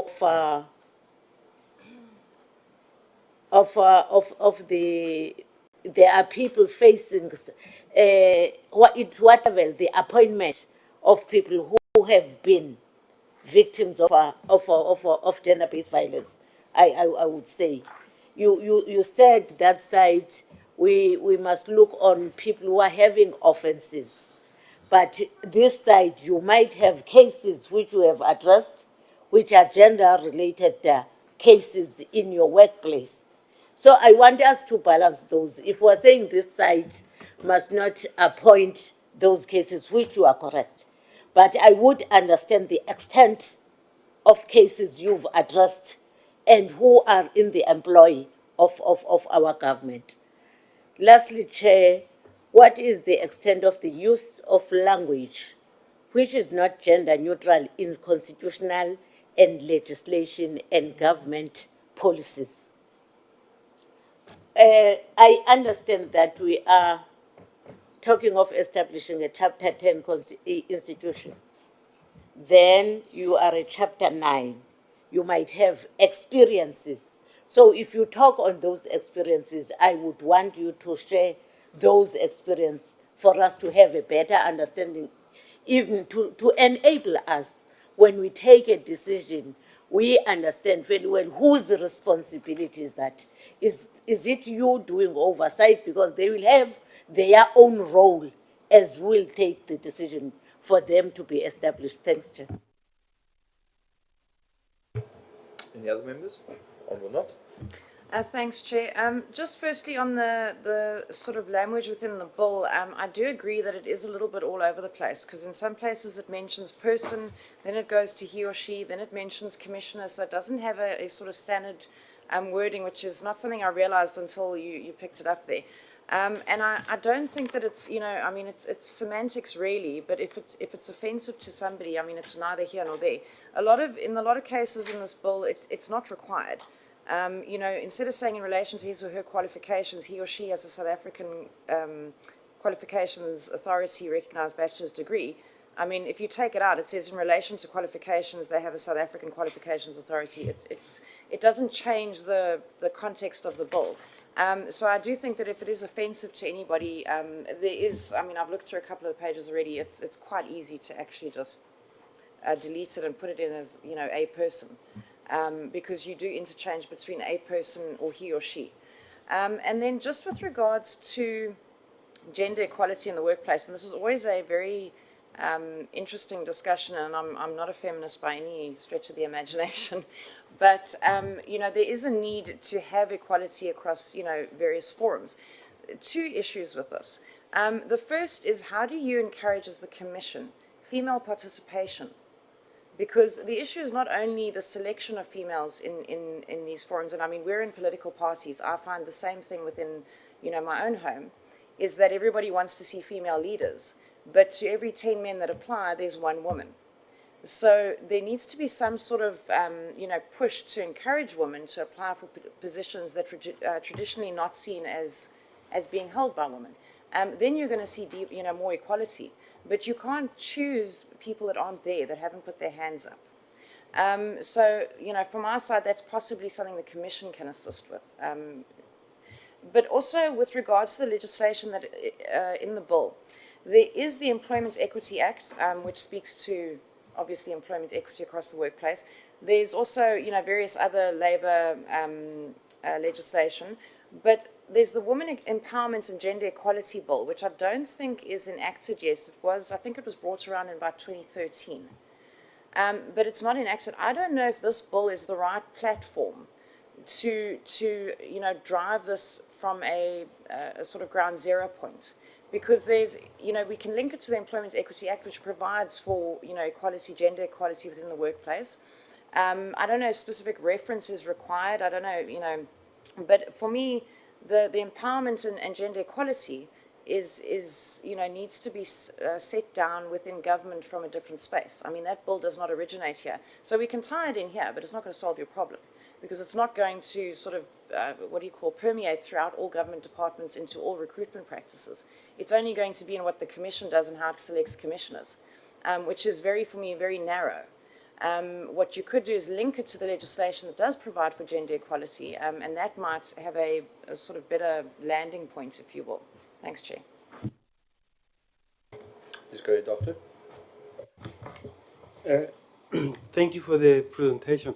I think the problem that I have is the structural difficulties, where you have 5 commissioners, and in the provinces you have 1. So what would be the suggestion of the commission in terms of how we deal with that? We're talking about a lot of work that needs to be done. Should we be looking at a broader structure so that we can attend to that factor? Should it be 2 commissioners per province? Should it be, because with the way it is structured, I mean, we only have 2 female premiers out of 9. Now, it's possible that you could have 9 provincial commissioners that are not gender sensitive. Yeah. How do you deal with that when it's 1 per province and each premier appoints that 1 person? So I'm hoping there would be inputs in terms of the structural difficulties. So we should have a structure that makes it possible for us to do it without sacrificing other aspects, because the structure is there. So how do we deal with that? And, when we have a suggested terminology of equal representation, could equal be seen as prescriptive? Because when you say equal, it means 1 of each form that we recognize needs to be present there. And when we talk gender equality and we're talking sexual orientation, where there would be more, and we don't know how many more we're going to find as we get adventurous and society improves. Do we default to that variety, or do we go to male, female?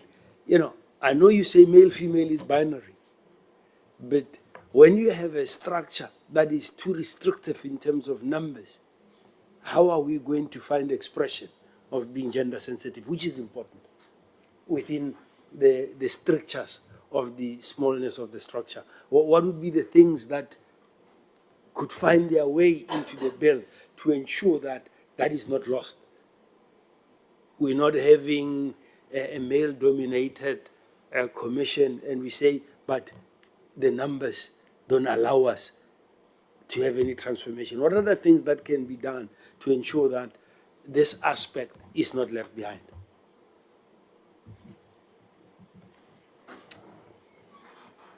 Thank you, Chairperson. I do agree with the suggestion of having a gender neutral, using like a gender neutral in the bill. But I would like for the Commission to be specific in terms of like the suggestion, in terms of like how do we then tackle it, and not confuse moving to commissioner and then she or he and stuff. Just give us clear recommendation in terms of like what would you like to see included in the bill. Another thing, Chairperson, I would like to ask the CGE if maybe they've got like specific mechanisms in terms of like how do we then ensure that all groups will be represented during the commissioner selection process. Like I think my colleagues have tried to ask this question, but I just want you to maybe tell us if you've got like any specific mechanisms just to ensure that there is all the groups are represented during the commissioner selection process. And another thing I want to find out if the CGE, how does CGE propose to address the challenges that may arise? Like in terms of like there is a selection process that happens, but we still have like a male-dominated commission. And maybe lastly, Chairperson, I just want to maybe find out from them the reasonable time frame for the process of the removal of the commissioners. If you've got a suggestion, like in terms of like the time frame of removing the commissioners. Thank you very much, Chairperson. Thank you, members.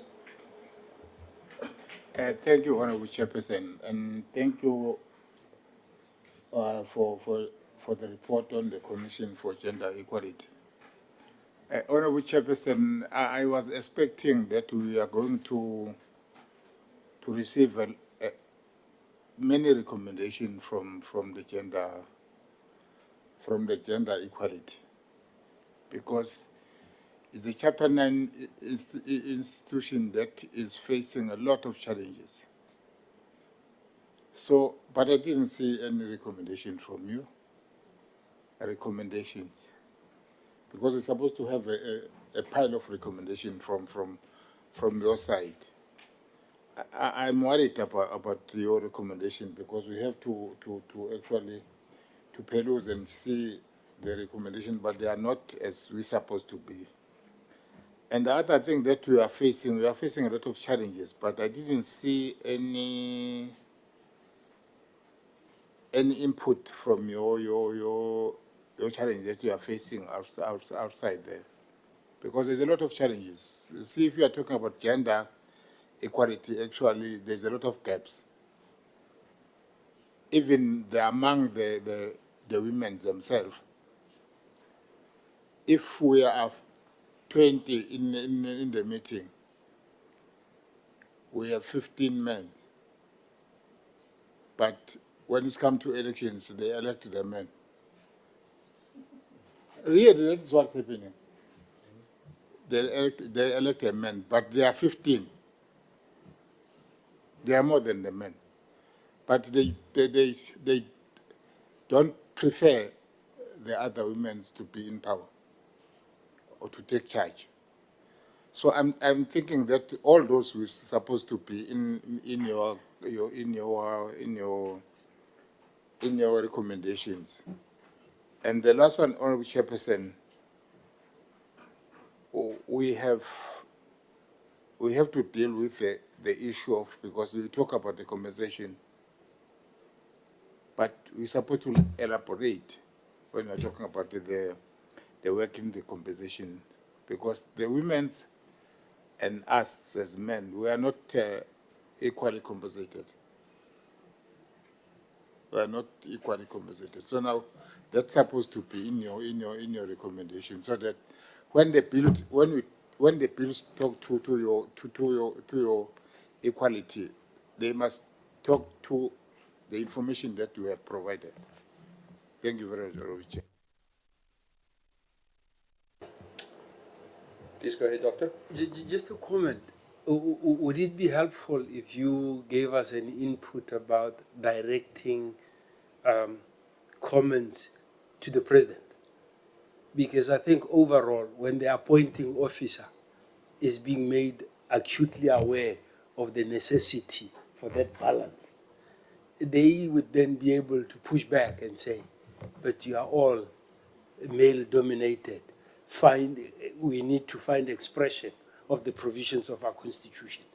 So it's specific language that mandates the president to have the oversight, because the president is the appointing person, and the responsibility should be there to ensure that all these balances occur in our society.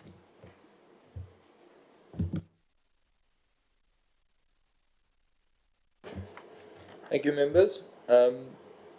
My comments are just so. Firstly, I found your comments about the correlation between parliaments or legislators internationally that have a high percentage, or let's call it an equal percentage, of women versus men, have seen a concurrent strengthening of women's rights on the ground, if I may put it that way, which makes complete sense. It's an interesting way to look at it, which I have not thought about myself, but of course it makes 100% sense.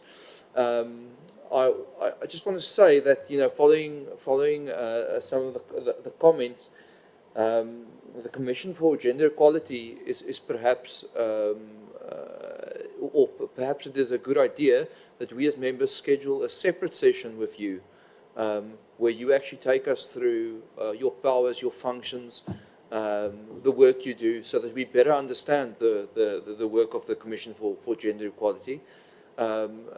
Seeing that I think you are a very important voice and stakeholder in public service and administration, not just in the processing of this bill. So I'm going to ask the parliamentary staff that they coordinate with you, and we have a session where we get a bit better, get to know you a bit better, if I could put it that way. I've been largely covered by most of the questions from the other members. I can absolutely see the importance of having the commissioners not just be all men, but on the other hand, it is a bit of a question mark on how do we legislate for that specifically, and should we be legislating for that, or should it actually be informed by other moral and existing legislative frameworks when it is practically done by it. But I also just want to say that the 4 inputs which you've given on the bill, the written inputs you've given, are very good, and there's not it's not actually just only about gender equality. There's been some common sense suggestions here as well. So thank you for those inputs. We have received them, and they are valuable. Please go ahead and answer and make your comments. Thank you. Thank you so much, Honourable Chair, and thank you, Honourable Members, for your questions. Am I audible? Yeah. Okay. I just worry that I may not be loud enough. I'm going to start from the last question and move my way back to the beginning, just because obviously it's the one that's freshest in my mind. Chair, in terms of your comment on the appreciation for what having a balanced parliament looks like for a community, it not only helps, as the examples I've pointed, it's not just for us as women, it is for the greater good of society. We think differently in terms of implementation, and that doesn't just mean in terms of men and women. 2 women can have different ways of implementation as well. I think the importance here is understanding that having a office that is well represented of everyone in a community is necessary, because you need someone you can identify with in terms of your problems and the things that how they're going to resolve those issues on the ground. And so I just wanted to make that comment. What are examples of the language mechanisms in recruitment? The language mechanisms, I made an example and I think you were out of the room at the time. We suggested either incumbent or candidate instead of him or her, or even they would be appropriate as well. But we did make some suggestions in that regard.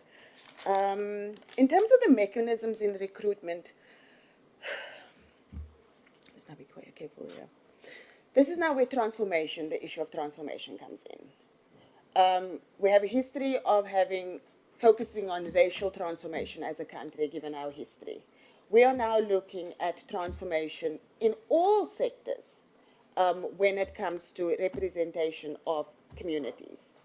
And so we as the CGE are not wanting to, when we went through the bill, our initial thought was not quota, was not, oh, have 4 men, 4 women to match a quota, but in line with our mandate and the work that we are doing day in and day out, is to help shift the thinking that we as people have. We, even myself as a female, I have a very patriarchal way of thinking, and that's just because of the society I've been raised in.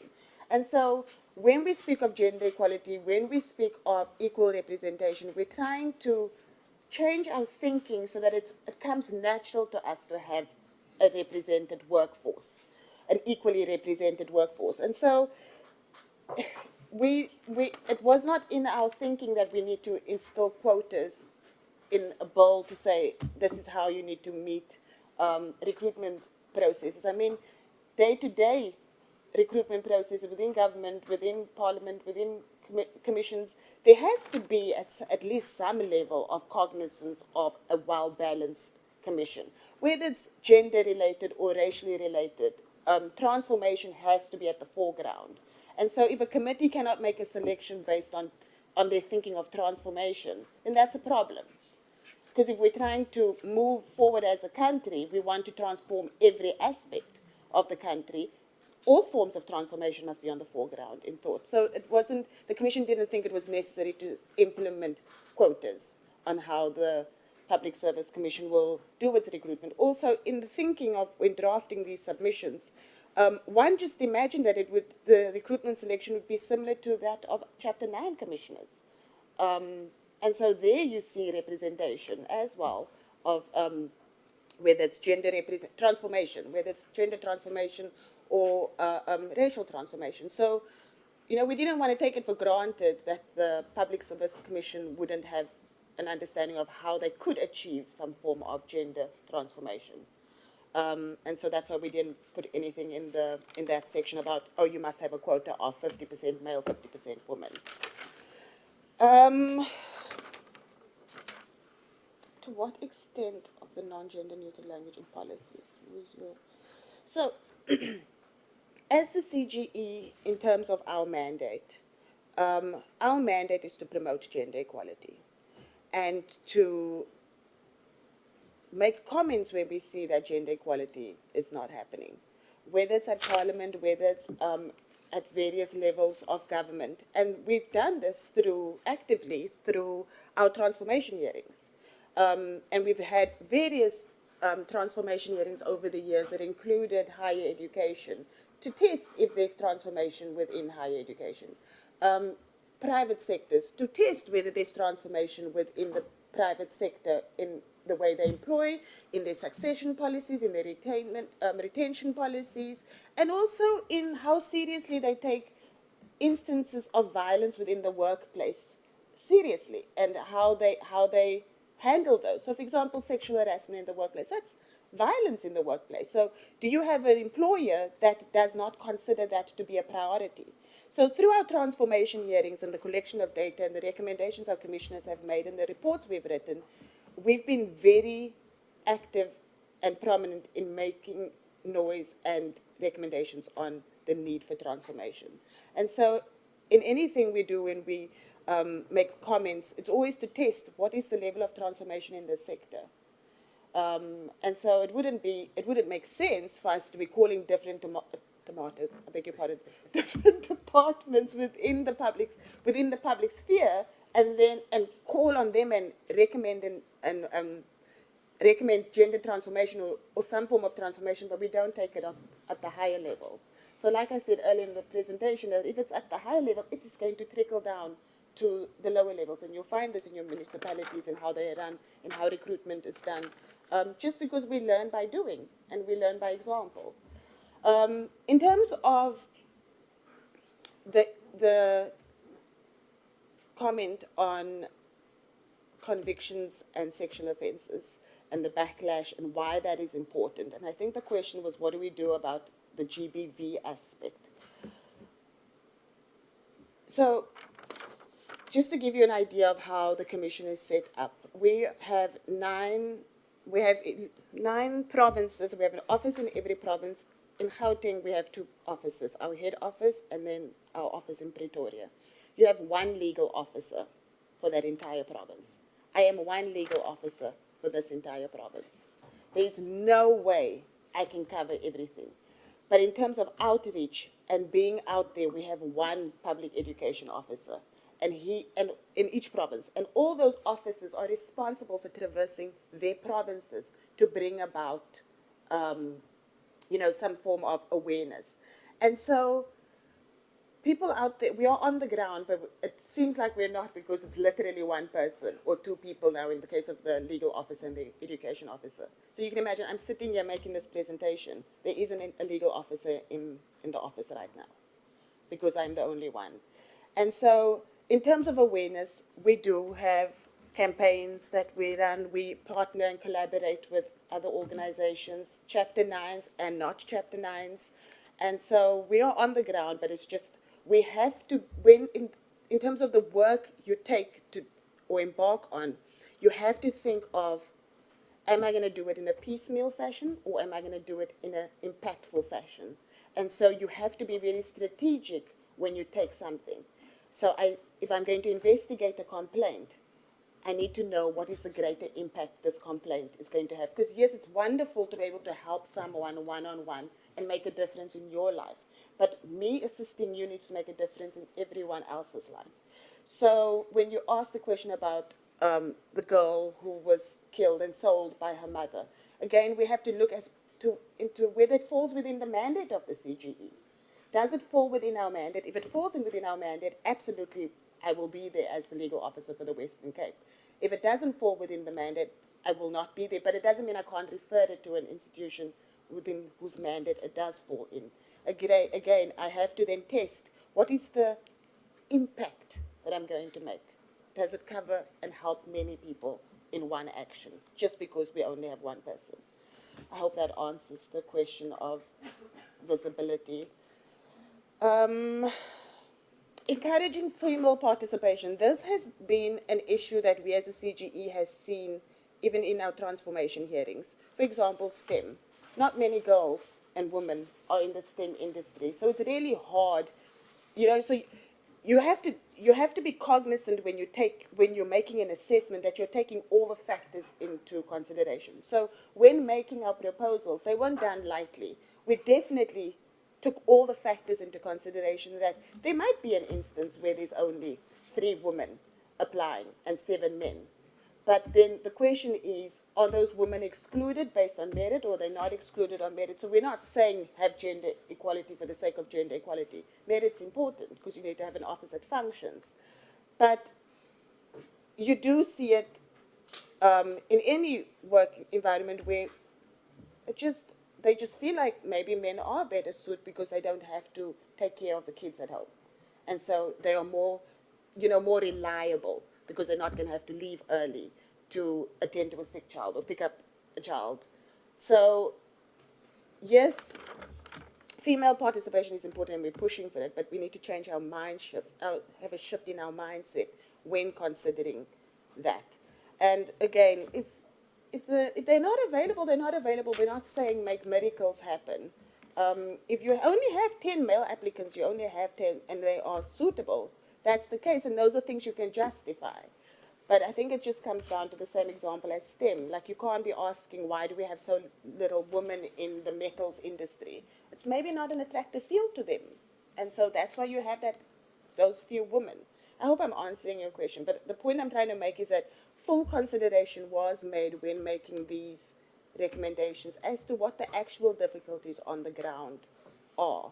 But again, we've also seen through our transformation hearings that there isn't a transformative forethought in a lot of the recruitment processes, and we don't want that to be an example at such a high level.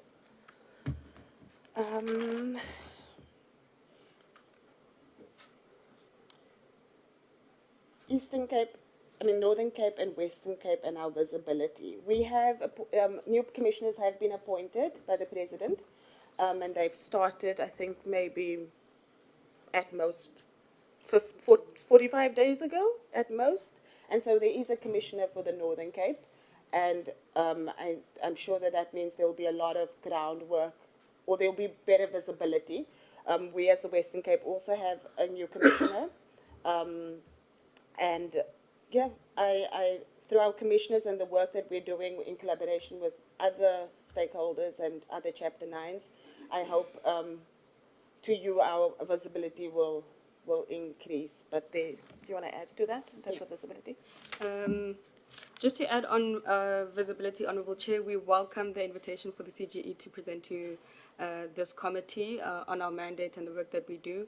We will definitely appreciate that invitation. I think fundamentally, if we compare the PSC as well as the CGE, we have the same challenge, and I think this was echoed by NEHAWU, in terms of our funding challenges.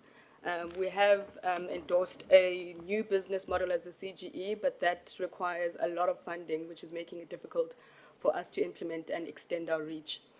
And as my colleague has said, in each province there are 9 offices with one individual holding a specific portfolio. And we have now joined together with the forums, through the Forum of Institutions Supporting Democracy, to kind of find how we collide and extend our resources together to ensure that our visibility has expanded.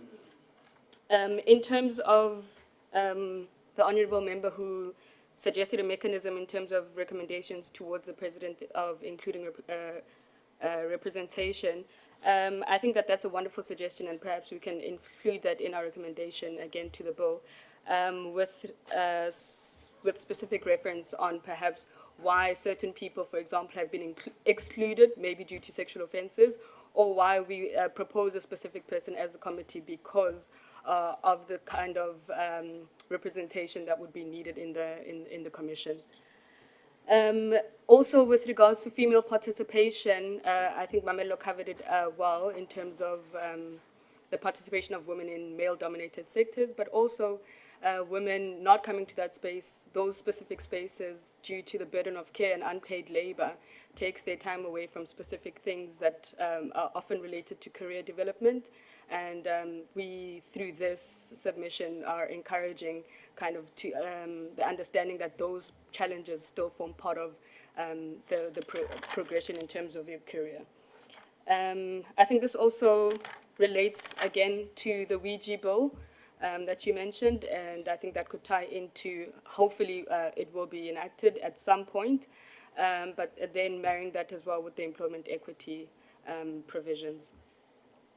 So yeah, just to say as well on the first point around welcoming the invitation, we do currently report in the portfolio committee for women, but we have also presented for the Basic Education Committee, where we presented our report on teenage pregnancy, which is one of the areas that we're really working hard on. Thank you very much. Thank you very much for those inputs. I see there's a member who would like to add. A quick one, Chairperson. I don't agree that we can dismiss issues of women as whether women are disinterested or not on any process or any issue. Just like we did with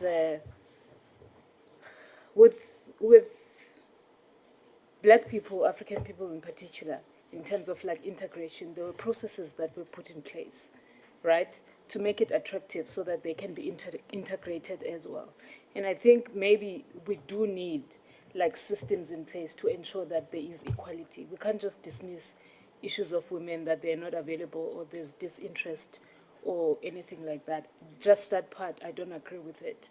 And just maybe unrelated, Chairperson, do you have commissioners? Because I know that the term ended. You do? Okay, cool. No, thank you very much, Chair. Would you like to comment? Yes. Oh, sorry. Yes. Apologies. There's another member. I want to make a follow-up on her response by saying, as much as I agree on the issue of gender equality, I don't have a problem. Is it wise for us to take that to the bill whilst they are saying it's a problem? or we take it as a framework with the understanding this issue of equity when in recruitment processes. Your experience, do we have to take it to be reflected on the bill, or we must have an understanding that there is a need for that one?